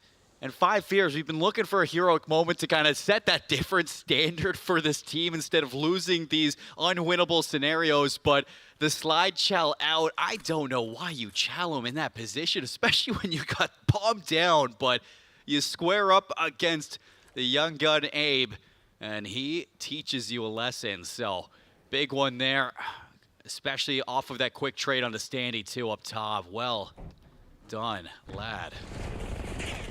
Abe's got to be feeling good after that. Great cover fire over the top. Might work out for what is going to be this bottom push through at some point in time from Abe here at P1. He's just waiting for the timing as everyone clears out and starts to spread out here to the side lanes. And Fire actually ends up coming up with a second onto Brack for 2 in the round. Looking to ride the wave now for 5 fears over towards B. The bomb is running. Quick trade from Brack, but it is still going to be a life advantage for 5 fears. They hunt down the rest of those players. And yeah, okay, here we go. I don't know the last time that we saw 5 fears up 2 rounds in a search and destroy. Yeah, today, I don't know if we have. I don't even know if we saw it yesterday. It's been a bit. It's been a bit. So feeling good here. And now you're looking at what's going to be a big bounce back. Omit Brooklyn almost feel like they're kind of playing into that fast, aggressive, looking for the chalice, but they're not winning the chalice here through the middle, which is, of course, what you have to do at times in Hacienda to be able to give yourself a bit of room and a bit of options as well, especially offensively. But we'll see what's going to change here. They are going to be, of course, on the attack. And, again, a big round that they're going to have to just try to clutch up. I'll tell you, the last time they were up 2 rounds was Game 5 on Dealership versus this Omit Brooklyn team. 6-2 win. There you go. So, put this team into a Game 5 versus Omit Brooklyn. They turn into the boat. Yuli going for a little dip out by the cabin here. He's going to wrap all the way around. And he's going to get to a pretty good position. His teammates are just going to have to allow this flank to unfold, but you are really relying on it to be successful before you're going to look to plant the bomb. But they're just actually looking to go, so Yuli's play can unfold in time. However, you do get 2 back. Exceed able to get 1, so Yuli on the flank, probably not going to be red. We'll see if he can try to come up with these kills. Both players going to be close, and no, Yuli can't find anything. 5 fears, they just hit it, and it works out successfully. It looks like they've just dialed things up to 200 for this S&D. An excellent play call read for that fast hit over towards B. The missed time on Yuli, maybe by margins, on allowing him to get into a position to stop that, but 5 fears, they don't let you set up. They get into a position to battle for that B space yet again. They shut you down, and now we look at Omit Brooklyn. Where has this team gone? Yuli, again, having a little bit of a poor performance, back-to-back Haciendas, and, Prolute as well. When he's not showing up, you see this team is struggling. Certainly going to need a couple players to step up here. maybe just get some momentum going. Abe, this time around, that mid play not going to work. Double chow here through the left side will also result in a second kill. So a much better start in round number 6 for Omid Brooklyn. Snap up top, not going to work. And now it's all down to Exceed. That is a flawless round and a big regain round here for Omid. Funny enough, you're looking at this scoreline too. Omid leading in the first blood column. So actually, this is the complete flip of the narrative that we had on this 5 Fierce team when they were playing, player down. They've still been able to translate into rounds 1 on this map alone. You look at Abe, that clutch that he had was a part of it. And that 1v1 has just sparked something new in this team that we haven't seen on a Search and Destroy just yet. And this map, they struggled against Team Notorious. A lot of it came down to just throwing different plays at the squad, but they have a deep strap book, and they're letting Omid know. He's gonna come out. Oh, easy read right there onto Yuli. But Trades gonna go the way to 5 Fears here thus far. 3v2, just about 20 seconds into the round, and the bomb's gonna be pushed back and likely won't go for our plan. And now you got a wrap happening here through the defense or the offensive spawn. How do you even read this? You do, if you're Brack. So that's exactly how. So you want to get that early scam. Bring it to 2v2, you spot the second player as well, so playing off that life, Exceed trying to constrict on the other side as they slowly push into a form to collapse on these 2 players. Fire's gonna take down one, it leaves Standy into the 1v2, makes it a 1v1, and even spots the cross, so Standy, if he gets the regen, he has a chance. Standy, Fire, huge 1v1 that could very well determine the results of this map.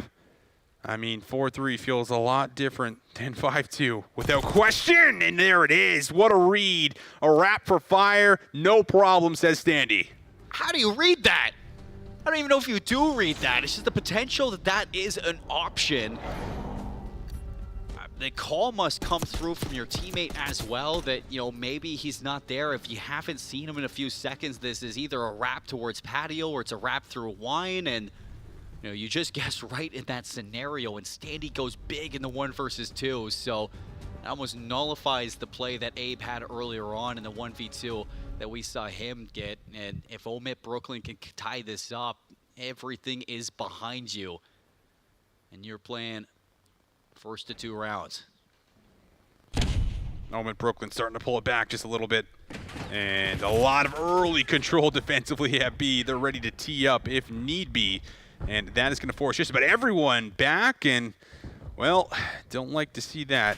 So, are going to lose 1, and now that's going to give an advantage here to 5 Fierce. With the amount of nades that Omid Brooklyn have hit over the course of this weekend, they were due.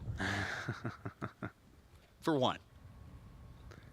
It happens to everybody. It happens to the best of us, too, but that, in turn, forces 5 Fears. They notice that this is going to send them into a little bit of a panic, so you pump the brakes, you go back to B, and the bomb site is wide open. For a second.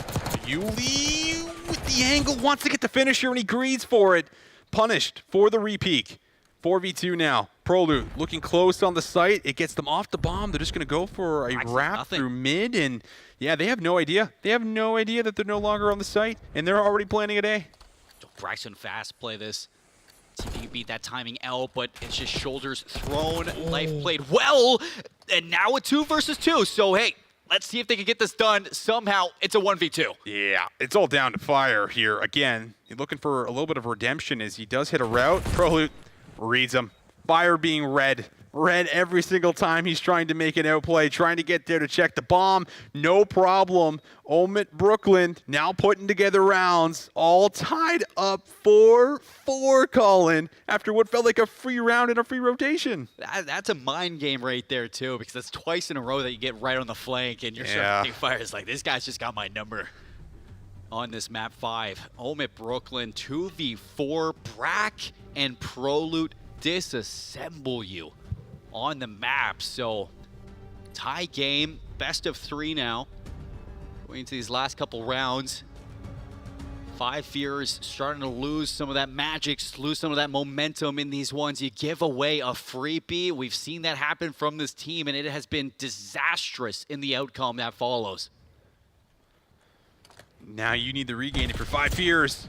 Oh, Hixie Exceed both on top of the rock. They will win some key battles. Again, ready for this initial push, and well, they're not going to stop, but Yuli gets a good look at 2. Flank to the middle, red. Fast round, fast response for 5 Fierce. That's as good as it gets for the team.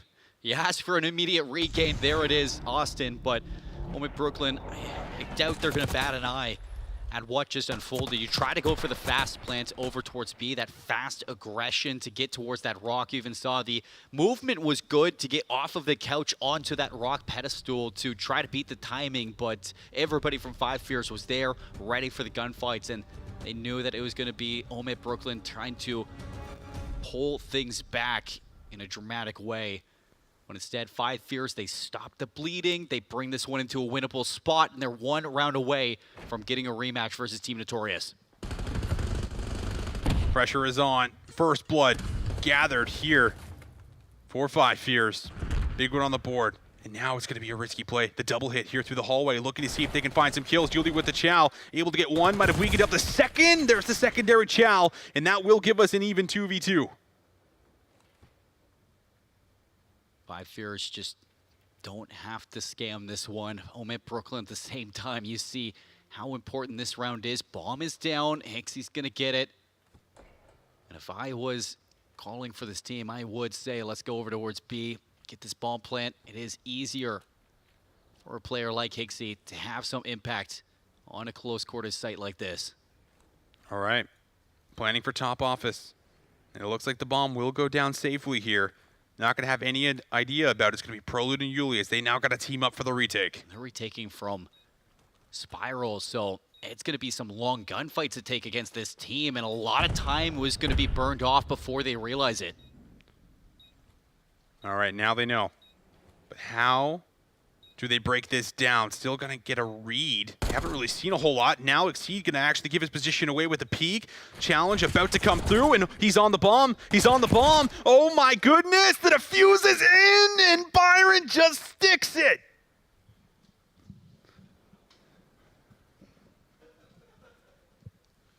How do you even call that? How do you even think that that's an option?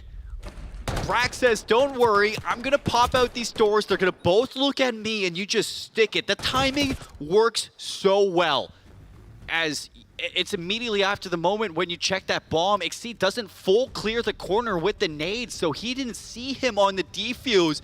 And now Austin, after Omid Brooklyn, I don't even know what to say about this team. It's a $1,000 round of Search and Destroy. Oh, it's a big round of Search and Destroy. Attacking will be Omid Brooklyn after what was a massive call to clutch up.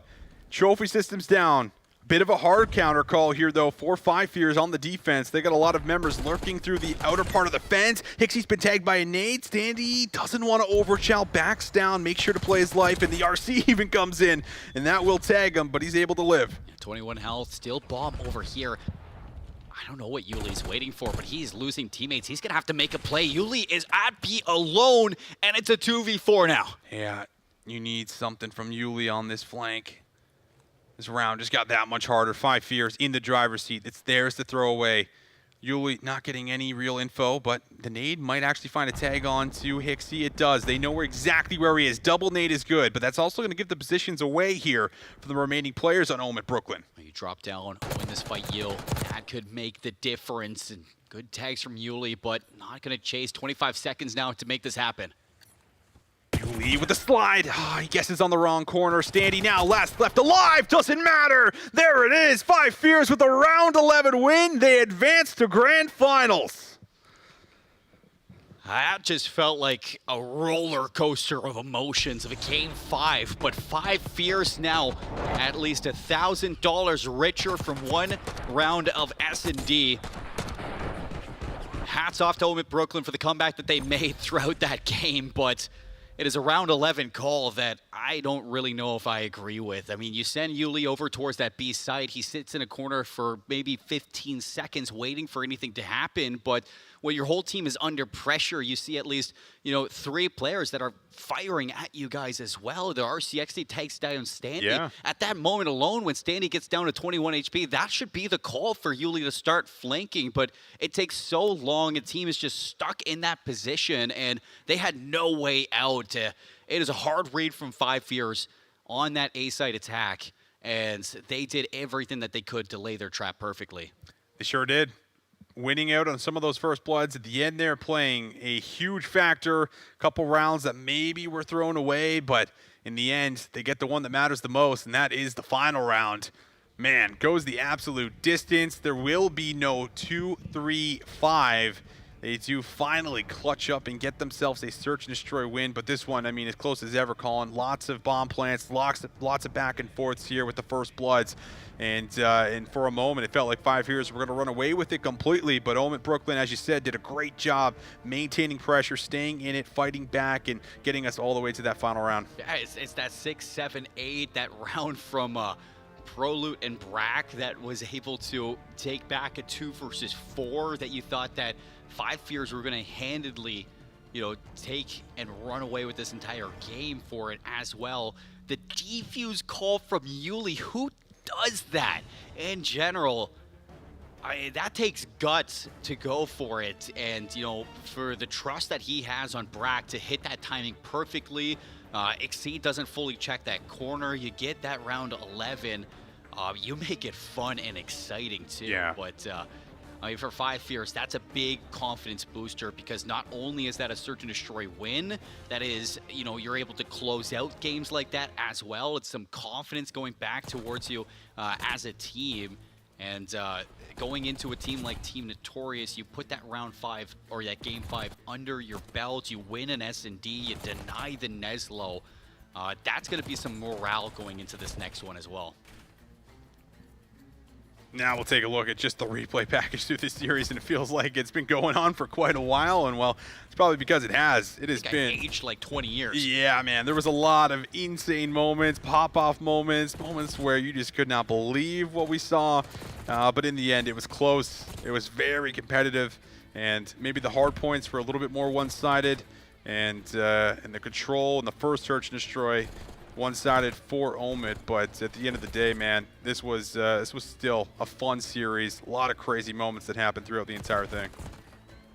Yeah, I think I'm gonna sound like a broken record when we just give him so much props, but when you put Abe into a roster that has such a good mind for the game, some good leadership behind him as well, this kid looks unlocked.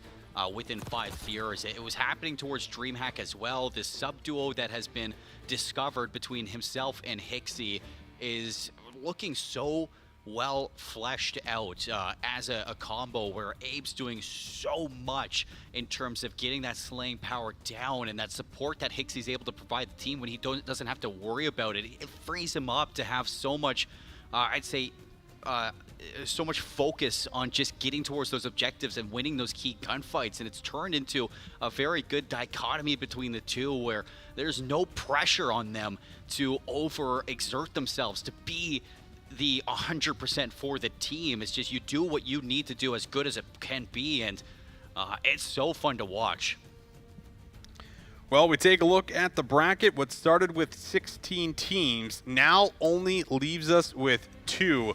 Omet Brooklyn, they bow out in 3rd place and will walk away with about $2,000 there for themselves. Now it's about the big money here coming into this grand final, looking for that big 5K in the grands, but you're going to have to get through Team Notorious if you are 5 Fears. This is going to be the rematch. Last time around we saw it today, it went the distance. It went to a map number 5, and again, it was a similar story where it felt like the hard points were going one way, S&Ds in control were going the other.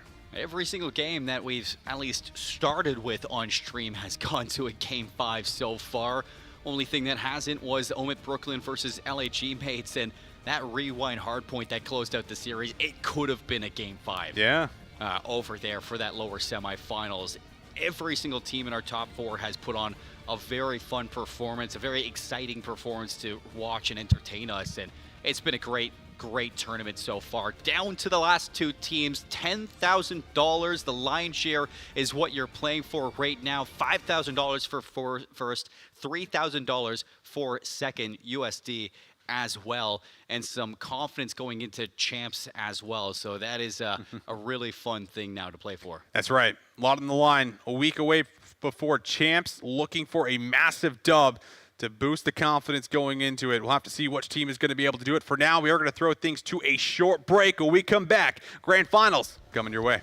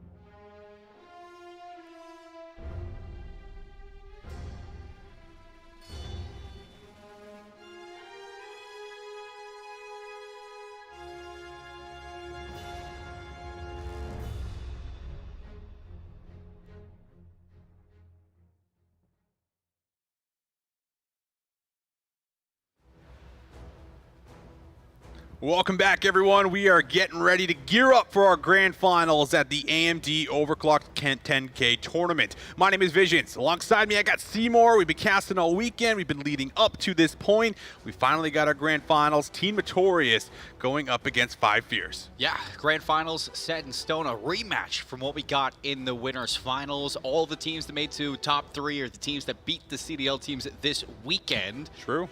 So everything sets up for the prizing, but for right now to figure out who is going to be the better team, that is what everybody is looking forward to. And I am just happy that I'm standing here in the studio. The sun is not as hot as what it was before, so I'm not sweating like I was before. True. Yeah, it's not as hot. It's going down, and, well, the temperature's going up for the in-game boys because these guys are getting ready to gear up for a best-of-7, so they got to lock in. Team Notorious, they've been sitting around for a little bit. A couple best-of-5s have obviously played out, but they've had a chance to watch over, I would imagine, this lower final, figure out what they want to do for as far as everything that's happened. But it's also a good moment to take a look at this bracket and see how we got here to these final 2. So, of course, started off with 16 teams, 2 of which were CDL teams. Now, again, only been playing for maybe the last week after going on a bit of a vacation, but I've come back in and the challenger teams have been able to beat them, knock them out. No longer here in the tournament, but you take a look at just the journey of both here, Colin, and they had to go through quite a few tough teams to get to this point. Yeah, I think that most notably for Five Fears, their run has been kind of crazy, especially considering you beat Rocker in a game 4, you move into this Omit Brooklyn team, reverse sweep them, you get Neslo'd by Five Fears, so back-to-back games that go to a game 5, and then you drop down for a rematch versus Omit Brooklyn, where it might not be a reverse sweep, but you get it done in 5 yet again. That is a very, very long bracket run from Five Fears. For Notorious, it's kind of been, all right, we want to test out our hard points, figure out what's going on for that map, get a little bit better in our respawns, but you 3-1 Omid, our DreamHack champions. You go into LHE mates, you beat them 3-1 as well. You move into that semifinals, and it's a really, really strong win in that Neslo that you have over Five Fears, but it's a very comfortable 2-3-5 where your Search and Destroys have looked good, your controls have looked competitive. This is a team that going into the finals, if they can figure out this hard point, I mean, it's easily the best team going into Champs next weekend. Yeah, I think that they are certainly one of the top contenders going into Champs with the boot camping that we've talked about, being together all year, the chemistry that we've seen. They are a squad to certainly watch out for. But at the same time, you know, are you going to be able to win some of these hard points where it has felt like maybe that's where Five Fears has the upper edge? On the opposite side, though, it's felt like maybe the Search and Destroys have been the woes going up against this EU team where you haven't really been that consistent. It's hard to say if it's a stylistic matchup or if Team Notorious are just that damn good when it comes to that game mode. But, you know, you feel like you're going to need to steal away one at the very least going into what will, again, be a best-of-7 series. But, man, today has been just about all bangers. We've had a lot of Game 5s that have played out here for us. We did tune into that LAG mates and Omid Brooklyn match there for the map number 4. That, of course, was a 3-1, but a lot of these games have been going the absolute distance. I feel like every single time we've been in a series, we've had a game that is just marginally close for some of the maps. And, yeah. You know, whether or not it's the hard points being 8-point games, 2-point games, 5-point games, or whether it's the Search and Destroys going to round 11 in our 2s or our 5s.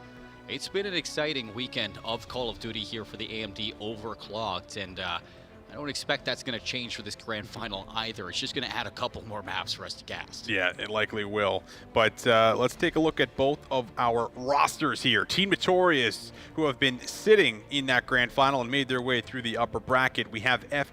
Afro, Eric Boom, and Rafi. These 4, again, have been playing together for the entire year. It shows, especially at this tournament, and everyone has been popping off in some way or another. But Afro today, he was putting up some ridiculous numbers. 49 kills when you go back to that rewind hardpoint, man. Like, those are some just ludicrous numbers. He was really trying for his team to put up the numbers for that map win. It was ultimately a 5-point loss to this Five Fears white team going into that game 5. They got a ton on the Hacienda, and they feel good. And the big story that we kind of came into today with is that this is a team that, above everybody else competing in this tournament, has been boot camping together the most for the past month. They've been inside scrimming, VOD reviewing, just trying to gel even more than they already have for the remainder of this season as you look towards champs to be back or two-time champions for the year, challenger champions to finish off your season and qualify for that EWC that's going to be happening next month in July. And I think that's really what this Team Notorious team is trying to hone in on, is making it to Riyadh, try to buffer out some of those mistakes and get back to that Miami way. That is certainly what you're looking for. On the other side, Abe, Hixie, and Fire and Exceed for this Five Fears roster. We just saw them coming out of the lower final, and they were able to clutch up that round 11 map number 5. So they get pushed and tested to the absolute max, but they're still able to come out with the victory and feeling pretty good about it because a lot of these guys, again, have also been stepping up. I feel like Abe, he was snapping at some of those hard points, man. There was a lot of clips, I think, that Ultra were tweeting out just with how he was just breaking down some of the setups, entering in, whatever it might be. He's been great. Hixie, we've talked a lot about what he's been able to bring to the table as well, Colin, for as far as, being that IGL in your team, but also putting up more numbers than usual. It feels like this sub-duo has really come alive this weekend. Yeah, I mean, Hixie looks the best he's ever looked all year long. And he's doing things that we don't normally tip him for, especially like the high kill games, the high kill death ratios. That's usually the things that he is talked bad about, and he gets the dirty work done, but it's still a negative KD. So sure. What is he offering some of these teams? Well, right now for 5 years, he's offering everything up for some of these maps that he's going big on in the hard points, and he's winning those rotation battles. And for Abe, like I said before, there is no way that this guy doesn't get a shot at least trying out for a CDL team very soon, because he is gelling so well with these veteran players, and with the proper leadership, he looks like one of the best subs in Challengers. And then, of course, Fire and Exceed alongside them. Exceed's been putting up some big numbers himself throughout the weekend. Fire had some great clutches in some of the controls. So a lot of players have been stepping up. We'll see who's going to really step up the most, though, throughout the best of 7. So speaking of the best of 7, let's take a look at our maps and see what we do have in store for you guys. We'll be kicking it off with a Vault hardpoint, which we haven't seen in quite a while. Protocol Search and Destroy, a Hacienda Control, Skyline hardpoint for our guaranteed first 4, and then we'll move over to a Hacienda Search again, a Protocol hardpoint, and if need be, we'll move over to a Red Card Search. But I think that's supposed to be a Control at the end. I think that is going to be a Control as well, where we see that Protocol all the way. I also think it's a Control because Protocol hardpoint's not in the rotation anymore, so very true. It's not really something we got to worry about whatsoever. Protocol hardpoint, it can't hurt you no more. So we look towards what we've seen so far, at least in the last best of 5 that we saw back in the winners final. You get a repeat of the Skyline hardpoint in map 4. You get a repeat of the Protocol Search and Destroy and the Protocol Control. Yes, that Protocol Control is all the way down in map number 6. Rewind hardpoint has been not brought into this map veto just in general, and that surprises me because it wasn't vetoed out either. It was the red card in Hacienda that gets vetoed in the hard point, so not having an option to play that rewind starts to deliver some question marks now for 5 years. When you're going to a Vault hardpoint, we don't see this team go to Vault hardpoint very often, and Team Notorious, especially versus Mind Freak yesterday when we started off the day with this map in general, Afro and Eric Boom, they looked unstoppable on this map. Rafi looked great as well. And this was a really strong map for Team Notorious in their map pool. Yeah, it absolutely was. This was one where they love to kickstart the series with the Vault hardpoint. It's something that they can rely on at times, and that's where you want to be in a position here, especially at the start of this best of 7. You want to be able to grab that map number 1, and you want to be able to compete in the hardpoints because, it's important to hit the note that, listen, last time these guys played in that winners final, it was by way of 2-3-5 that they were able to beat them. They actually dropped both hardpoints. So something to consider here for as far as the woes and, some of the mistakes that might have been taking place. But of course, having lots of time to go over that gameplay again, as well as watch maybe a little bit more closely on what's been happening in that lower final for the hardpoints and figure out just what 5 years have been doing so well to see if you have any counters potentially set up going into this. You think about it too, in the perspective of 5 years, you don't want to be the team that is just stuck on rewind the whole time for that hard point. So this could also be a case of trying to add another map to your pool see how you play up against Notorious on this Vault hardpoint. You know that they're pretty good for this map mode combo, so you steal this one away. Again, you're still feeling like the better hardpoint team, but again, you're just knocking Team Notorious down a little bit, going into that protocol search to destroy. Big thing is going to be those 2, 3, 5, and 6, and 7s, because you know, control's been a little bit of a toss-up for this 5 Fierce team. That vault control that they had against Omit Brooklyn, you go down 0-2, you let a couple of those mistakes really put you against the wall. Sure. Yes, you're climbing yourself back through that game, but you still don't steal it away. And you know, versus this Team Notorious squad, I mean, this squad hasn't been really letting up on any advantages that they've been getting. Well, everyone, it's time. Grand Finals here for the AMD Overclocked tournament. Lots of money on the line, but more importantly, the championship. Walking away with a dub a week before champs. Let's kick it off. Stuns, nades, everything bombarded right into P1 at the start. FDOT comes alive for a big double up and actually gets involved for a triple, and that's going to be Afro. If he's already frying like this, well, that's going to be a scary moment early on. Yeah, 3 in a row to open up this game. Flank from Hixie, trying to get behind. Eric Boom's going to spot that one and actually stops any attempt for the break from 5 Fierce for now. Now it's Abe's turn to try to flip out these spawns, and it is actually going to block FDOT. That's going to give a heads up over towards Eric Boom that there is a flank.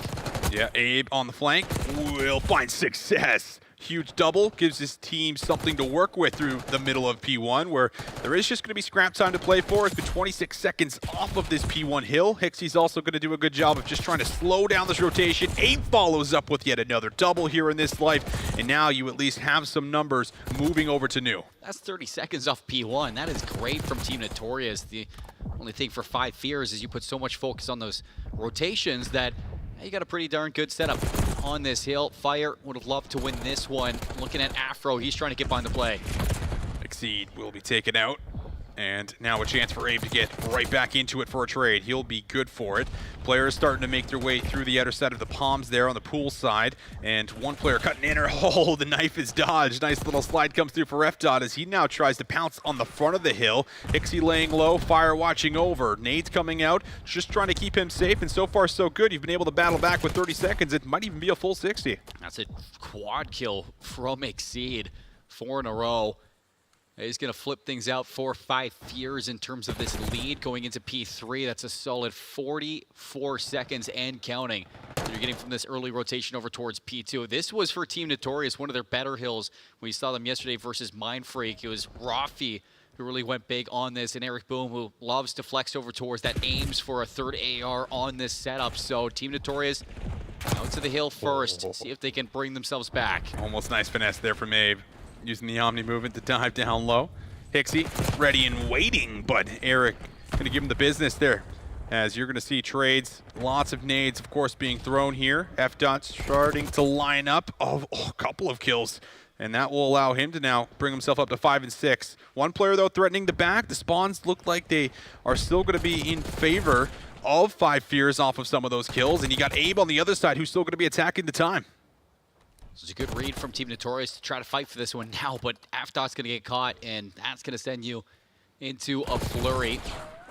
You have the space for the P4 rotation. P2 was lights out from 5 Fears, and another triple kill in the feed that gives no worry for this rotation to be broken. 30-point lead heading into the money hill, and 5 Fears in a great spot to really solidify a lead. Yeah, and Abe, he's just playing off of information right now. He's behind the entire play for this rotation. Rafi, the last one up, looking for 6. No problem for Abe. He lights it up early, and that's going to allow now all the spawns to come from the front. This is a great position for 5 Fierce. He looks final. Going to be shut down before that Hellstorm comes into effect. Exceed, however, continuing to make this very difficult for the break. Fire was the fight inside, swaps the AR. Hixie trades it out. 5 Fears stay inside the hard point. Still 23 seconds, and it's still red in the kill feed. Nobody falling behind on this 5 Fears team. Looking solid here. 5 Fears obviously coming off of that lower final. Very hot, feeling great, up by what is almost now about 80, 90 points. So remaining couple seconds. Gonna go over after everything's all said and done to the first set of hills. It will be 122-35. Team Notorious, I mean, the only time that they were able to get Colin was off of P1, and they're still at that time. Yeah, I was going to say that was 29 seconds off of P1. They're at 35 now.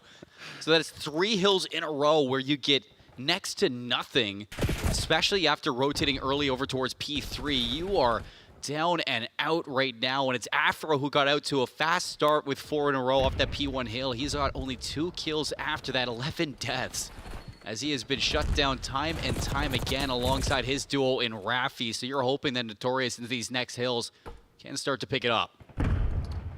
XE in the catwalk, loves to play this position, but gonna be red. Big pickup. Now we're gonna see what ends up happening. I'll just get confirmation that it's Abe's birthday today, so man's been a little saucy on his birthday. Yeah, happy birthday, brother. He's been playing extremely well. I mean, the KD is 17-9, and he's most certainly been feeling himself. So yeah, I think that's starting to add up a little bit, Colin. I mean, sometimes it comes with age, and another year through Call of Duty, and you are just leveling up inside the server. Abe soaking up the time, 17-9. The rest of the team's laying out. Last time it was Exceed to go big on this hill set up. He goes down early. It leaves Abe alone. 3 HP, not able to finesse this time. Eric Boom for the backup. You have to set up for Team Notorious, but you're fighting from the front. Fighting from the front, Eric Boom. Good nade. It's going to slow things down just a tad bit on this push through the back, but they do deal with a couple kills very cleanly. Abe, no problem. 4 go down, and just like that, the break is in, and this is a big 25 seconds to try to collect as you start thinking about what is going to be this rotation to new. That's a moment that you wanted to see Notorious walk away with the lion's share of that time, but 5 Fears, their breaks are non-stop. Abe, he is always involved, heads up, listening to the comms, and following up and doing his part. So 100-point lead heading into this third rotation. And you can see that F-Dot, he is looking to take this battle versus Hixie in art. But with that and Hixie's position, this is going to be in 5 Fears' first to P3 now. Looking to find that 200-point mark. 5 Fears just a little bit faster on the map, picking up the kills. Clean shots over the top from Exceed. Gets a good read on Raffi, but won't be able to combine the double. So finally a chance for Team Notorious to start getting themselves on the time. 30 seconds left to grab on P3. You also want to try to play for that flip, which is exactly what Afro could be threatening here on the attack. But Hixie now realizes I got to attack the time myself. Tries to put some pressure on the hill. The rest of his teammates follow up. Trade's not looking very favorable right now for 5 Fears, and Eric Boom makes light work of just about everyone. 3 players, positive 20 kills for 5 Fears. Abe, he is not alone in this endeavor, but for Team Notorious, you're still seeing some issues coming out from somebody who has been lighting it up all weekend long in Afro. 18 deaths, 11 kills. He has not been involved in the time as much either. The whole team falling behind in that category, but you gotta start waking up. You've been out of the server for 2 series in a row, so now you're here for the grand finals. You do not want to slow down at the finish line. Oh, it's a self-stun, but still able to come up with a kill, and you got a player down low as well, so this is certainly going to be one of the key moments if you're going to start to bring this one back as Team Notorious. Eric Boom helping on the cross. Good team shots all around. Okay. Exceed really the last one up to try to threaten the hill, and he does get one off the time, but he is quickly traded out, and this is a big moment here for Team Notorious to get some critical time. This is the best we've seen them in the entirety of this game so far. A solid setup over towards P4, 20 seconds. That's going to bring this one down to about a 60-point differential heading into the third set of rotations on Vault. So now you think about Notorious, what comes next? It's trying to break out of the spawn, and Hixie's going to be looking to make that difficult. Hixie playing for exits. Oh, that's just about as good as you could ever ask, and also draws F-Dot in for what could be a secondary chow, but can't get the reload off in time. So a couple kills here for Team Notorious as they will start working their way to P1. Abe on the flank, looking to pick up Afro. Chow is good. Catwalk control is in. 5 Fears have a lot of options to try to threaten this P1 break, as you do see Team Notorious work themselves in for a very quick moment. Shots come through again. Abe just too slick with it. Couple more kills good for 5 Fears, and they will take Team Notorious off the time. Hixie and Abe, again, dynamic duo for 5 Fears.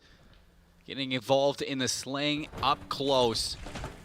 Nothing to do for Fire and Exceed other than play around this objective time.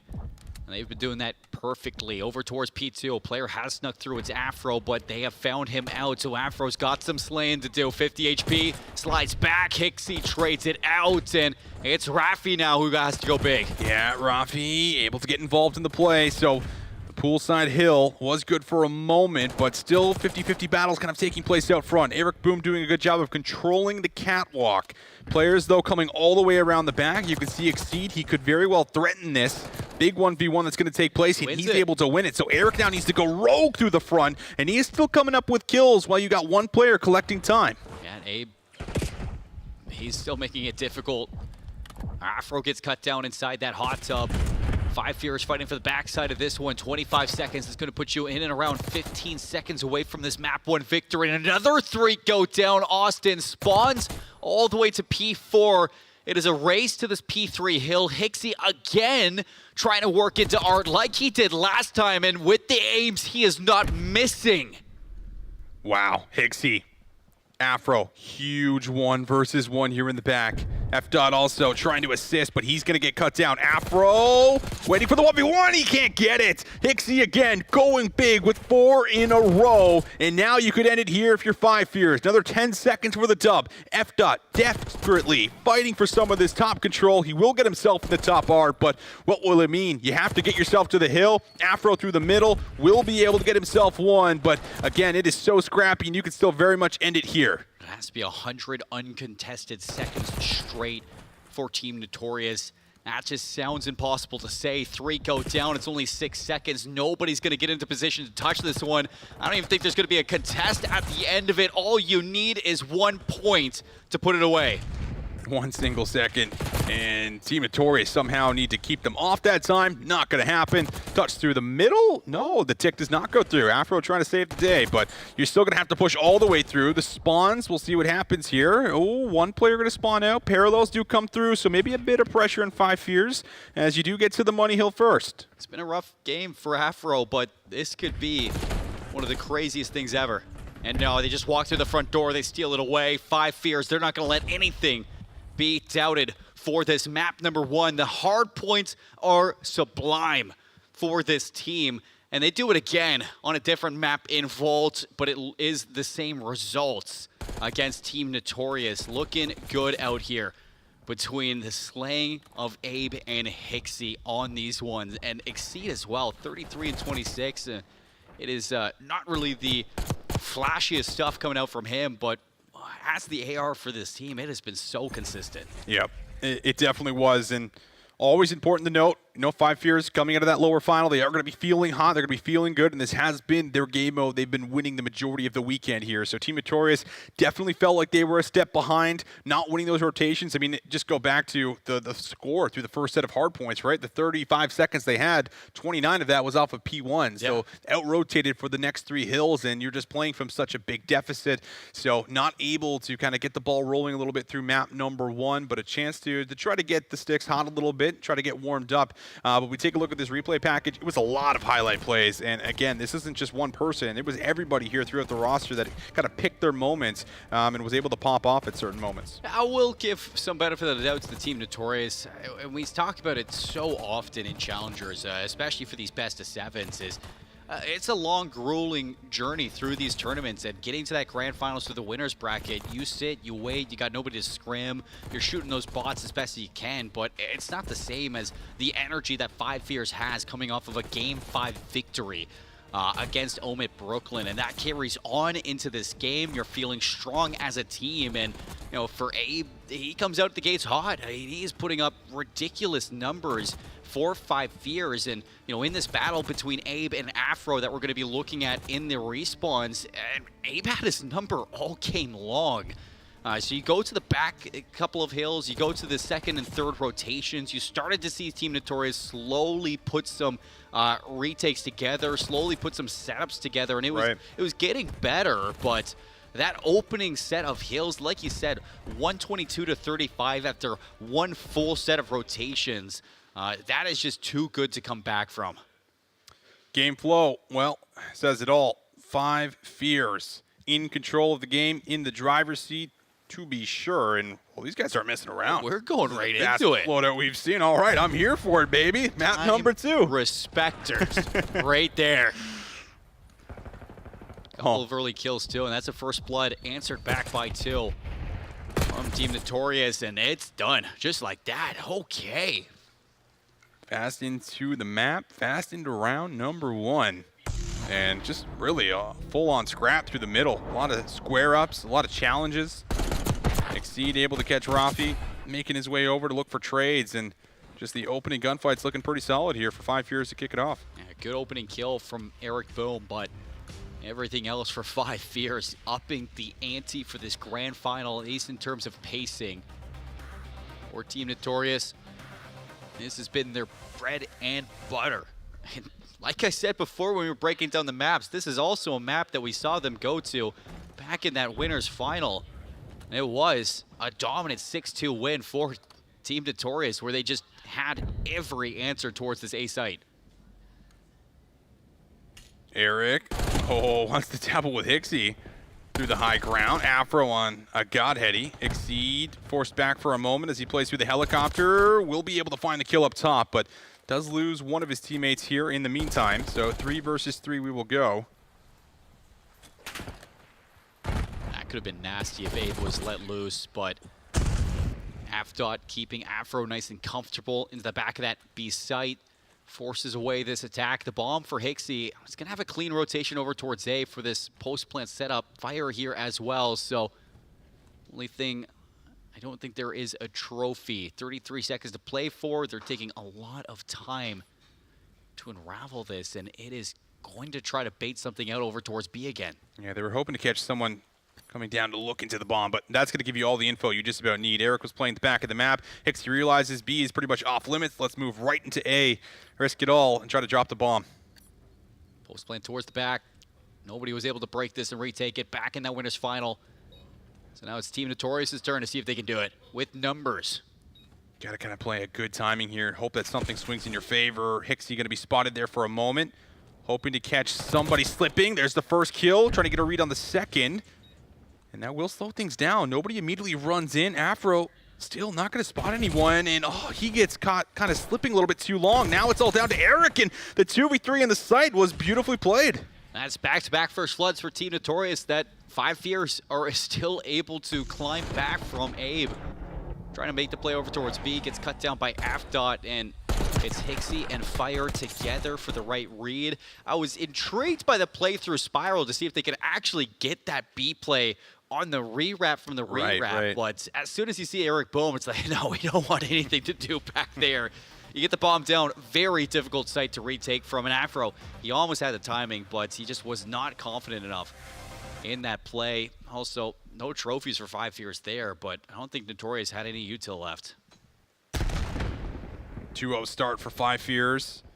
Starting to fix some of the S&D mistakes that we were seeing earlier on. See if they can continue it. This time it's back to basics, though. Team Notorious, fast plan.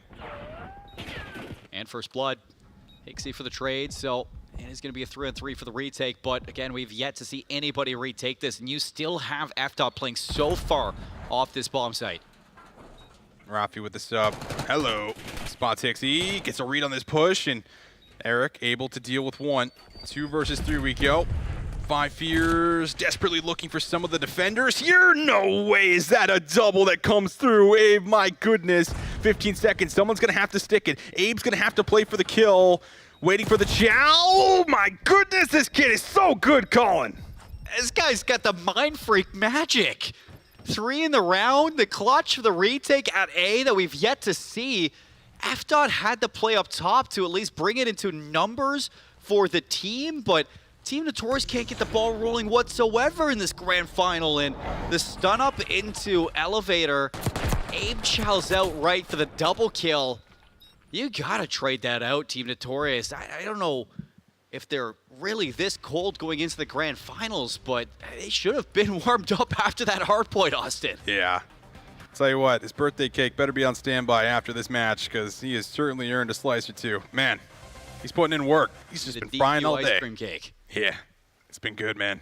It's been real good. 5 Fears, 3-0 up. Team Notorious just have not been able to put it together. been very slow start, but the first bloods have still been good at times. They will draw another one, and a quick second will actually follow. So this is finally a moment here. Team Notorious have a massive numbers advantage in round 4. It's 4 unanswered first bloods from Team Notorious and bomb down at A.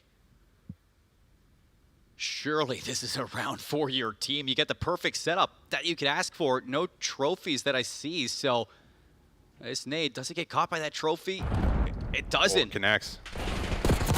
Beautiful. Able to get one. Oh, secondary chow, though. We'll get the best of them. You can see the idea. It was a good look, good attempt, but won't be able to fully gain control. The early numbers advantage really paying off. Even looks like such a battle in these end fights from Team Notorious just to win that out. The confidence in that double chow down the elevator shaft was shown for 5 fears, but I mean that's a good call from Team Notorious, who just continuously put up those first bloods. You get over towards that A site, you shut down that bomb carrier right away, and that puts 5 fears in tough spots like we've seen. This time they just convert it into a round win, which they have had plenty of chances to do. Team Notorious back to basics. It's a fast plant. Right onto A. Hixie thinking about chowing it. He just wants the info. The stun's going to let them know, yeah, they absolutely have control down here. It's a triple chow on the staircase. You're good to get one there if you're Abe, so he'll take that. Oh, that's a snapper from Afro. He's able to deal with Exceed, and now that might be the green light for the bomb plant, but Hixie's still lingering, looking for what could be a pick. Perfect nade, perfect shots. Team Notorious with a near perfect round off that A take again, something that really lit the way back in that winners final when these two teams squared up on this map mode combo. So going into the A site, down that elevator shaft, and Afro is soaring now for the team when he wasn't there in map 1. So we see him early catching the RCXD, you get to the back, you bait some players down the staircase, the triple chow baits out even more.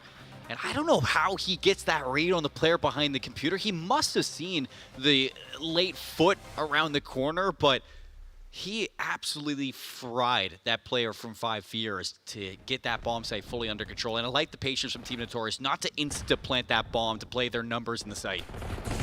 Team Notorious stepping up in a big way. Another first blood. And they are doing a great job of now shutting down Abe early in the round. You want to do that as quick as possible. Good nade connection though. Exceed wants to follow it up. Hixie able to get involved with the nade himself. So the double nades will work out quite nicely, and that will allow a bomb plant. 5 fears starting to feel some pressure on the past couple of rounds. Can you stop the comeback here and now? Hixie's gonna get the read onto the elevator drop. Eric Boom goes down. 1v3, big door slide. F dot traded out, and 5 fears gonna bring themselves back. So solid post plant hold there, just catching the timings perfectly right. I think there's a missed call on that drop from Eric Bohm, just a little bit too early from the rest of the team, Austin. So you drop down, you get caught, you put the rest of the team into a tough situation where they have to chow later off the regens that 5 fears are going to have. And that's a great way to bring yourself back into a 2-round advantage. You started to see things slow down for a second there. 5 fears feeling good on the S&Ds again. Crucial round to be sure. Make sure the momentum does not start to sway one way for Team Notorious. Finally going to give B a look. I almost forgot we had another bomb site. Everything has been kind of happening around A. But looks like this might be red. Exceed all the way in the back. However, Eric's in a position where he should be able to get this bomb down, and that's exactly the case. So now you got to play for the post plant, and you've already lost one. 3v3 now as things are getting traded out. Look how far away F-Dot is from this whole team. So he's really banking on this helicopter to be contested. Nice read from Afro. Holds down this post plant. 3v2. Not going to be easy as F-Dot's actually wrapped all the way around your side, so he's giving some great information to his teammates on where to look. And yeah, they're looking in the right direction. Last one up going to be Abe. Almost an impossible situation. F-Dot just needs to play his life, and might not even get a look at the first one. But no, Abe does manage to kill one. That's okay. Team Notorious with a great play over at B. It's very comfortable on that side take as well. I see it.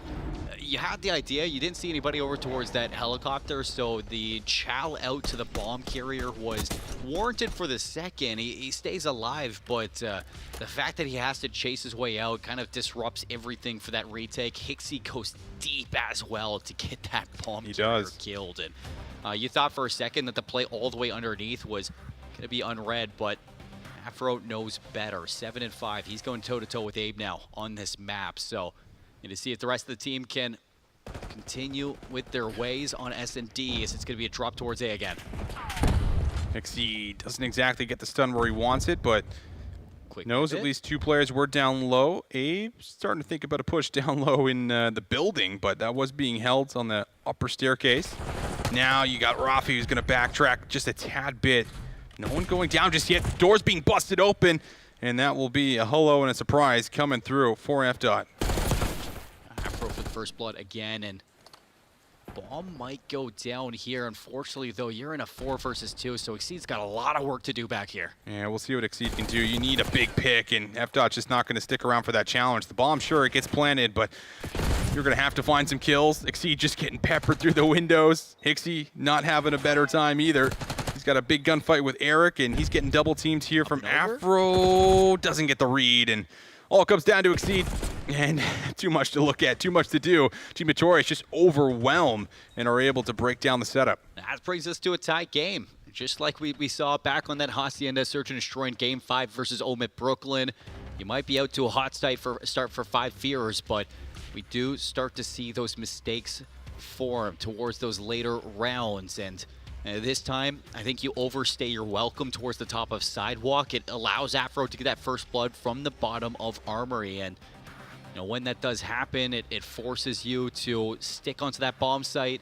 Fire gets isolated, and you're starting to see 5 Fears play a little bit separate than what we saw before. And Team Notorious are happy to pick you apart in rounds like that. So tie game for Notorious. A hit to see if they can take the lead. Yeah, they're teeing up. Oh, what a chow that is from Hixie. And yeah, that might be, oh wow. Eric's actually able to get one. Looked like that maybe by way of trophy, but 3v3 we go. And they will be forced out of A at the very least. And it's all about, what are you going to get here if you're Afro? And, well, Afro's able to get one. Does he slip away? Yes, he does. Hixie just can't track him down. Numbers go the way of Team Notorious. That's just some lives that are thrown away for free by 5 Fears, not fully acknowledging what is possible. And the rewrap back in for Afro. He's getting a lot of information. And you can hit out both for free. Oh, he spot one in the back. Huge win. And now it all comes down to Hixie, and Afro, I think, is maybe onto his positioning a little bit there. Forced to come up the spiral with pretty tough defensive round as the bomb's going to go down and has the sub in hand. Just do it. Full send. Right into it. Gets the kill. Trade it out. That's your best shot to that round, though, Austin. You jump in there, you get the bomb planter. You hope to God that there's nobody there to trade you out. Fortunately, there is, so Team Notorious off of another round win. That is them taking the lead now in this game. 3 rounds in a row on the Protocol S&D. And after 5 Fears starts so good on this map, too. Yeah. This would be almost devastating to lose, but this is really testing the mental of Team Notorious, and they are resilient, and their bounce back is so far better. Been looking pretty solid here. 5 Fears have been running out of answers, but gonna need to find one on the offense. B's wide open. B is wide open, and it looks like they might be able to play for a plant. Usually it's F-Dot who plays all the way by that back gun, but he is not in that position, which means that this bomb should go down. And Rafi's late to it, so it's gonna be a struggling retake. Nobody even going up top. Grandma's. It's going to be a P2 hit from Afro to see if he can get any angle on these players towards P1 and Grandma's. Afro, important role here to try to get yourself a kill onto potentially Abe. Might have been able to see him. Yes, he does. Finds it cleanly. Do they get the read on the second? Yes, they do. Both players eliminated now on their side of the map. You have eyes on Exceed, who's just getting peppered. nowhere to go, but Hixie maybe here to save the day. Exceed has been finessing, so Hixie has a chance maybe to buy enough time. 13 seconds on the clock. Exceed the last one up. You gotta go for the plant. The toe's being shot. Eric has to slide, and oh, Exceed gets there. Rips him off the bomb, and the 2v4 comes through to get us to around 11. Exie makes the play, though. The double kill from P1. I wish we were on his perspective because I gotta see what he just did. That had to be the most ridiculous second kill ever onto Eric Boom. But again, Exceed finessing towards helicopter. He has the smallest angle onto that bomb diffuser. I don't know if there was enough time for the defuse. It was close. I think so. I think he got really there. Close, but nonetheless, there's nothing left to doubt whatsoever. Round 11 for 5 Fears. How about that? Yeah. 2v4. That gets the blood pumping a little bit. Gets the people going. Gets the people going, indeed. All right. Round 11 we go. Attacking is 5 Fears again. Defensive look going to be very different, and that means that this site is wide open. You could go for a fast plan if you want. Choosing not to.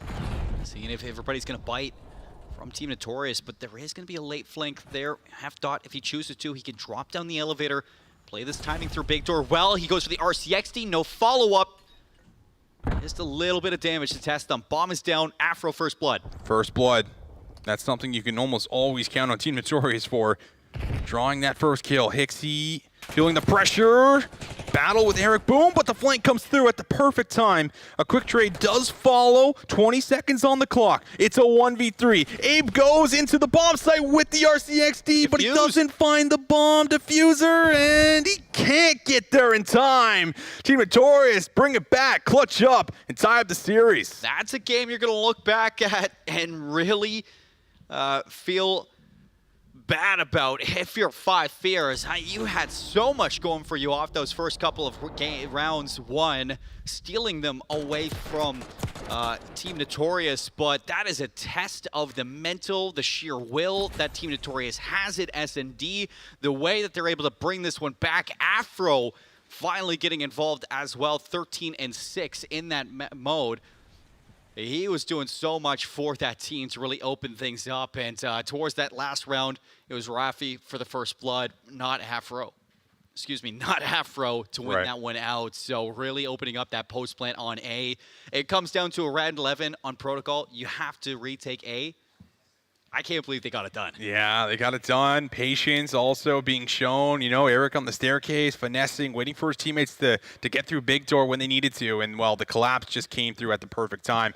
Man, banger search and destroy. I mean, a lot of these maps have been bangers. That was really the first time, though, we've seen 5 Fears actually have a hold of the map and felt like they might have been able to run away with it. Not the case. Team Notorious with 3 rounds in a row, just about halfway through that search and destroy when it was 4-2 up for 5 Fears, really showing us the ice. And that's something that Eric also talked about, saying, listen, it feels like this year we've really had some of those icy moments where we've been able to rely on one another to clutch up, win their ones, and get in there to make sure that we secure the dub. That was a great moment of it right there in the round 11. Yeah, and to do that after getting 2v4'd in the round previous, that is really strong to ice up for Team Notorious. That could have been so much worse for you in this grand final after losing the hard point the way that you did back on Fold when 5 Fears were happy to square up on a map that you're comfortable with. You get blown out of the water, you get into the map 2, is a little bit testy at first. You think that maybe this is the moment where 5 Fears have leveled up on the tournament to finally start clicking in these S&Ds, but it is not to be this time. Team Notorious, they steal it away. We are tied up in the best of 7, and that really leads into a really strong grand final showing for both of these teams. Slate is wiped clean going into the rest of these maps. Take a look at the overview, and yeah, a lot of first bloods that were going the way of Team Notorious. Doing just an excellent job of using that man advantage, especially through the second half of the search and destroy. That's where it really started to pay off there for them. But 6-5 victory comes down to that defuse. No problem whatsoever. Abe almost lines up a double if there's no flak there. So that would have been maybe a little bit more insane, but not in the cards. Doesn't work out that way. And we got ourselves a 1-1 series tie. It's a good series because we got Fantastic. the tie game in the grand finals. The team out of the winner's bracket isn't going to start falling behind. EU's still doing EU things with their search and destroys. We're going into the control next very, very shortly, Austin. And this is going to be very telling with how things are going for Team Notorious because that map one, a little bit scary thinking about it going through the rest of it. But now that your team is awake, ready to play, Yeah. going to get hot on the sticks, this could be a very different answer for the map up next. Well, we'll see what they're going to be able to do. Just another reminder, make sure you guys do go over to the Toronto Ultra Twitter. If you are looking for a free graphics card, retweet, like the tweet, tag our friend. Let us know who you think is going to take this grand final. And also, make sure you guys head over to AMD and AMD Gaming. Give them a follow, guys, as they're putting on this tournament. And, well, we love Call of Duty action. We're getting it a week before champs, the teaser, if you will. So, big shout out to them. But for now, we will throw things to a short break. Get ready for map number 3. Don't go too far. More Call of Duty coming your way.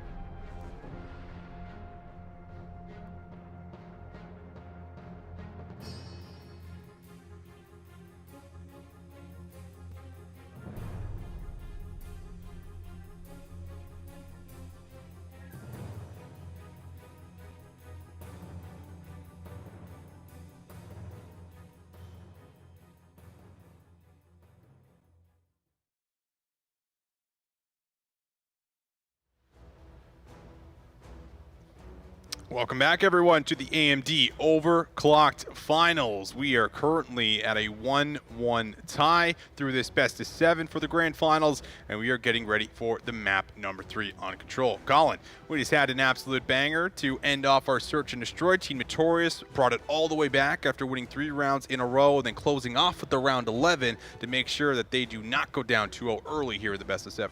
This is a big one for the side of 5 Fierce. I'd say more than Team Notorious because consistently over the course of this entire weekend, Team Notorious have been good for the 2-3-5s. Their Neslo game has been on point. So feeling good going to the Control, especially after clutching up that game number 3. We were wondering where Afra was in that map 1 vault hardpoint. Well, he found himself in the protocol search and destroy, and he really took over for the team. But just in general for Team Notorious, I mean, they had the winning, I say, mentality from start to finish. They were winning a lot of those opening duels. They were putting themselves in situations where they could win those rounds. And when they started clutching up, it was just slowly and slowly building our way back in towards that game. So for game number 3, like I said, the slate is wiped clean on both sides of the field. So this control is going to be not only a swing map for the series, but I think for the momentum of where these teams are going to head into that map 4 hardpoint. Yeah, I like that. And we can maybe take a look at just all the maps that we do have here for you guys again for as far as what is coming up. So we do have the Hacienda control, and this will be an interesting one because we've seen a lot of the other two and haven't maybe seen a ton of Hacienda control per se, but we'll see what ends up happening for as far as the matchup between the two squads, where you are now a little bit warm, right? I think, again, that first map on Vault coming through here for Team Notorious, again, they've been sitting around. We kind of always talk about this in tournament play where you're not always, you know, ready and kind of hot with the shots. So got to get yourself that warm-up map, and now that they've been warmed up for a few, I'm excited to see how they rebound and respond going into this control to potentially take the swing map. I think one thing I've been most interested with on Hacienda control between Team Notorious is the fact that every single time we see them on attack, they opt in for that A zone first, especially going for top open control, trying to get their area set up in a good spot to get the harder of the two objectives done fast and allow that snowball to happen over towards B, where you can get that tin control, where you can get it towards office and really lay the hurt down on those spawners from the defensive side. But the big kicker is that if you fall short of this A zone early, if you go 4 down, then it's really hard to find your way back into the map. Little pre-fire comes through for F-Dot as the initial challenges take place, of course, up top for the ARs. Abe going to take a little peek through connector, and we'll be able to find one. Wants a challenge for 2, backs down wisely.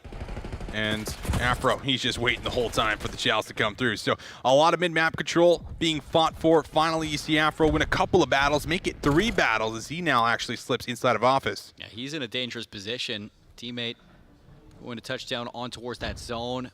F-Dot is there, but you still have some members of Five Fears around to worry about, and they're going to get the kills necessary to take you off the objective for a second. They want to get this segment secured, and they do. So at least one tick over towards A, and that is going to allow F-Dot to fly forward, but Exceed is going to catch them, and you're back to square one right now for Notorious, just trying to touch this A zone as much as possible. Rafi has been, you know, off to a pretty slow start, I would say, through the first 2 maps, but this is a moment that you would really love to see him heat up, and he is doing exactly that. Rafi now up to 5 in a row, watching over his teammates at A. That looks like a second tick, and it is, in fact, a second segment at A.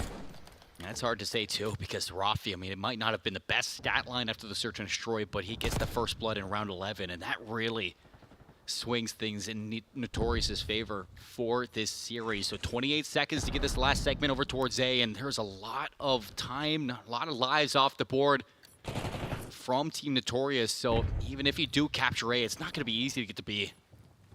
Well, only 15 seconds left. A lot of that dedication brought into the harder of the 2 zones to typically get. Exceed, just trying to play his life, but not allowed to do so. Will be cleaned up. Shots over the top, clean from fire. Good tags also onto F-Dot, but you still got Afro alive and well, just trying to secure that final segment, but the clearance was coming through for a moment. Contest on the point, and well, how about another double coming through? A triple for Abe as he runs right through you. Finds himself a big moment, and F-Dot also taken out on the B point. One more chance for Afro. Touch over towards this A zone, still only a life differential of 1, so if you are able to capture it, then you still have kind of a chance, but it is an uphill battle. A zone's going to get secured at the last second, and there's a 9 lives playing at 10. Team Notorious still have some work to do, and you're looking at Eric Boom to go rogue now. Top office. Yeah, big position, good shots.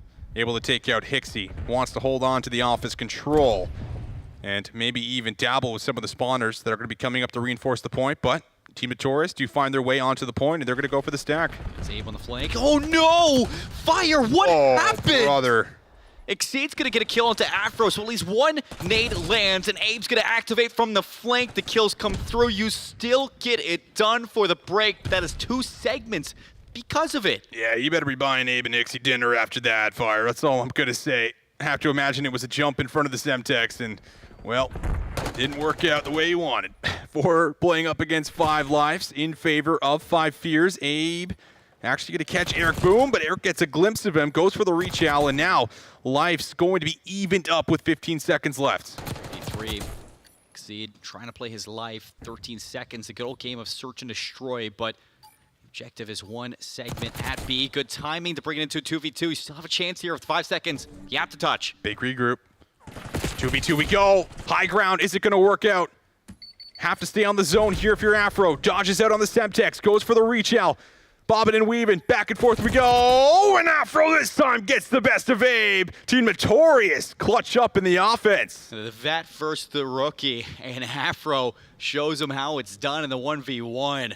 That is a round that, looking back at it, Team Notorious had no business winning, but you give them the chance to capture that A zone, and life lead gets cut down. Eric Boom catches a couple of the respawning players towards office. You open up those opportunities on A. A teammate from Fire onto himself and Exceed that allows for 2 segments at A as well. And 2 lives as well, you think about, right? Everything falls apart there for 5 Fears. It's exactly the same thing as the Vault Control back in the matchup versus Omit Brooklyn. That first round you should not have lost, but now you're going to have to play a pickup from what is left. Oh, good wallbang shots. Will connect for the first blood to start to open up some of their control around A, and they will follow through with a quick jump on the on the zone, excuse me. Big battle going to come through there for Fire. And now you got Abe, who's also going to be able to get a forward position if he wants. He can backtrack in the first segment. Locked in today. Still working on getting this one captured early. Second segment there. Abe heads up over towards the flanker. Afro's going to be caught. Once Rafi caught there. A-zone gets secured already. 2 minutes and 10 seconds to get over towards B Austin. So 5 Fears quickly shaking off the abysmal round 1 that was swept underneath you, and you can see it here. Abe and Exceed, they are doing their best. Fire and Hixie struggling right on this map. Nice little dodge of the stun. Exceed, though, still ready for the challenge. Not going to get the best of Afro.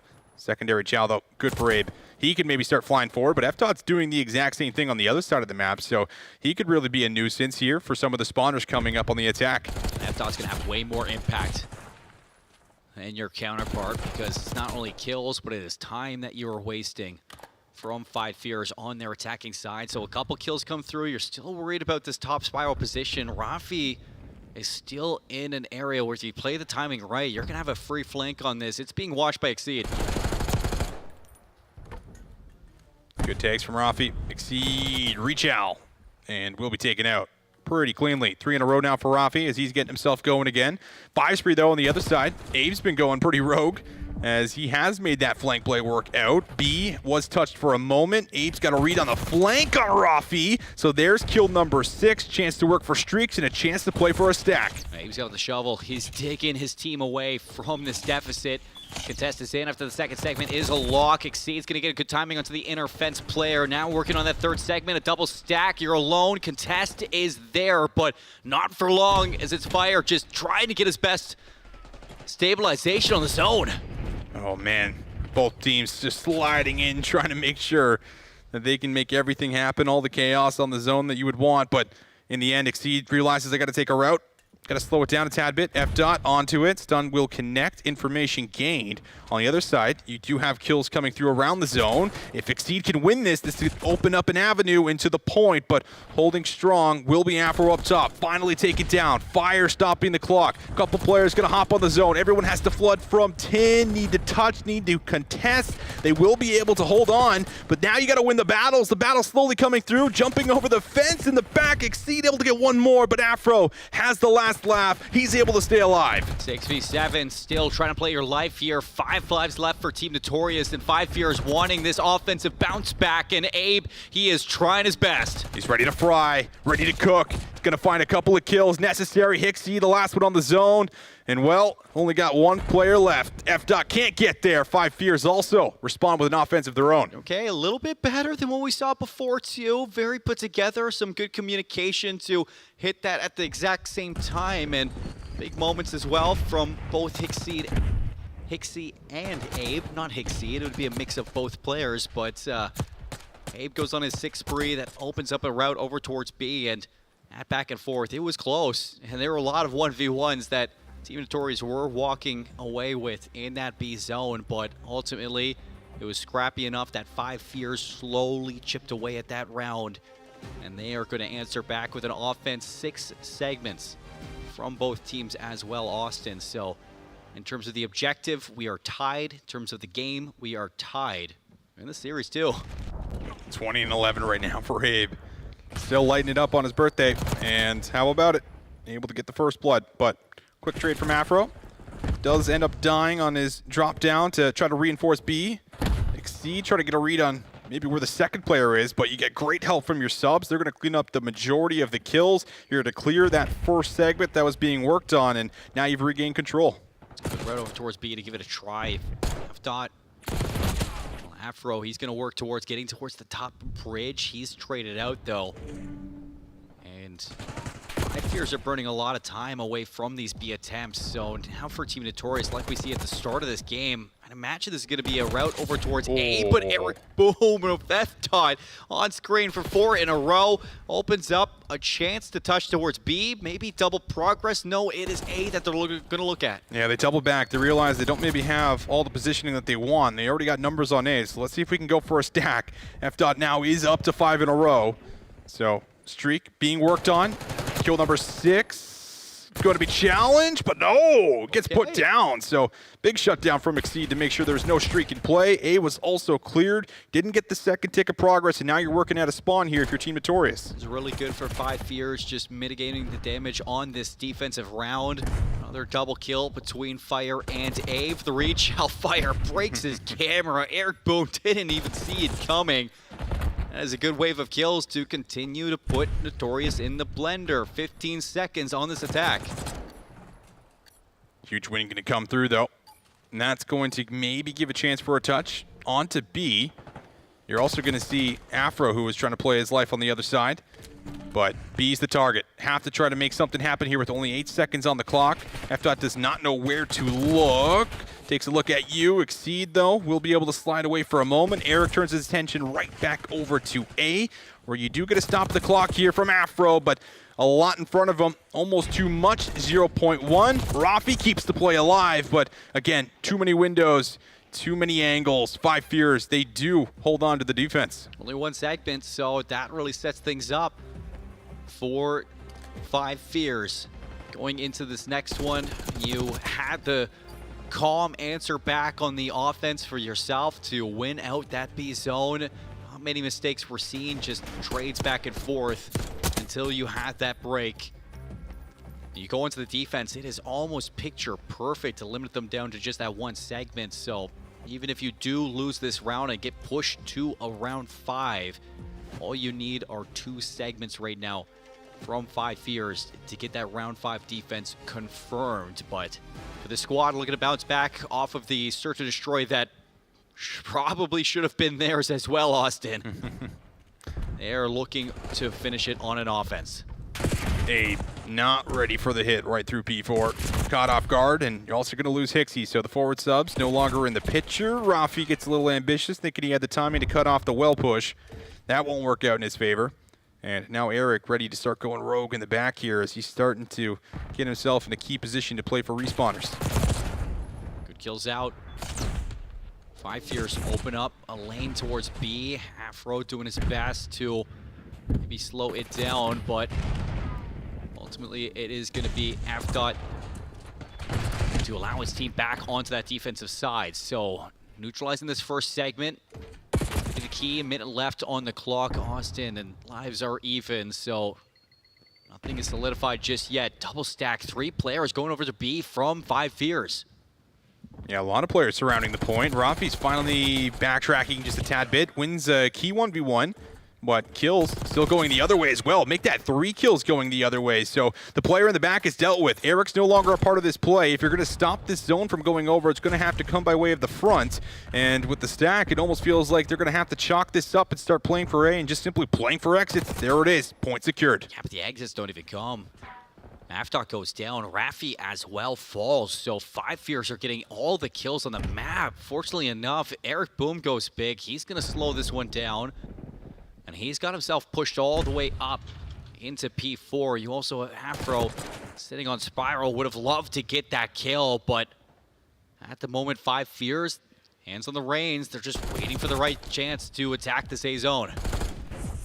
Rafi holding on to the right side of the fences, making sure no one's going to slip through, and now you're getting some top control here as well. So by no means a terrible spot for Team Notorious, but it could all go awry very quickly. Patience going to pay off for Eric, who's seamlessly finding kills after kill.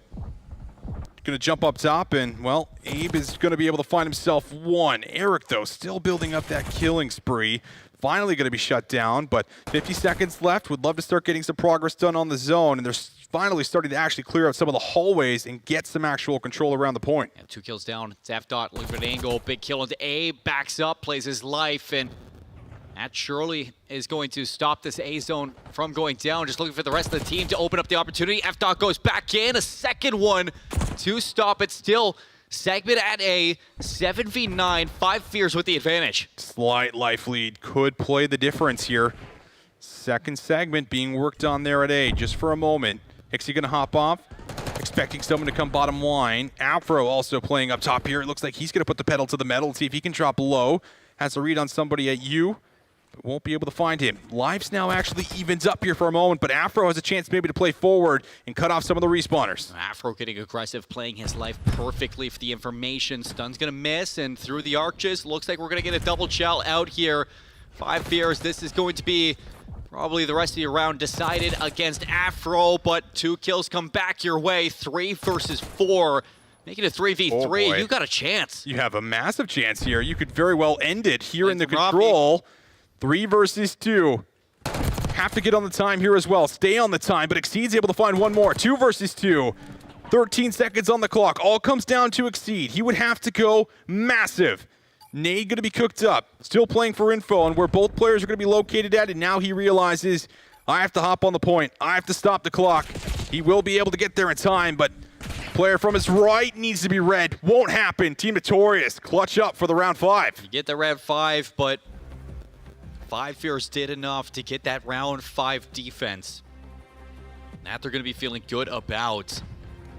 A close one to maybe put this one away in 4 rounds. Give yourself that series lead again off these respawns, but it's the way we've been seeing control so far, Austin.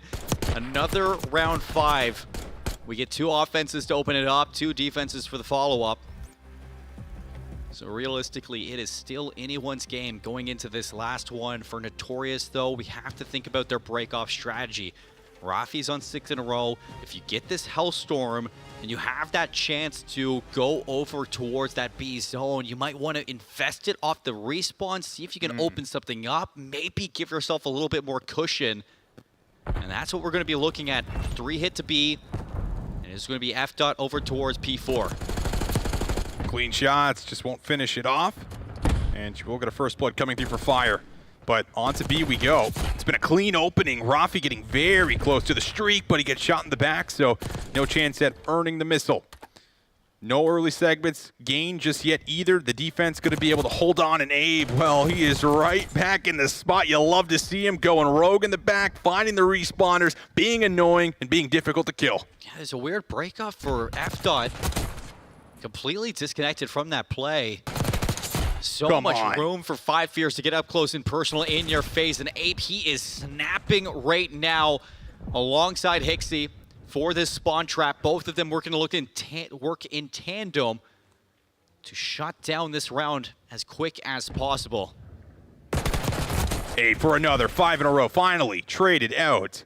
Important to note that B segment was not fully completed, so are going to need at least just a second more on it. Almost a lineup for Fire, but won't be able to complete it. Eric, big win up top, quickly traded out. 16 lives remaining for Team Notorious. Even if you are able to grab this B zone, you're going to be drastically down in lives to try to make something happen on the second zone, but you still got defenders nearby, and you still got Exceed up top, giving you great info on the push. That's a good kill from Rafi, but nobody else for the follow-up trades again for Team Notorious, and there's 12 seconds left at the respawn. I don't know if it's possible. You gotta rush to A, and that's your only option. Gotta get a touch somewhere here. Hixie holding up top.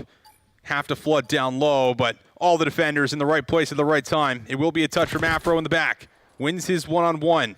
Reinforcements slowly making its way over for what might be a first tick captured. Now a massive stack for what will be a potential second. Will we get a response from the defenders? Might be looking to make a move. Tin's going to be watched here from Afro. Teammates still finding kills. A quick contest, and now the snap from up top. Not going to finish off elimination. Afro down low. Will be able to get help from his teammates. One more second, and it's good. They do get the extra minute, but only 8 lives. It's exactly the same thing we were talking about in round number 1. It's a round that you shouldn't win if you're Notorious, but they open the door. They let you in. Can you steal it? 6v15. All you need is a clean 4 down, though. Oh, man. Might need more than that at this point in time. It is looking rough. No progress on A. So the 4 down would almost have to all come down to simultaneous kills and just hoping you can stay alive. But it is now only 4 lives to make it 3. The disadvantage is feeling like a little bit too much. 39 kills from Abe, 39 kills from Exceed. Respawners just being absolutely bullied as they come out of the spawn. And there it is. The finisher is in. 5 Fears. They are finally able to grab themselves a big control win versus Team Notorious. You don't even care if they capture B. You got the lives, you got the map control, and you got Abe just running amok in the spawn of Team Notorious, looking towards this best play as well. Exceed. He is there again, happy to pull the Jackal out whenever he can for this map. Almost 40 kills between Exceed and Abe. It is a total of 79, Austin, in this map. Hixie 34 and 31 as well. Lots of damage between those 3 players. 4.5K from Hixie alone. So big plays coming out on the defensive side from 5 Fears. The respawn still feeling good. That round 1 got a little bit shaky. It did. But it's not the first time that we've seen them choke around that they should be winning in a control setting. It's the bounce back that you look towards this team.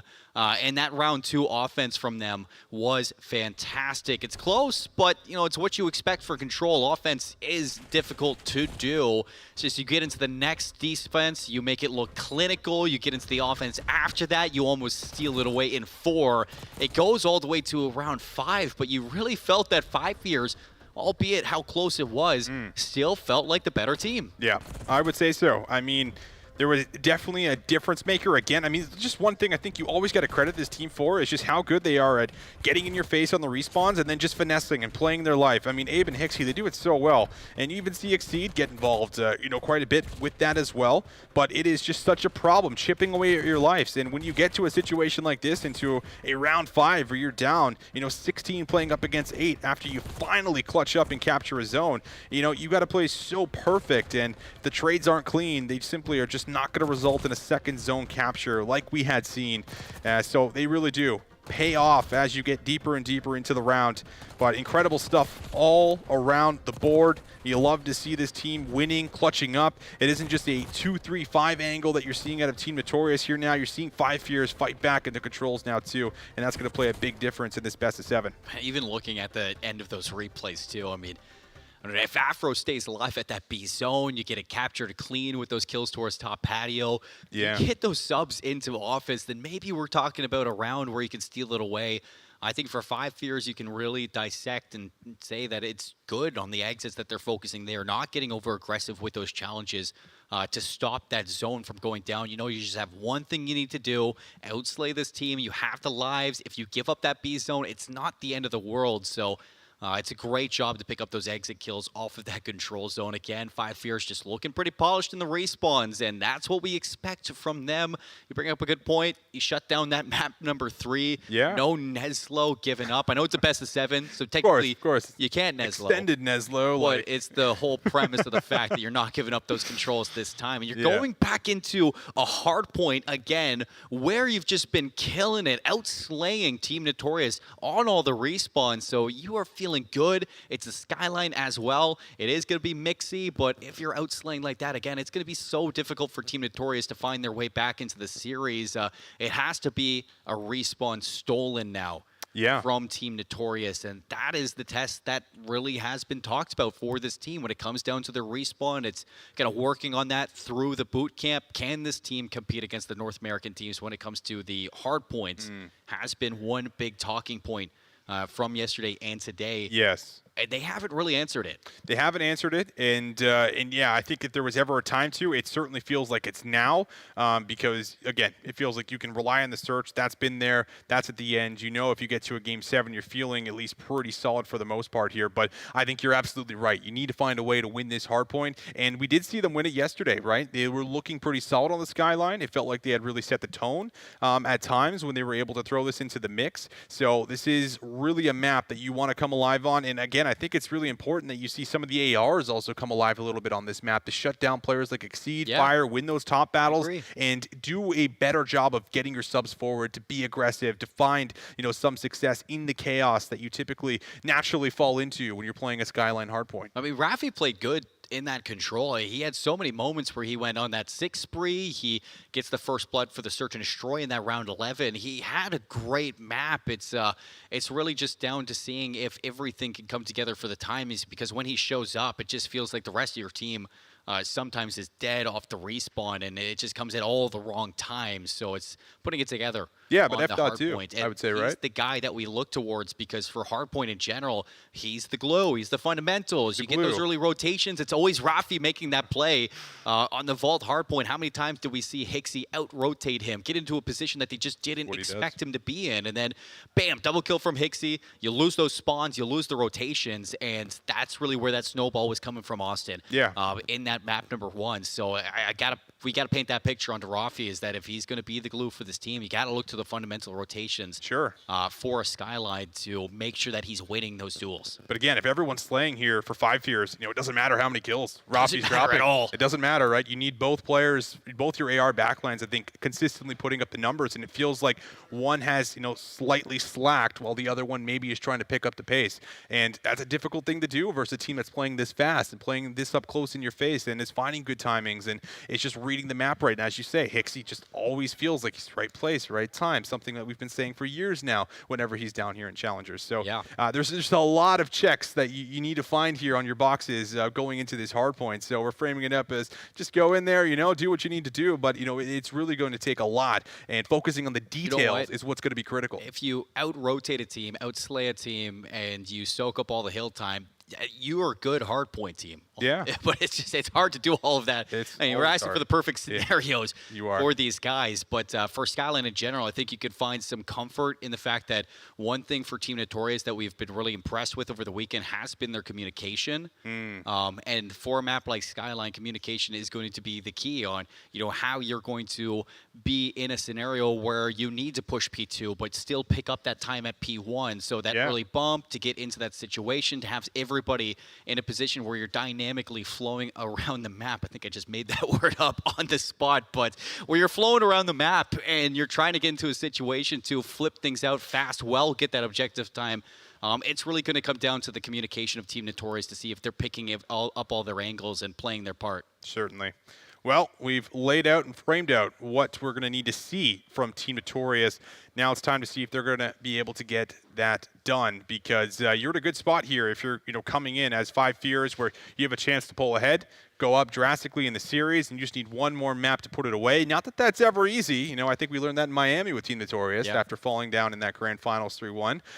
You know, they can certainly mount comebacks. They can certainly streak and put maps together here. So by no means is it over, but you would love to grab this hard point, tie us up, and go into some maps and modes that you're going to feel pretty good about. It's not the end of the world for this team. They're just down one map, Austin. So we're looking at this, and we're saying that this is, you know, ready for 5 fears to run away with it. Yes, they've won every Skyline, but at the end of the day, it's the grand finals. Anything can happen, baby. Champs up next week. You want to showcase that you can win maps like this, so you expect Team Notorious to bounce back like they did on that Protocol Search and Destroy. And, all right. Seed was not happy with Hixie. He's like, get out of my way, man. How come you took my close spawn?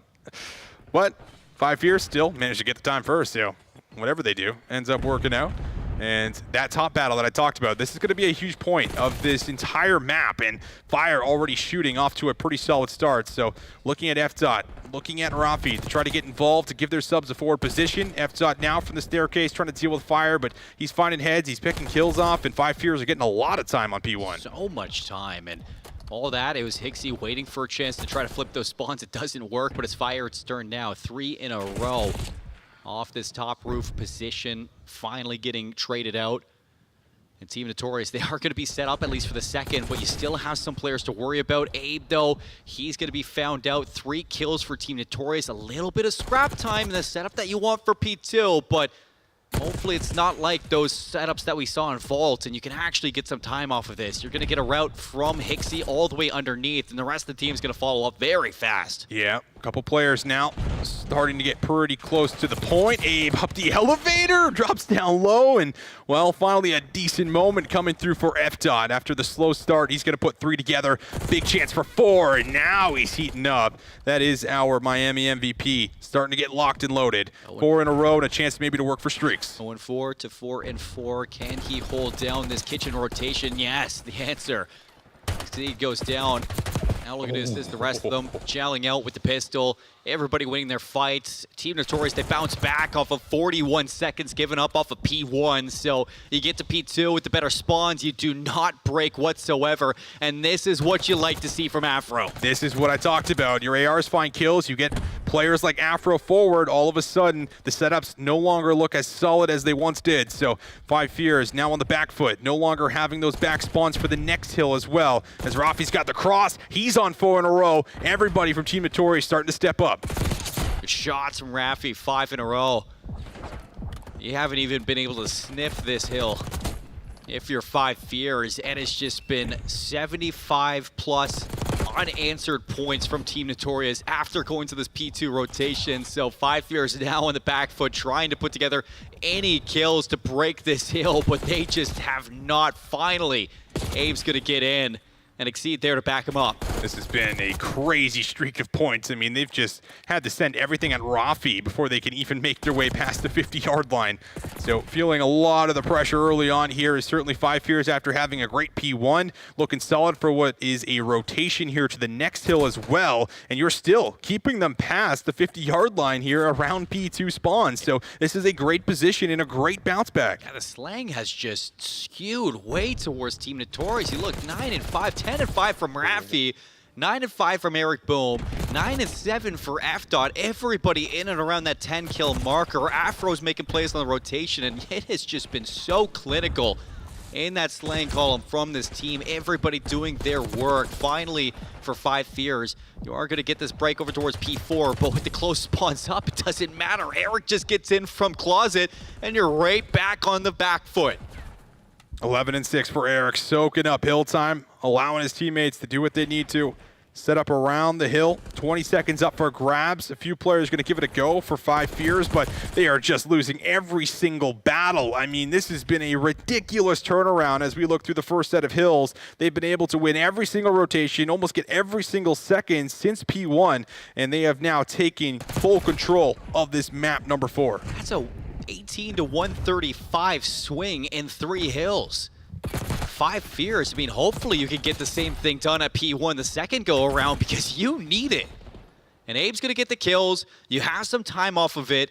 The worry is, can you keep this up? Oh, FDOT. Now with the sub in hand, he's being a nuisance up top.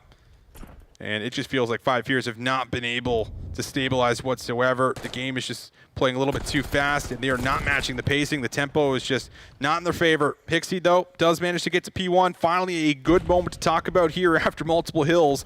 And 5 Fears are at least on the favorite side of the map, as they start to look towards P2. Not done just yet. I mean, still about 60 seconds separating these two. You get into towards this setup just like Team Notorious, and you're going to have a chance to get a good chunk of time off this second hill setup. Unfortunately, Abe, timing's not going to work out against FDOT, and that is going to keep Team Notorious on this early setup. It's a hit through piano from 3 members of 5 Fears. Hixie down low. Might be one of the first entries. Going to lose a couple of his teammates there out front, so it really just comes down to what Hixie can do. Good read in the back, but can't get the best of Afro in the 1 versus 1. Spawn's still going to remain close here for Team Notorious, as you'll see 5 Fears try to set up for their second hit. It's a good hold from Team Notorious. Hixie has been getting away with that all day long in the double kills for the P2 breaks, so you stop that, and you continue to limit the success from 5 Fears on this map. Lots of work to do as Hixie's getting hot on the map 4 in a row. He's going to hop the hill time. Still 20 seconds. This is good time for 5 Fears, so trying to chip away at this lead now against Team Notorious. Yeah, chipping away at it. And you take a look at just some of the players that are trying to keep him in it. Hixie, certainly one of them. Hixie's been soaking up a lot of time, but he's not been finding a whole lot of kills, having a rough one, and 21 deaths as well. He's playing very quick. He's going to drop and be the first one trying to entry into the P3 hill. Set up here, of course, for Team Notorious. Shots coming all over the place, but it will be Abe that's able to get himself in with a double, looking for a follow-up, and Fire gets involved in the play as well. He follows up with the second. Another good moment here, and another big break for Five Fierce. Yeah, as long as Exceed can start to pick up the pace in this game, his teammates are giving a lot of time for him to find his way back and regain off this poor start. So you look at him to see if he can get involved for the team a little bit more, and his 30-point lead, it's going to feel like nothing. And a few hard points, a couple fights on the inside, though, from Team Notorious, back and forth against Five Fierce. Hixie ends up going down. You're fighting for the better side right now, and Team Notorious fighting for the scrap time as well to keep this lead. Yeah, all time is great time, and Eric even wins the 1v1 for Old, so another 8 seconds will be locked in for Team Notorious as they almost close in on that 200-point mark. Hixie looking to make something happen in the back. Has his teammates also close by, but a little bit too much to deal with all the way by the patio. So we'll try to reposition, wait for the regen. Afro now the last one up himself, needs to play his life and knows the challenge is likely coming his way. Exceed does find the pickup. Only down by 40. Lots of time to tie this one up heading into the third rotation. Eric's looking to get fast into this hill, wait for the swing. Set up towards the back hit from Afro. See if you can time it right. Eric slides in. No good. Hixie going to hold strong. 30 seconds to grab, and Five Fierce, they are slowly working themselves back into the map. Afro, a little shaky, but gets the finisher. Now has to move into the hill. Not going to find Hixie. Exceed gets involved in the play, and that will be another big moment to try to slow down the game just a tad bit, and the kills now starting to turn the other direction. Talk about Exceed. Just a few hills ago, 9 and 22, and now 17 and 25. So he's positive in the past couple hills, getting involved in these big gunfights. We're tied up heading into the third rotation. It's like it never even happened. So Five Fierce starting to pick things up, and Team Notorious have slowed down in the past couple of hard points, so tied up going into the third set. It is anyone's game. Clean shots from Fire, 4 in a row. Rafi thinking about giving him a challenge, but won't be able to. Has to wait for the regen. Secondary chow. Fire locked on him.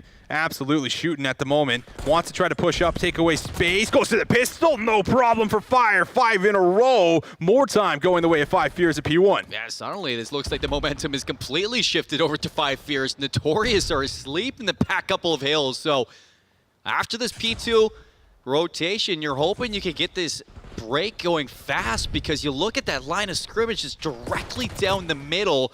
You lose the fights down low. You're looking towards somebody to break in, and it's Eric Boom trying to knock on this door. Eric through the back. Has a lot of work to do. And, well, his teammates from the front are doing a great job. They're going to be able to find 2. Eric weakening up a couple of the players, gets the job done. The break is clean. Team Notorious are in. Now you flip things out as well, so this is a good setup for Notorious if they can get there in time to help out. Piano for Rafi. Good tags though on the other side. Rafi's in trouble, but Afro goes big. A triple kill on the point to win things out. That is going to secure it for Rafi. He feels safe and sound. 30 seconds, and Team Notorious can't turn this lead with. Yep, and it's just about too much time that give away for free with 30 left, so you have to give it one more hit, but this might also give up the rotation and make it slightly vulnerable here.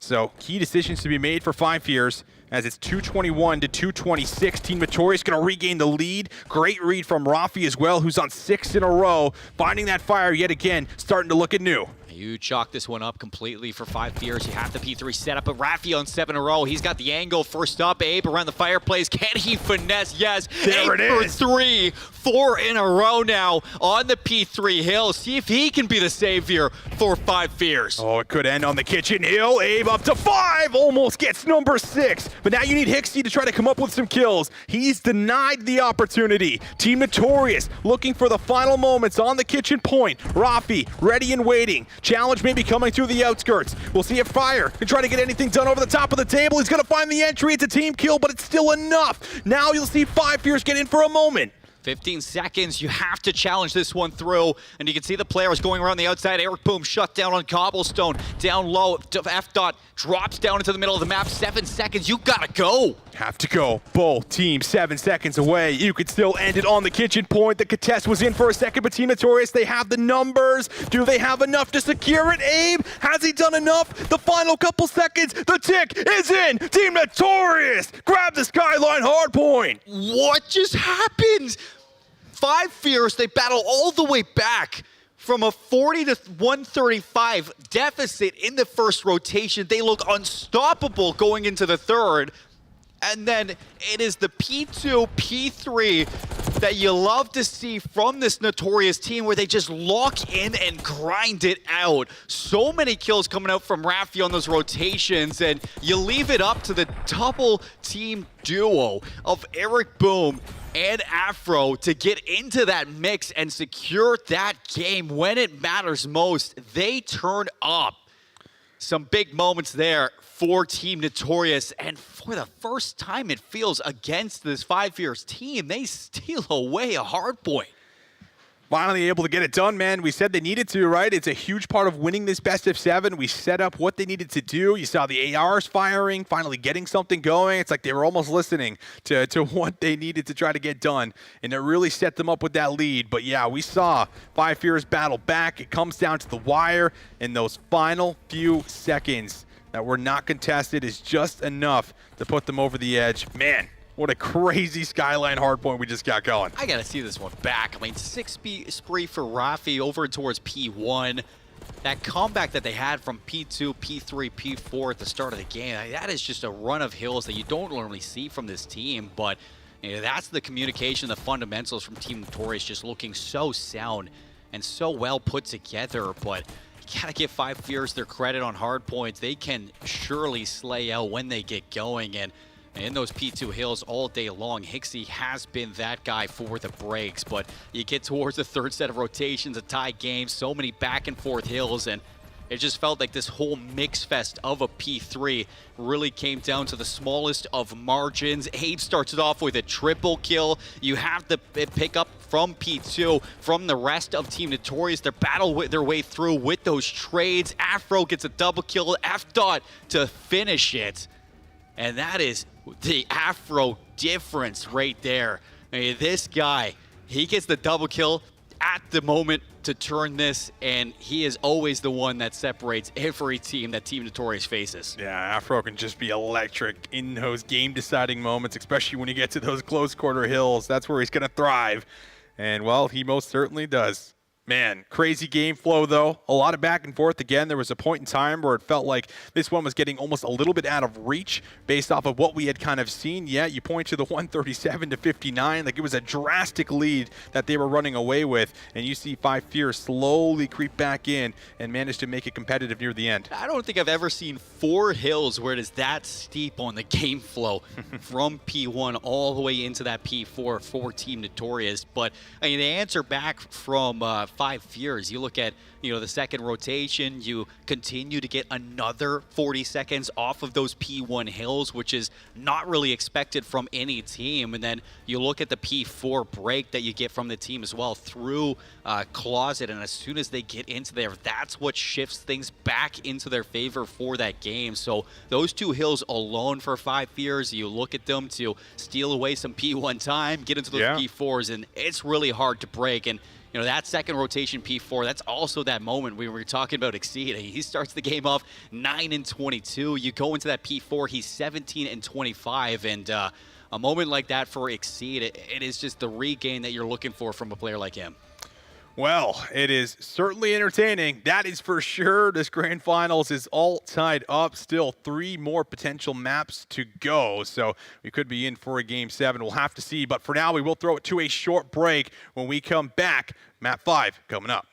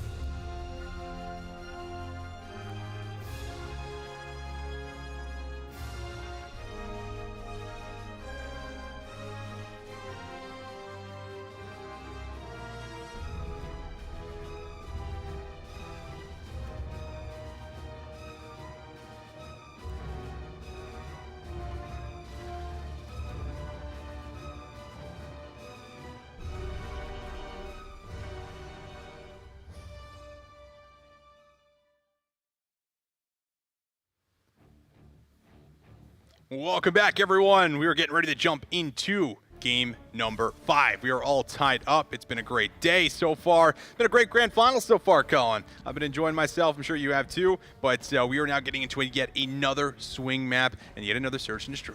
You couldn't ask for anything better out of the grand finals than 2-2 going into the back half of this game.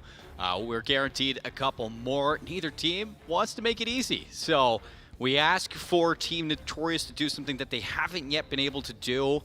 Show us something exciting, and they steal away the Skyline hardpoint in a very dramatic way. Afro, F-Dot, they go big in those last couple of hills, and that sets things up in a tight game going into this Hacienda Search and Destroy. Both teams, I think just in general, we can be very impressed with in the way that they're moving into the modes that they have been less preferred on over the course of this weekend and starting to show improvements. That Protocol Search and Destroy, it was 3 rounds off the bat for 5 Fears to take a lead on this one. Yes, Team Notorious, they come back, they steal it away, but you're starting to see those building blocks from both teams and the Search and Destroy for the 5 Fears and the hard point for Team Notorious, and that is making you really excited for these last 3 maps for sure. So this Hacienda Search and Destroy, I'm sure for for 5 Fears, they're looking to get their get back after that winner's final loss in Game 5. Yeah, they are, and Team Notorious, you know, being able to watch over that, who knows what they've been able to take away from what they were doing, you know, quite a bit. And was this not the map that they played last night, yesterday? Or earlier today? Oh, brother, they played it earlier today. Earlier today, right? It feels like it was last night. Yeah, it feels like it is. We're getting pretty late into the night. I'm here for it. But we get 2 Game 5s, a Game 4 from LHE and it's all Omid. going the distance, eh? And then this one's now going to Game 5 again, potentially, you know, 6 and 7 as well. Whoa, man. A lot of Call of Duty. This a lot is of what Call of Duty. Challengers is all about. Yeah, I mean, facts. But this one feels like it could very well go the distance here, too. So that red card, eyeing it up. Might end up seeing it. But we are getting ready to jump into game, brother. We'll see what ends up happening.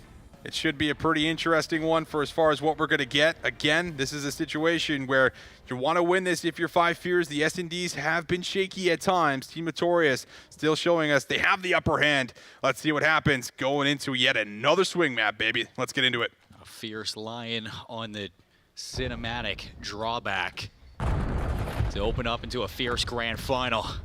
First blood coming out by way of F-Dot. It is going to be a trade fest, though, back and forth, and Notorious out on top. It's Fire alone outside fences. Feels like this is a situation we see a lot where Fire's the last one up, forced to try to clutch, and clean shots there onto Rafi. Gives himself a go at what would be a 1v3, now 1v2 here against F-Dot and Eric Boom. But 50 seconds to play with. Has to also wrap back around and grab that bomb at some point. You get some good timing here. I mean, both of these players, they are here, but you got the flank. Eric's going to be watching it slide out, not ready for it to be that close. So Fire, valiant effort in the 1 versus 3, but a difficult spot to find yourself in for that opening round.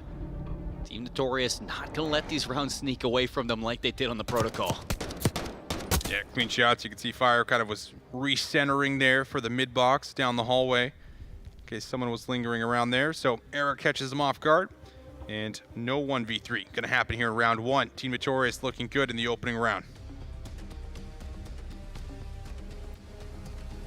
So for 5 Fears, do you take the B route? Do you go to A? B was so kind to them in that losers final versus Omid Brooklyn, and it looks like it is going to be a hit to B. Double stack through mid, though. See if they can get a first blood. First blood will come through. Eric thinking about just laying the bomb. Let's see if we can drop it quick. And you are going to get another kill onto F-Dot. Try to even us up. Shot's going to come through. Hixie, though, can't finish it off. Going to cook the nade. You also have a flank play coming through. We'll see if they're going to be able to potentially pull this off. And this is going to be a late play from Afro. How do you read this at all? Nobody's going to be ready for it, but he gives himself up. Not able to get the kill. Siege should be ready for it, but he's not able to get his gun up in time. And Notorious again close out on those finishing kills to win out another round back-to-back off the first bloods. Afro does it again to kick off these rounds, and you look at himself and Eric Boom there alongside him. 3 kills, 2 of them right there in the best play. All right, Five Fears now on the back foot very early on. Not something that you want to deal with against a team Notorious that now has the ability to maybe be a little bit riskier here with some rounds to throw. So a 3-0 start for Eric Boom. He's been looking pretty saucy here to kick off this Hacienda Search and Destroy. But back on Five Fears, what is going to be your answer to what feels like one of those critical rounds where you do not want to go down 0-3 like we've seen here in the past? Fast flank from Eric, already in secret. Hixie reads it for a first blood. That's going to kickstart things into a post plant on A. 4 players up for Five Fears. This is looking like a solid round start. Can Team Notorious dismantle it? Good nade connection. Forces A back. Hixie also playing down low here too. Surprise, surprise, there's one. They're gonna get a read on Afro, who's gonna have a technical 1v4. And no dice. Not gonna find anything. Five Fears, good answer. Yeah, good answer back. Stopping things from going up 3-0. First blood from Hixie, raids the flank from Eric Boom, and not only that, through secret, getting a second one, tags up Afro as well with that pre-fire. He is electric when he is on one, so reading the map so well, reading the timings perfectly for Five Fears, setting your team up for success now in the follow-up for your defense. Do you read Team Notorious off the get-go? It was B for round 1 offense from this Team Notorious squad, so see if the round 2 defense can go anywhere else. It is going to be a B attack again, this time 2 players here to meet it. Stun's going to connect, though, so information is here, and Exceed's also playing in the water, so Afro is too. It's going to be a little water battle, getting some BO4 flashbacks. You can't even see through that water, so neither player knows. Afro doesn't even see him. Yeah, it's some murky water. All the way around to the cabin he goes, and we'll see what Afro's going to be able to do from this position here, as he will have to take his time and slowly but surely work from the flank after losing Rafi. That's that Lake Erie water, for those who know. But Afro's going to have a flank. He's going to get spotted. Good read from Five Fears on the hunt now to see if they can get that kill. He's escaped and repositioned all the way up top to the office, but it's a 4v2 for Team Notorious. Yeah, it is. And need one there. There it is. Wow. That's exactly what I asked for. F-Dot just needs to try to get himself one. That's also the bomb carrier, so it's a wide spread here across the map now offensively, and that does really leave Abe out to drive for a second, so you start to see Hixie close in. F-Dot now actually connects onto a second, so all of a sudden it's a 2 versus 2. Bomb was picked up, and F-Dot has some options, but this would be for the ace. Oh, he's going into wine. Slow peek in the door. Abe's ready for it. Perfect reads for the possibilities from F-Dot. He's not going to let him pull a fast one on you, so Abe goes big for the last 2 kills. That's going to tie us up in the Search and Destroy, and a read onto the flank as well from Afro. That could have been so different if nobody was watching it. The water battle not to be. You think back to BO4, and that water was not as clear on BO4, or not as murky on BO4. Oh, no, it was pretty clear. Yeah, I mean, that was the thing, right? That was just a thing, to chow out water. Crimsix loved it. Oh, yeah, the ICR battles, good times. Good times on Hacienda. But, yeah, that water, it's clearly dirtied over the years. Team Notorious. Pollution. Now lost 2, and Five Fears starting to look a little bit cleaner. Abe gets a free route through Dark, and he'll actually put himself on 4 in a row as Five Fears grab themselves the man advantage and also able to slip away by the skin of his teeth. Oh, Afro's still going to even things out for the 2v2 in the retake. So off of Rafi's first blood, Five Fears have set them up for a potential swing 3 rounds in a row. Just can you lock things down with you? Don't hit your teammate.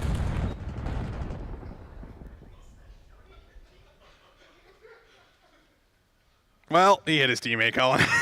You can see that unfolding. You're like, okay, I can see what he's going here for. Right? He's going for the bank into you, make him weak. He drops down, he kills him. It's just the timing didn't work out. I wish you guys could see the disappointment on Visions after he said that. You spoke that into existence. I mean, come on.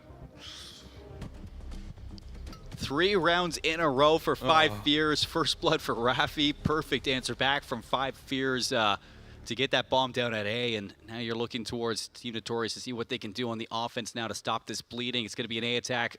2 players looking to get up towards Dark, but it's a 3-player meet from Five Fears. Dixie's pretty far forward. We've seen this a couple times. on the defense. Nate's going to connect, and could be a lineup. Oh, what a win, though. Eric gets one back. FDOT also gets involved in the play.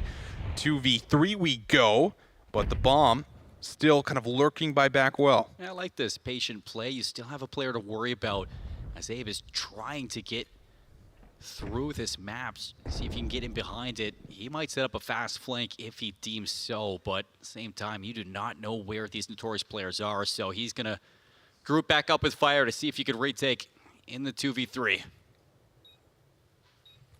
Fire looking for an exit.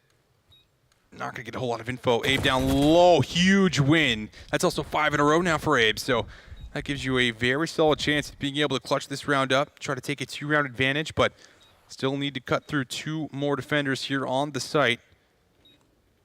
I think Afro is going to be the one to split this one. Yeah, he saw it. Good cleanup. Fire had the turn on, but Abe in the 1v2. Can he do it again in 16 seconds?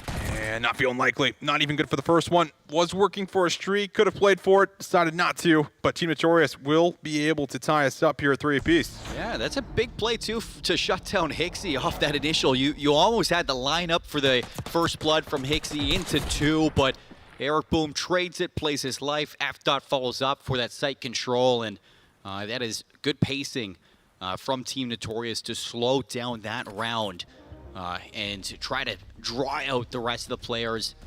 Afro makes a play towards Office, and there's no way that Fire was going to be ready for it at all. Good reaction, but tough fight to take. So 5 Fears now on the offense. We're tied up. 3 rounds for 5 Fears is answered with 1 from Notorious, and look to see who can take the lead with the B site wide open. It sure is. Abe looks like he was going to fly right through, but going to make sure they're protected on the site. Meanwhile, Fire's going to be playing and watching for that late flank that could follow through at Lamborghini. FDOT not going to find a connection with the nade. RCXD, nothing. From the front, it's Rafi. He's getting involved fast, and this one's going to be a shutdown right away. Trades out. This is going to be a mix fest. 25 seconds. Got to go. It's getting mixy here, but it's looking like it's all one-sided. 5 Fears. They're ready.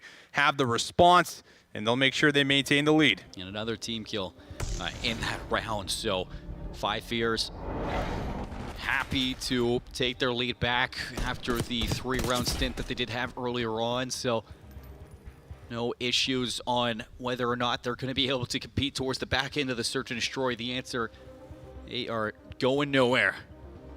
And even for Rafi to play so close on that bomb for the first one in, you don't normally see Rafi feeling like that, but I guess when you're 2-7, you're looking for a confidence play there, and that is his checkout play to see if he can work something for his team. Bomb leaning over to B. It's completely open. It's this middle battle that's taking place here. Flank at the bottom. And yeah, flank at the bottom. Exceed, though, is able to deal with FDOT. So first blood secured for 5 Fears. Chance to open up onto B, but they don't want to commit to it. They want to keep on going. Yeah, they're going to go all the way through, hunting for a trade. See if you can bring this into a 3v3 before you go to the bomb site. Wow. And Afro, working with Rafi, plays the patience perfectly. And that is going to swing this life lead advantage to Notorious by 1. Pretty sure they spot out both these players. Fire is going to overchal it, and it's all into Hixie. All into Hixie. Lot in front of him. And Hixie did actually manage to get 2, but the pistol good enough to get the trade. So still back and forth, just on a nice edge here between these 2 squads on the Hacienda search. Afro goes big in that round. You post up in the corners. You know that what you really need to do there is find a trade fast before you dedicate to your bomb sites. And, you know, with the Hacienda, I mean, there's so many routes, so many timings that you want to hit when you do have that advantage that you're trying to work those fast flanks. And it's a good read from Notorious to just sit, wait, feel it out, and it pays off. Tie game. Back onto the offense for 5 Fears. And it's going to be a good old 4-hit over to A. Another big map from Afro right now, 10-5. And 5 Fears, trophies down, nades and stuns are out, and that might actually give them the cover just to drop this bomb immediately. It's going to have to be a slow retake. Already have a player out to the fences, though. That's Rafi. He's looking to, again, be the first one on these plays. Good first blood. Going to come through. Trophy system also going to now follow here for the retake. Afro. Good shots, but doesn't want to commit and throw his life away. Ixie now gets one back. Eric from up top in dark. Evens us up. 2v2. Secondary Chow comes through for fire. Now it's all about reading where the last player is, but they might not read Exceed is in you. Has a sub in hand. 10 seconds on the clock. Goes for the Chow, and that should be good. Afro knows he needs the Chow, but what a 1v2 that is out of Exceed. He plays the timing perfectly. No overchows at all. Nothing fancy, just good old search and destroy in the 1v2 from our vet. He slides out, he spots nobody on that defuse. You play the timing right, you read that it's a re-wrap through that shed, and he finesses. Even in that last one, he didn't even want to chow that last player because you know there's still a second left. You overchow that aims 4 bullets you be kicking yourself in it. So you just pop up, you check it one more time, and you guarantee a map advantage here, or a map round point. 4 or 5 fears. See if now they can steal away one of Notorious's best game modes. Could make all the difference for as far as how the rest of the series plays out. Afro quickly moving through, but no, can't find anything. 2 kills early here. 4-5 fears. And Eric feels like, I just got to plant the bomb. I got to get it down today. I got to do something at this point is what you're thinking. Rafi is so far disconnected. Eric Boom on an island. All 4 players re-clearing from 10. Oh, you want one from Eric, but his position going to be known. Rafi, though, has the cut covered. Will they hop for the defuse? Rafi's going to be the one that has to check here. Corners checked in, it's good. Checks the bomb, it's also good. Rafi making moves, and now it's a 2 versus 2. Somewhat of a breakdown right now for 5 fears. We'll see if they can try to hold on for the win. Big gunfight up top, but you're going to have to play for the defuse here. Abe gets one. Rafi for the ace. Yes! Finds it. Round 11 we go. This guy's twisted. Ace in round 10, delivered from Rafi.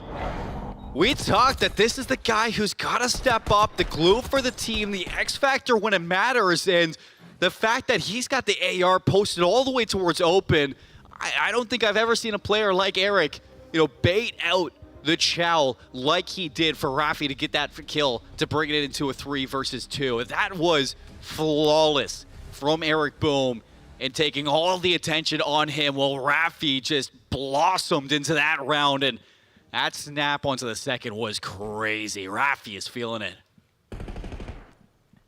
All right, all comes down to yet another round 11. Who would have guessed?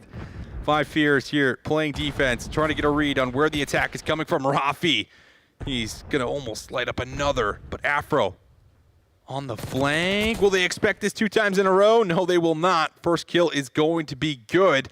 Second kill, though, not ready for it. Trade is there from Fire. 3v3 for round 11. Bomb leaning to A originally, but it seems like they want to pivot over towards B. And Abe, he hasn't gotten a single clue that this is happening. Hixie, does he know how much he's dealing with? No. Goes for the reach out. Doesn't expect a second, but Abe's going to get a good read on this now. Watching. And it's being read. Eric finds another one. Is it another comeback? In the cards. Fire, last alive, has to clutch up. Bomb going down. Quick check from FDOT. They know exactly where Fire's coming from. This is going to be a difficult retake. Too many players to deal with here. He's going to decide to reposition, but my goodness. 35 seconds left to try to make your way over to the site. Feels like it might be just a little too much. Nobody scamming. Everybody playing tight on the site. And Eric Boom going to throw some slides in. Information gathered. Good night, Fire. Good night. It's Team Notorious making the comeback, just clutching up, icing up. Everything you love to see from this EU team that just tends to do it over and over again. 5 fears can't close an S&D. They just can't close an S&D. Even the Game 5 versus Omit Brooklyn, where Yuli gets the crazy defuse alongside Brack, makes you wonder if this team has the ice for this game mode. But they were able to bounce back then. This time, it just looked deflated for that last defense. You let Afro get all the way in towards the office. He gets that first blood. Yes, Fire trades it out, but you saw Hixie was in trouble. Abe so far away from all that play. As soon as Hixie goes for that second child, tries to be the hero for that game, is when it really fell apart. And Team Notorious, I don't want to take anything away from them whatsoever, because the magic that they bring to S&D in terms of fundamental strategies, it's second to none right now. Aside from that teammate from Afro, that is your fault, Austin. But even like thinking back to round number 10, when you got a 2 versus 4, Eric goes for the instant plant on A, knowing that Rafi's playing towards open. If he can pull the attention from those players, which luckily for him, they were all coming from the same angle, they chow Eric Boom right into Rafi. And when we're going to see it in a couple moments, he popped off in that round to just surge his team to victory, really. That second kill was disgusting from him. Yeah, I mean, that was just a complete and utter breakdown when you go back to that round 10. Like, that is a 2v4. You just need to play trades. But the way that they played it, where Rafi's playing on the other side of the hall and Eric's running out of view, like, it just worked out so perfectly. They're chasing, they're looking to find elimination, they know he's weak, and it just really sets up the entire play. That is a tough pill to swallow, to be sure. And like you said, they just can't close. They can't close in S&D, and it might very well cost them the best of 7 here, because they're now down in the deficit, having to bring themselves back with 2 maps in a row. Yeah, I mean, that is back-to-back maps for this 5 Fierce team. That you look back at the Skyline, you look back at the Hacienda. How do those fall away Could be from over. you? I mean, it could be over right now in the grand final, but instead it's now Team Notorious with 2 icy maps to take the lead in the grand finals, 3-2. One of the best grand finals I've watched, I think, since MW3 Miami Open for the best of 7 reverse sweep. This is so many different clutch plays, so many players just icing up at the right times, great strategies from Team Notorious in the Search and Destroy, and you know, finally winning that hard point, getting over the hurdle that they've been looking for all weekend long. That's like the story for this team on the respawns, is how much are you learning from these boot camps? They're learning fast, they're getting better, and they look too damn good. Icy, they're clean. There's only so many good things you can say about Team Notorious when it comes down to crunch time right now.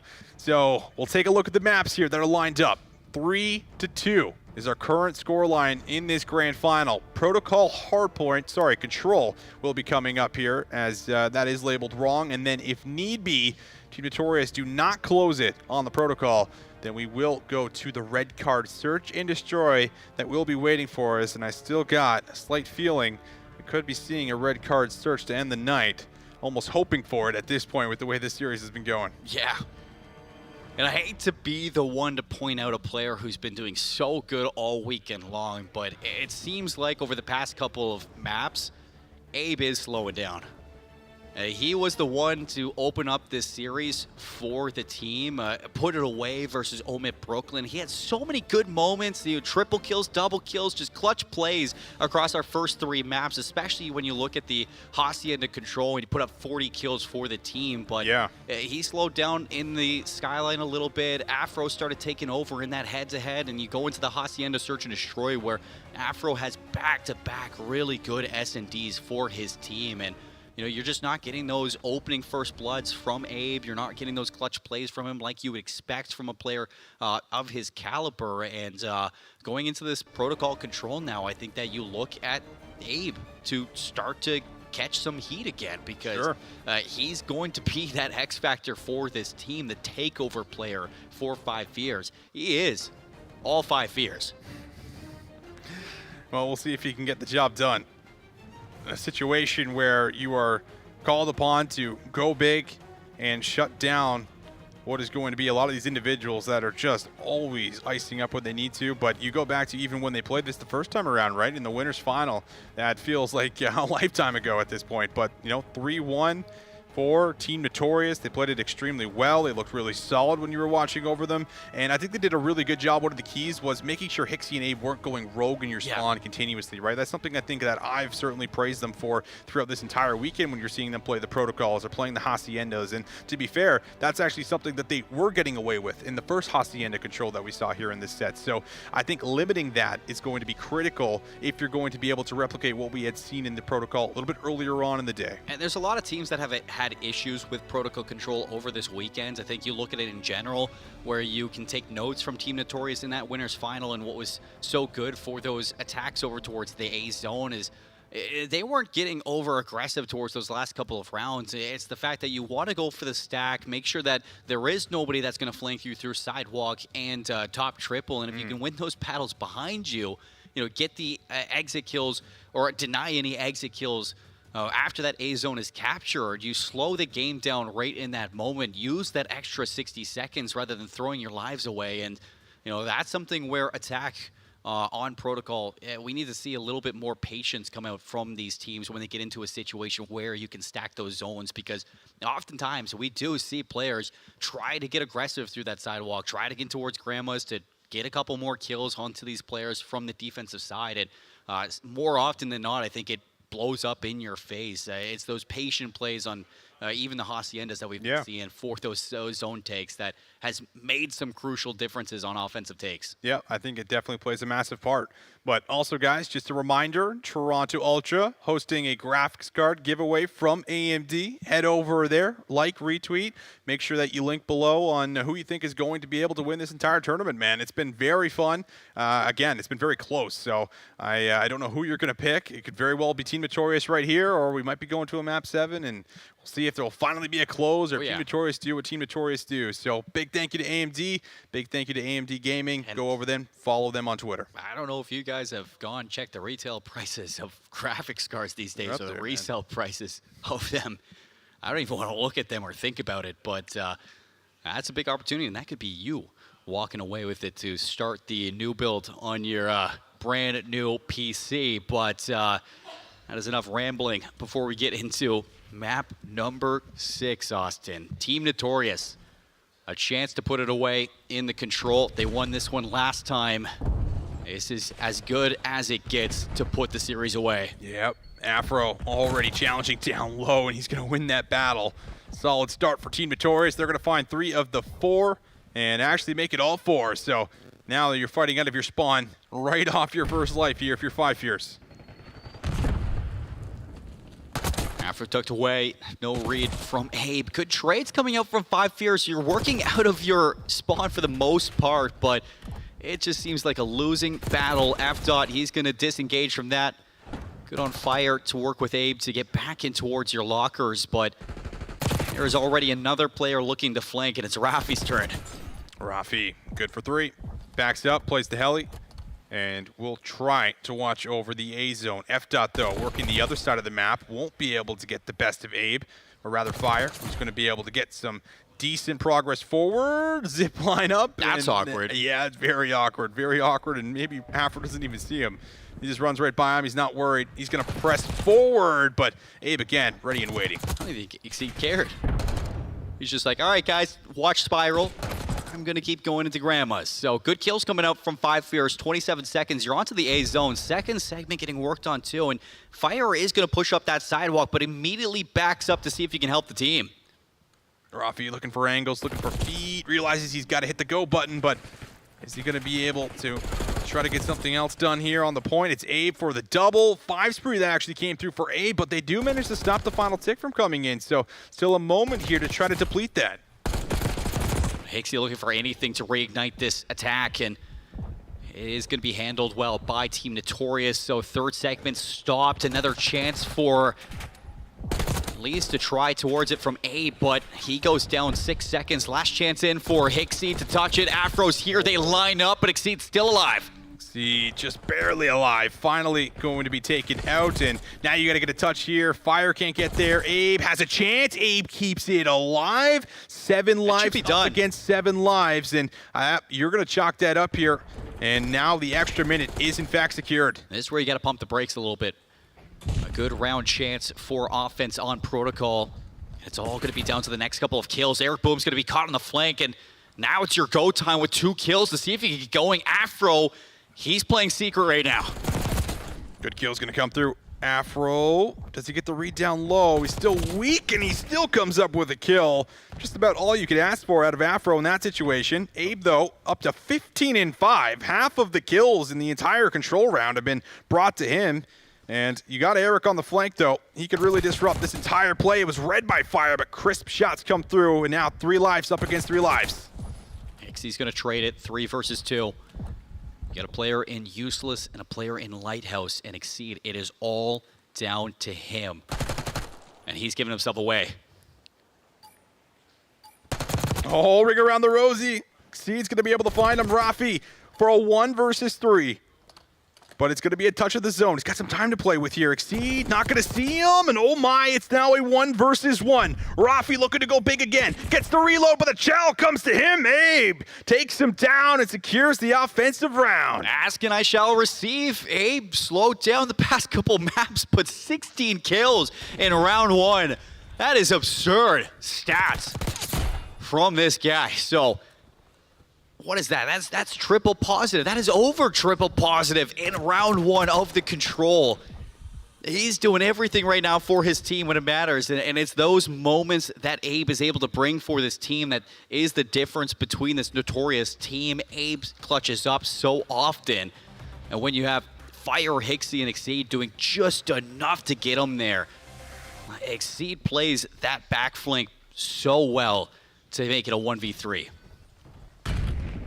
Well, a big response out of 5 Fierce after losing the round 11 the way that they did. We'll switch sides and see what they have to offer on the defense.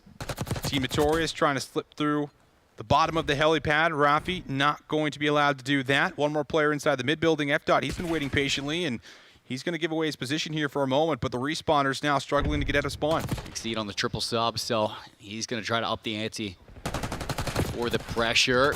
Hixie or the backup as he has alley-ooped some kills from Exceed off the start. 26 playing 26. A chance over towards A as it's not a stack just yet, but it is going to be a touch. Hixie timing doesn't work out, and now it might lead into a stack. It's going to be a quick run from Exceed to try to get up towards drop triple. Rafi going to make sure one backs down. Second tick of progress being worked on. F-Dot starting to heat up. 5 in a row. Eyes on 6. He takes him down. Good moment from F-Dot. Almost gets a turn, but quick trade follows from Eric, who's going to take his place.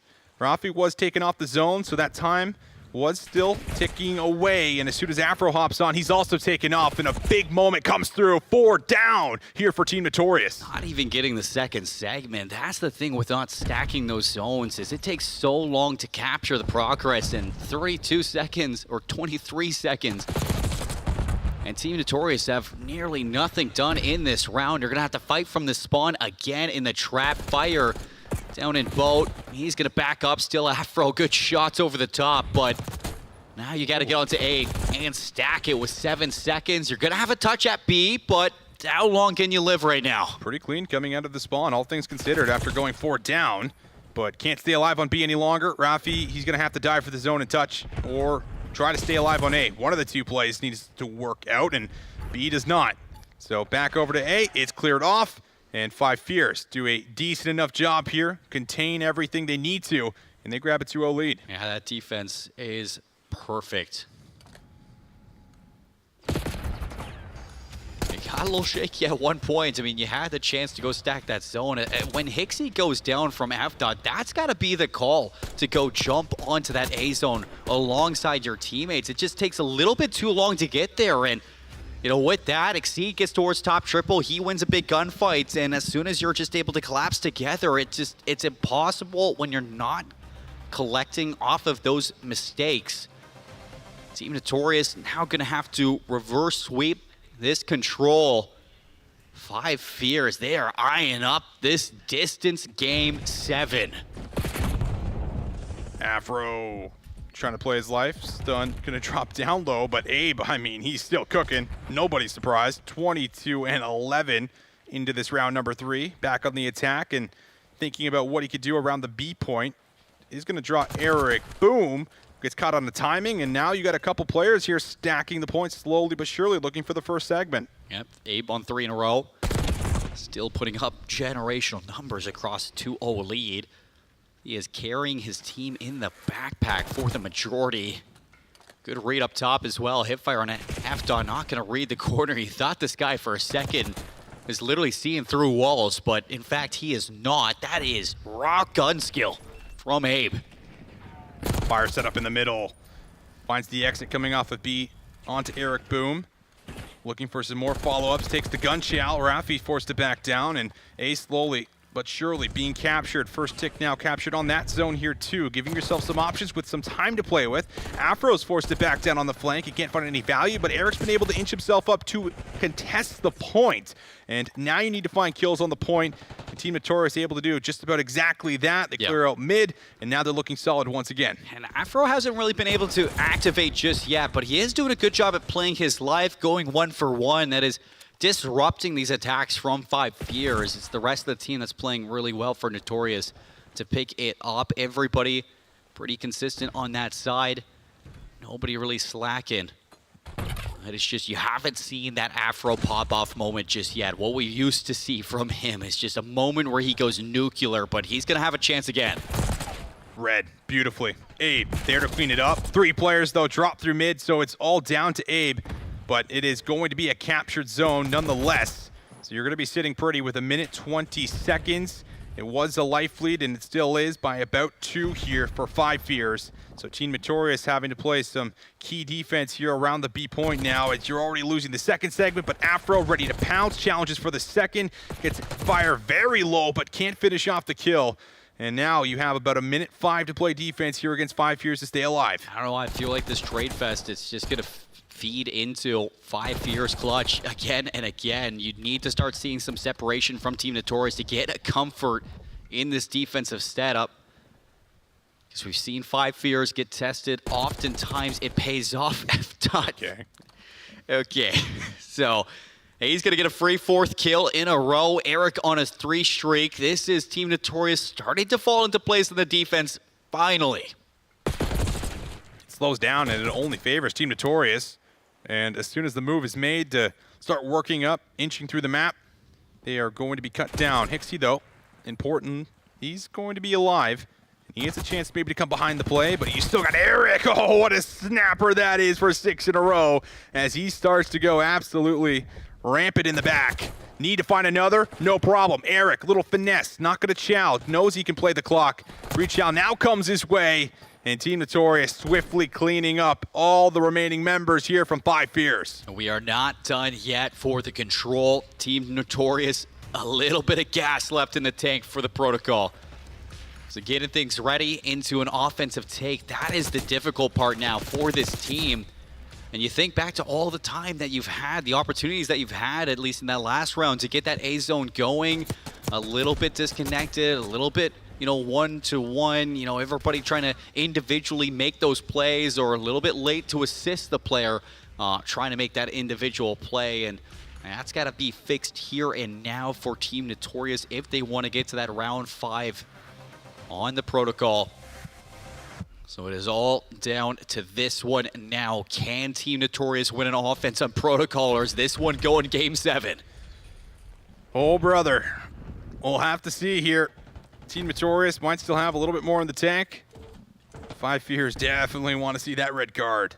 Fire going to get some info with the tactical sent out, and in the back it's Exceed this time around. He's able to find a nice pickup, but Hixie there to shut down Afro. Exceed also finds another, and Eric really the last one up on the map, but Eric still comes up with 2 here. He's on 10 in a row, by the way, so he's got a streak in his back pocket. He's up to double digits for this killing spree. He is still on a tear. That's casual, I guess. From 16-20 to 26-20, but that's where it stops. Only one segment off of that over towards this A zone, so you're still trying to ping-pong your way in to stop this clock. F-Dot, he was really reeling to get that contest in, but he pays in blood. Nade out from Fire for the reach out. It's Abe there now on 3. He's going to back up, play his life, but right into Afro, who's waiting in the wings and the shadows for his moment. 2 kills for Notorious. Ixie's got to be careful. You go down. That could be the A zone gone as well. Yeah, not ready for another player to be on the flank. Was certainly Rafi, and now big gunfight in the back. Again, Hixie there to deliver. 20 seconds, becoming a problem here for Team Notorious as they're still trying to battle out of their spawn. All 4 members caught in the back, looking to try to get to the helipad. Streak will come through from Eric, looking for some value, but he's losing all of his teammates here. So what value are you going to get out of the Streak? It's just fire, but you still need to get to the zone, and there is no time to do so. Nobody in a position to get a touch, so 5 Fears clean up the control. Advance to that next game, and Colin, we are going the distance. We are earning that prize money tonight. All 7 games, lock in, get your popcorn, get your drinks, whatever snacks you want for this grand final, because it is all the way to the end. And you look at this guy right here, I mean, all the way from the start of round number 1, he had 16 kills in the first round of this map. Abe is that guy. 4-5 Fears, big reason why this team has found so much success this weekend, but not to take away from the rest of the team. Hixie again stepping up for those big moments. You saw Exceed not afraid to take out that Jackal on a protocol either to get Mixie for those back spawns. What a game from 5 Fears. What a series that we've been given. And all the way to a game 7, this is where we see the best of the best and challengers really come to the limelight. Yeah, I mean, it felt like it. I got to say, it felt like we were just going to go the distance between these two with what we saw in the winners final, what we've been seeing so far in the grand final, how close it's been, especially the S&Ds. It would almost feel like we needed to see at least one more, and that will be the case. So we are going to get map number 7 set up. Ladies and gentlemen, do not go far. We come back, we're crowning the champion.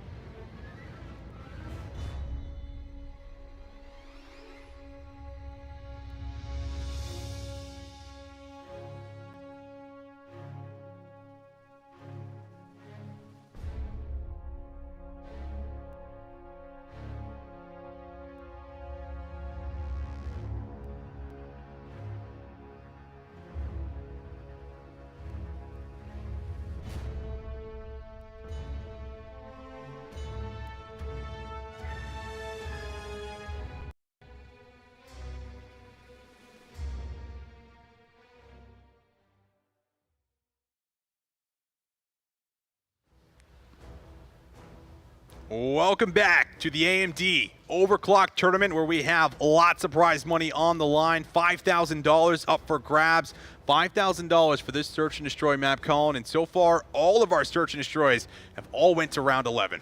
Dude, I mean, this year of challengers in general has cooked in the talent that we've been seeing. So many players picked up to the CDL, so many game 7s, so many round 11 game 5s, so many chances for upsets as well, and the storylines that just continue to build. And everything that's going on this weekend is a culmination of what is to expect next week when we go to Kitchener for champs. And the fact that we're seeing a game 7 between both Team Notorious and 5 Fears, This is something that is kind of cooking up those storylines going into what is the finale of their seasons, potentially, if they don't make it to EWC for July. But going into this weekend, we said there's a lot to improve on for these teams. We've seen the improvements. We've seen them hit highs that we never thought was possible. And we saw players really put themselves in that limelight to expect greatness for them come champs next weekend. And I think for this match alone, we have expectations now for both of the teams. Yeah, we definitely do. And again, a confidence builder, a little bit of extra money in your pocket leading up to champs, but this is definitely the pre-champs setup for what we're going to get next weekend in Kitchener. As you said, Colin, it's going to be an incredible time, man. I cannot wait, but still got to see who's going to take this one, because it very well could be NA, very well could be EU ending on the dub before we do see that final countdown when we get to that tournament. And if we take a look at our map set that we do have coming up, it's going to be a red card search and destroy. And again, just throwing that out there here, every single round 11 here for the search and destroys in this series has come through, but every single time, Team Notorious has iced it. Every single time we've had an international grand final for challengers, it's been North America versus Europe. North America 2-1 in that count from Dallas, Miami, and DreamHack. So you go into this one, albeit it is not an open, it is not a technical challengers tournament. It is a third-party organized, still an international challengers event. And we get that for Team Notorious. This is going to have a lot of weight for them, not just for going into champs, but for the region alone to have success in the year where they have showed up when so many people would doubt them. And you go into this red card search and destroy, which has been the bread and butter for this Notorious team. And even thinking about it, Austin, protocol search and destroy, it is 5 Fears that just blows open the gates of this map. 3 rounds in a row. They looked untouchable for the moment. Still, Notorious steal it away. Hacienda search and destroy all the way into a round 10 4v2. Still, Notorious steal it away. So you're going into this red card, you're trying to find confidence for 5 Fears, you're trying to find a way to spin things up that North America can take an S&D against Europe. But you don't know if that's possible anymore. Doubt's got to be creeping in the back of your mind. I mean, you can only lose so many search and destroys 2 earlier on versus them as well in the winners final. Can't forget about that either. So it has been just constantly looking to get over that hump, and they have not been able to do it. It's been very difficult up to this point. You can only imagine what they're going through, but at the same time, been competing for a long time. These guys have to come in here thinking we can absolutely do it. We know we gotten close, man. It's just getting over that final hump, man. Really, those round 10s, those round 11s, icing up, waiting for each other. But you certainly got to talk about the fact that just everybody has this chance to clutch up on Team Notorious when it comes down to the wire. And you can only ask yourself, it's like, can they do it again?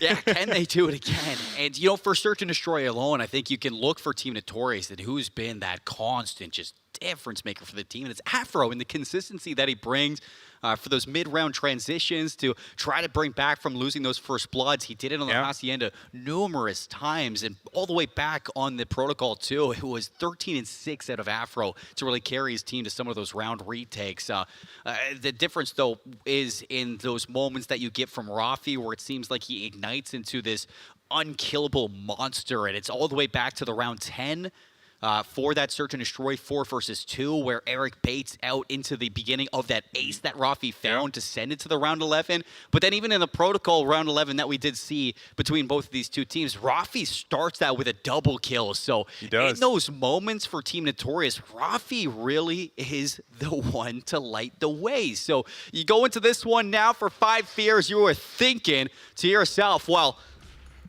Team Notorious stole a hard point against us. We have to steal a search and destroy from them, but can we? Well, let's find out, brother. I'm ready, locked and loaded, and the players are ready too. Attacking first will be 5 Fears, and I'm sure a lot of feelers thrown out early here in round number 1, especially before the trophies. Seen the nades play a massive part throughout this weekend when it comes down to red card. But Exceed able to get through mid, fairly uncontested. F-Dot now just picking it up, but the timing, I think, works out for him. Still a 4v4 on this approach, and the bomb is sending it towards the ticket. Exceed's gonna burst out the door shots. F-Dot has him low. Tough one, but Exceed wins it. First blood, 5 fears. Very patient there from Exceed, not going for the immediate reach out. And now another chow from Abe. This guy is just so good. Last one up, Afro, no problem. Abe finishes off with 3. 5 fears through the middle of the map makes some successful plays. And we have to think about it too. Who's gonna shut down Afro? It is Abe. Throughout the entirety of this series, Abe is rocking a 1.28 KD. He is plus 35 for his team. He is putting up just insurmountable numbers for the squad across these 6 maps that we've seen. Afro hasn't really touched that weight of kills, but he has had impact beyond doubt. So you go into this one flawless round for 5 fears, and it looks like we got a little bit of interruption. I'm looking at it. The game's still going on, but I see nothing. Okay, we're back, baby.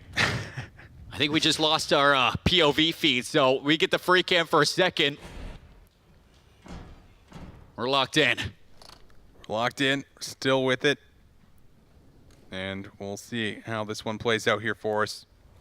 3 versus 3, as a couple players did end up dropping earlier on. And that bomb is going to get planted today. So Eric should have a chance to drop this freely. All 3 players defending, nowhere near. It's a big fight going on the flank. Exceed gets caught, and that's going to put Rafi in a position now for the post plant to be all the way up to top glass. He's not going to be there right away. He's taking his sweet time to get into that position, but he has all the time he needs. Rafi able to get one back, and well, we'll get a trade. 1 versus 2. Fire again in this situation quite a few times, but this time a little bit more hard pressed, as he's also got to get there for the defuse and has no idea really where the last 2 members are going to be positioned at here. So we'll get a response round out of Team Notorious, playing the map well, getting a good bomb plant down, and should be able to finish that one off, and they do. They just didn't want to see what the breakoff was, Austin. That's why we went to black screen for a second. So we get a trade from Team Notorious for this game 7, back and forth on offense, and Rafi has an insane impact once more for that flank. So big shutdown on not just Exceed, but Abe as well. F-Dot kicking his feet up in spawn. Well, in the spawn of 5 fears there. So I want to see where we're going for the attack this time for 5 fears. As at the start of the last one, it was fast from Exceed and Abe to get through the middle of the map. It looks like it's going to be a try to A yet again, this time with trophies, and it is going to be met by 3 players on Team Notorious for the second one, but this time it is no doubt in the mind. We're getting a reset come through. Game 7. Yeah. Get to the very end, and we do get a reset, so just still trying to wait and see how this one's going to completely come together. But yeah, man, 1-1. So now this is an interesting spot for the players, right? Because this is always a spot where you go back in, no trophies, right? You're starting off from as if it's a round number 1, and you got to hit the hard reset mentally to kind of get yourself back into the game right away. So we should get that figured out here for you guys. I think maybe we lost an observer at one point in time. But we even hear conversations from players, too, about just the whole idea of a reset in a moment like this when you're so locked in. 6 maps in a row. You get to a game 7, you think you're just yanked right out of that game. You just gotta be like, whoa. It's a little jarring to go right back in and just to play at that same intensity that you have. So many people talk about that disruption kind of putting you off your yin and yang. So getting back into this game, for both teams, you got to think that this first round is going to be very important for just getting back into the groove of it. Even though we might jump right back into it right away, it is still that little jump that changes your perspective. Yeah, it takes you out of focus, takes you back in. Luckily, it isn't a break fully, and nobody's taking each other out, so that's good news. Now we're jumping right back in. Again, going from a 1-1 tally here, so basically the first one to 5 is going to take it. Abe already through the middle, and like I had touched on, not going to have those trophies here, so going to find a lot of value potentially here with the stuns and nades. A lot of shots traded out.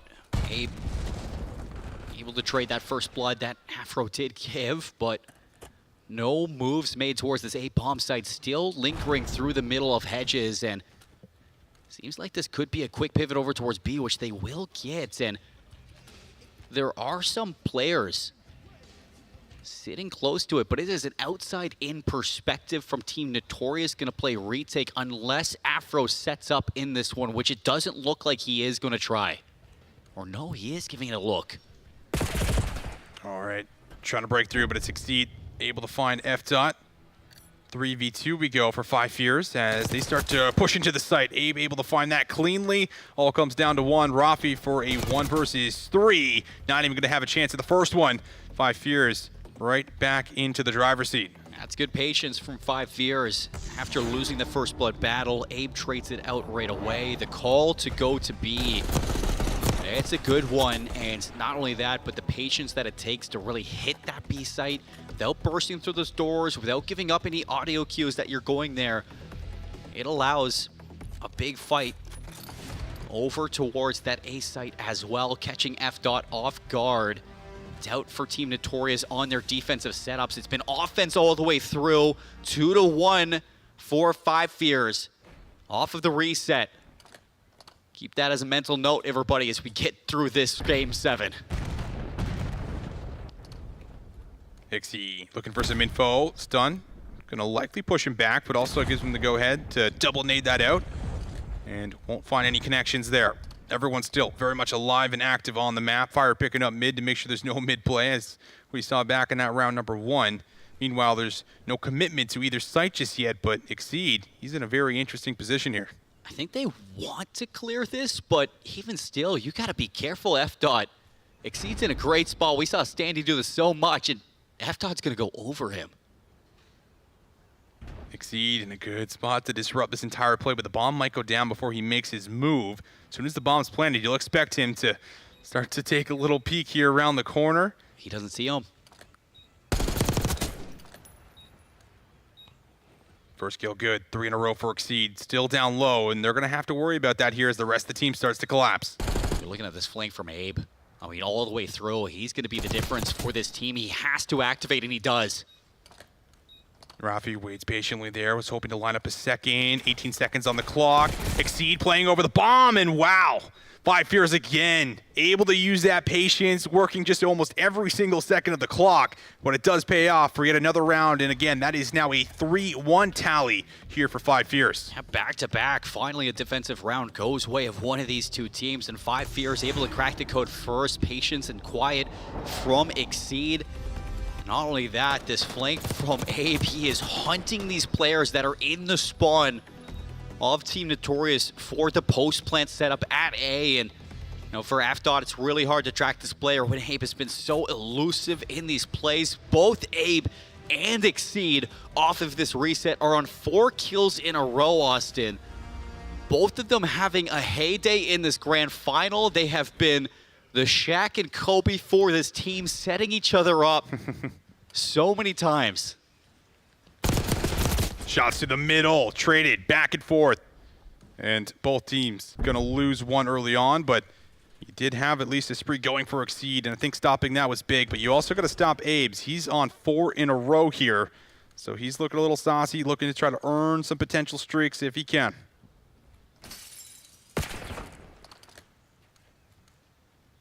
Tank onto a few, and again, 5 Fears just letting this develop a little bit, letting this breathe. On where to go for these sites. Double stack at A. You have a deep play from Eric Boom over at this B site, and I remember this position from Eric. That was the killer yesterday, and nobody could read. But for 5 Fears, it's not going to be a B hit. Afro still in a good spot to disrupt what will eventually be a bomb plan here. They're committed for it, and they're going to go for it. Afro wants to try to make his move. Shots over the top from Abe will keep him safe. Allows a safe exit onto Hixie. Now it's a 3v3 retake. It's a tight post plant, but again, it's going to be a flank play that really develops everything. Eric Boom looking for fire, and he gets it. Hixie has to chow, needs to create some space through the front. It's an awkward gunfight with no aim assist, and Afro's able to win it. F-Dot now on the collapse. Eric gets there before him, and that is a very clean retake here for Team Notorious in a crucial round. You gotta win your defense now. That is almost 5 fears. They are asking you to do it. They're saying, we are coming into this Game 7 with everything on the line for this AMD Overclock and really running some tests against your red card. So you go offense for the first couple of rounds, but at 3-1 you did have was where you needed to see Team Notorious pull things back. Now 3-2 lead for 5 fears. For Team Notorious's attack, it looks like it's going to be over towards A again for these opening duels. Rafi's going to watch for any flanks, but there's going to be none.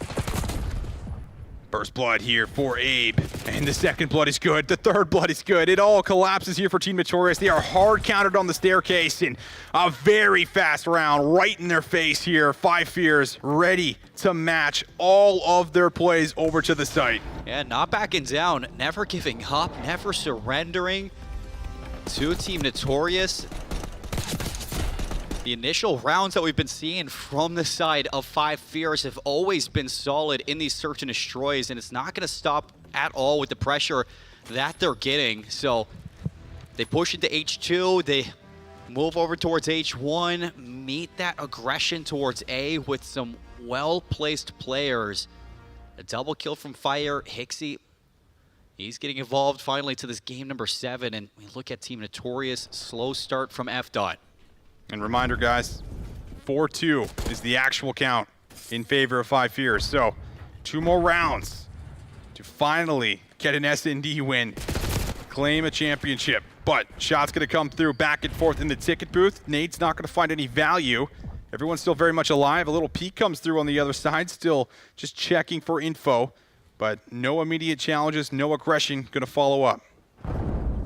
No first bloods either just yet, so really trying to find some space on this attack and defense. Eric Boom's getting spotted, pre-fires Afro. He's going to note this one, so he is ready for anybody to burst through these doors. Has to be wary. Afro, such a pivotal role to play. Door's going to bang open. Challenge going to come through, but Afro can't find anything. They know there's a few in the site now, without question, but there's the first kill from Eric. Afro able to find the second. No trades and not a lot of time left for 5 fears to really make their move.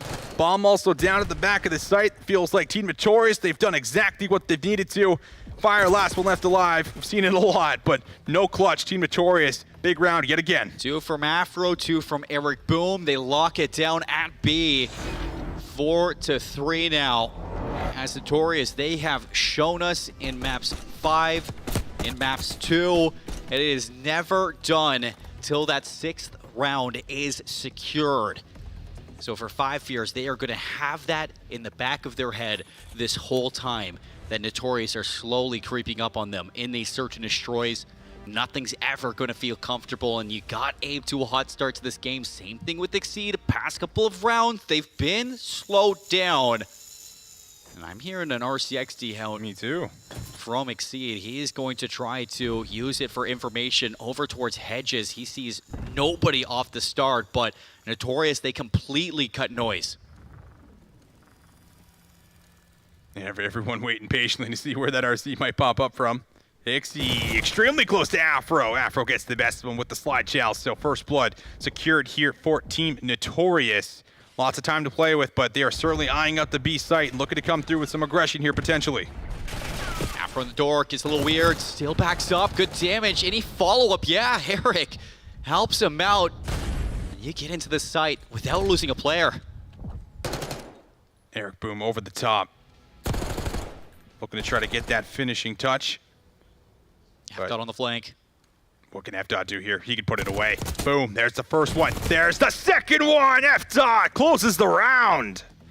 Tie game in the grand finals, game 7. Notorious never out of these S&Ds. Afro, Eric Boom, they're willing you to this round 11. They're willing you back into this game. And FDOT plays his cards so right on that flank. The double kill right there could have bring him right back into this Game 7 when he needed it off that slow start. So 3 kills in that round. The first 3 that he got for this game off the reset.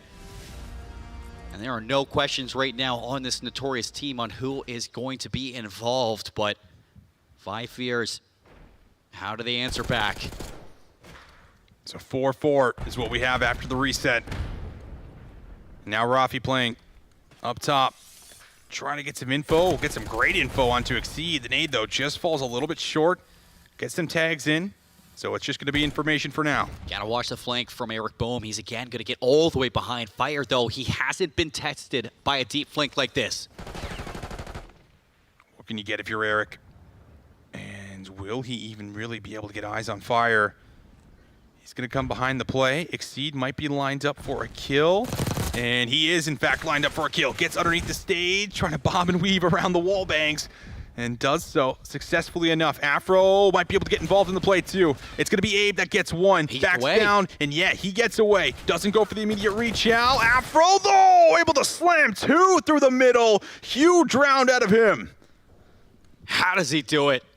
4 in a row for Afro, just reading this map so well. Disappears yet again. 1 versus 3 for Fire. He's got the bomb, but he's got to get through FDOT first. He's throwing shoulders, dancing around. 12 seconds. He is not giving up anything at all. Team Notorious with 3 rounds in a row. Now up to match point for the grand finals. 5-4. Just have to start calling them the Icers, man. It's just all comes together when it needs to. You need to clutch up? No problem. These guys are going to do it. 5-4 now after the reset with that 1-1 tally.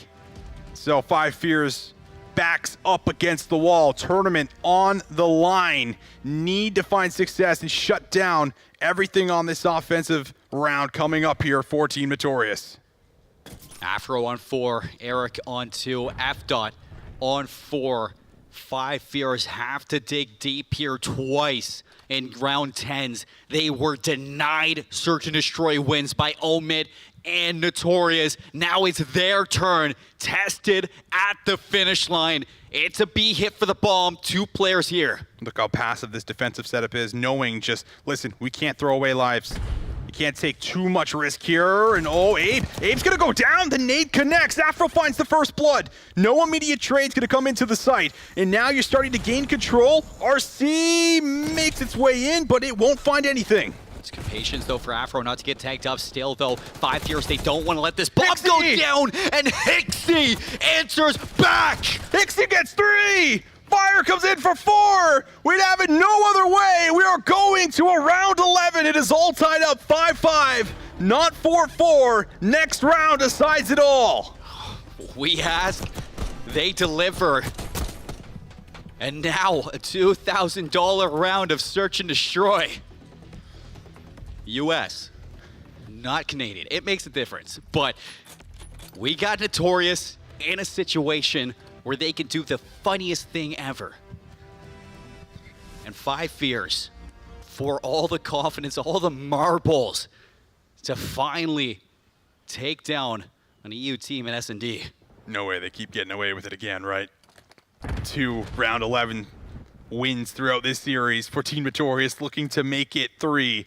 And it's going to be aggression here. 5 Fears looking to use the numbers. Want to move into the site, and it's going to be an immediate bomb plan. Audio cues for Afro, he knows, but all 3 members are still on on B, and through mid. Post plant not going to be disrupted. Afro's going to invest the RC. He's just looking for anything. Pure info here for his teammates that start inching up closer and closer on the retake. It's a wide spread here, post plant for 5 Fears. Afro going to be able to get some info down low. Abe not going to get tagged up, and Afro just barely lives with a sliver of HP, but it's Eric who strikes first, gets the second. Eric, boom, able to find the double up, and now it's a 2v4. Time is extremely low. Have to watch the diffuser. Are you going to be able to protect him? FDOT gets Hixie, all down to 1. FDOT gets the last one. They answer the call. They have conquered it all. They are your AMD Overclocked champions. And no doubt in your mind, that when it comes down to a retake at A for a round 11, Notorious can get it done. Hexy, what a chance to win it out with that top class position, a couple shots away from stopping that defuse with 10 seconds left. F-Dot is there, he helps out, and he wins it all at the end for Team Notorious. They are champions going in to our champs next week. A little extra payday, a little extra confidence to topple the international play one more time. This is all rounding out to be a great weekend. Is it ever, man? And I mean, it's just really the Breaking Bad meme, isn't it? Just 3 times. Like, how do they keep doing it? Round 11, ice. It's too much, man. It's got to give you a ridiculous amount of confidence knowing that we just have so much trust in one another when it comes down to those final moments, those round 11s, when we need to win it, when we need to ice up. They can do it time and time again. Something you love to see from this squad, man. EU getting the best of NA here in this grand final, coming out with some extra cash, but most importantly, looking in tip-top form going into champs next weekend. Team has had the most amount of boot camp time over anybody, so it's no surprise that they look polished as a whole. Hats off to Five Fears for taking them a distance in this one, but looking back at this Game 7, all the way into the round 11, and you look at Notorious, who struggled out the gates early. A couple poor performances from F-Dot, a little bit to kind of hope to see Afro hit that next form, but you look at round 7, 8, and 9, and that's where everything was falling apart for Five Fears. You were losing out on your, offensive takes. You were losing those first bloods. You had numbers advantage start to fall away, and we started to see those mistakes from previous Search and Destroys show again. And that's something to VOD review going into next week for sure. Is your Search and Destroy? At least how do you just Google it? Can we close out an S&D? How do you win around 11 at this point? Because that's 3 times you get a chance and 3 times you fail. So you go back, chat, viewers, let's lock in for some replays over 7 maps of a grand final. Yeah, 7 maps. That's a lot of maps. And every single map on broadcast today went the absolute distance. We had all map 5s going to a map 7 here in the grand final. Could not ask for a better teaser leading up to champs. It has been a treat without question, but so many moments, man, and gotta feel a little bit here for Five Fears, knowing that they were that close that many times to winning some of these maps. Even go back to the hardpoint, right? The hardpoint was a huge deal for Team Notorious to steal away on the Skyline that just wasn't looking too promising up to that point based off what we've seen from Five Fears, being clutch, being really strong in that game mode specifically. So, man, incredible stuff the whole way through, and you see some of that Skyline happening right now, but there's just so much to break down. Right here. I mean, even just look at that respawn from F-Dot. He goes all the way through top bridge, drops on down. A couple kills there for F-Dot. Afro helps him out. And yeah, that's the turning point for this, where you take that hard point and, for Team Notorious, you accomplish something that you've been trying to do, is just match that high-octane pacing that you get from that North American region and steal away some icy rounds and icy maps in the same time. Rafi in the round 10 there, 2v4 ace that he gets, teed up by Eric Boom. A little alley-oop there, but even for the game number 6, you got to give Notorious some love, or sorry, Five Fears some love for the initial hardpoint odd vault. Both controls that we saw as well were pretty clinical from Five Fears through and through. But when it came down to everything else, and you see Notorious in this last round, or last game for that game 7, it's just a step above from the S&Ds when it comes down to those big moments that they talked about. You watch them in Miami too when it comes to that grand final, when they ice up every single map to win it, to be open champions. It's starting to feel like that again.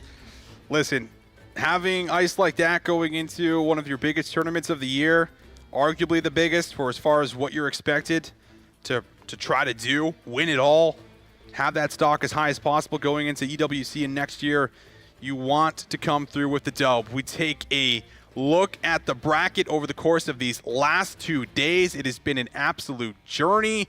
Day number 1, we saw a lot of those 3-0s. We actually kicked it off with Team Notorious right away. That was when they had that hot 3-0, really got themselves into the groove, and from there, they rode that all the way through the upper bracket, all the way to this grand finals with the rematch against Five Fears. Yeah, and I mean, just in general, you look at the weekend that we have, and a lot of people are surprised at, what happens for LAG mates and Rocker at the end of this bracket. A lot of questions were being asked yesterday, after Rocker lost to this Five Fierce team. But for these guys, I'm sure there's stuff to work on, but that's going to be good VOD to watch over to see those mistakes in real time. Come EWC, I'm excited to see LAG mates and Rocker play yet again on the main stage against their colleagues in the CDL. But for these challenger teams who've been grinding, they've been hoping for a moment to win games like that, they get it done. And this run from Team Notorious, it is crazy. You beat Mind Freak, our APAC representatives. You go in, you take down Omit, our DreamHack champions. You go into the CDL team. It doesn't even go to a Game 5. You take down Five Fears in a Neslo form, and then you take down Five Fears by clutching up 3 round 11s and stealing a hard point away from them.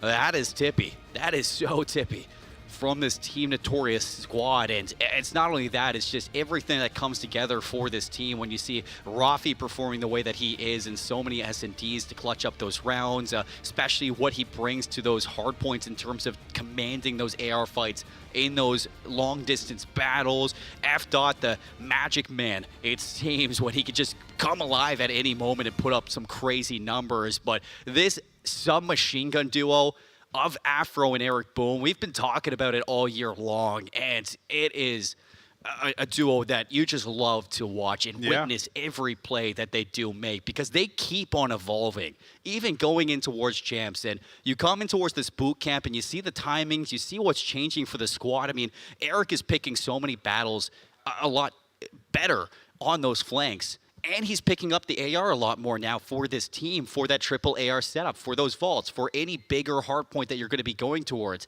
And then you have Afro, who normally has been that guy who just continues to bully out his opposition, but so many timings that he's just getting free kills, free double kills, triple kills, and he looks unlocked right now. Yeah, he does. Incredible stuff, man. It was a fun tournament. $5,000 for Team Notorious, as well as the bragging rights going into champs next weekend.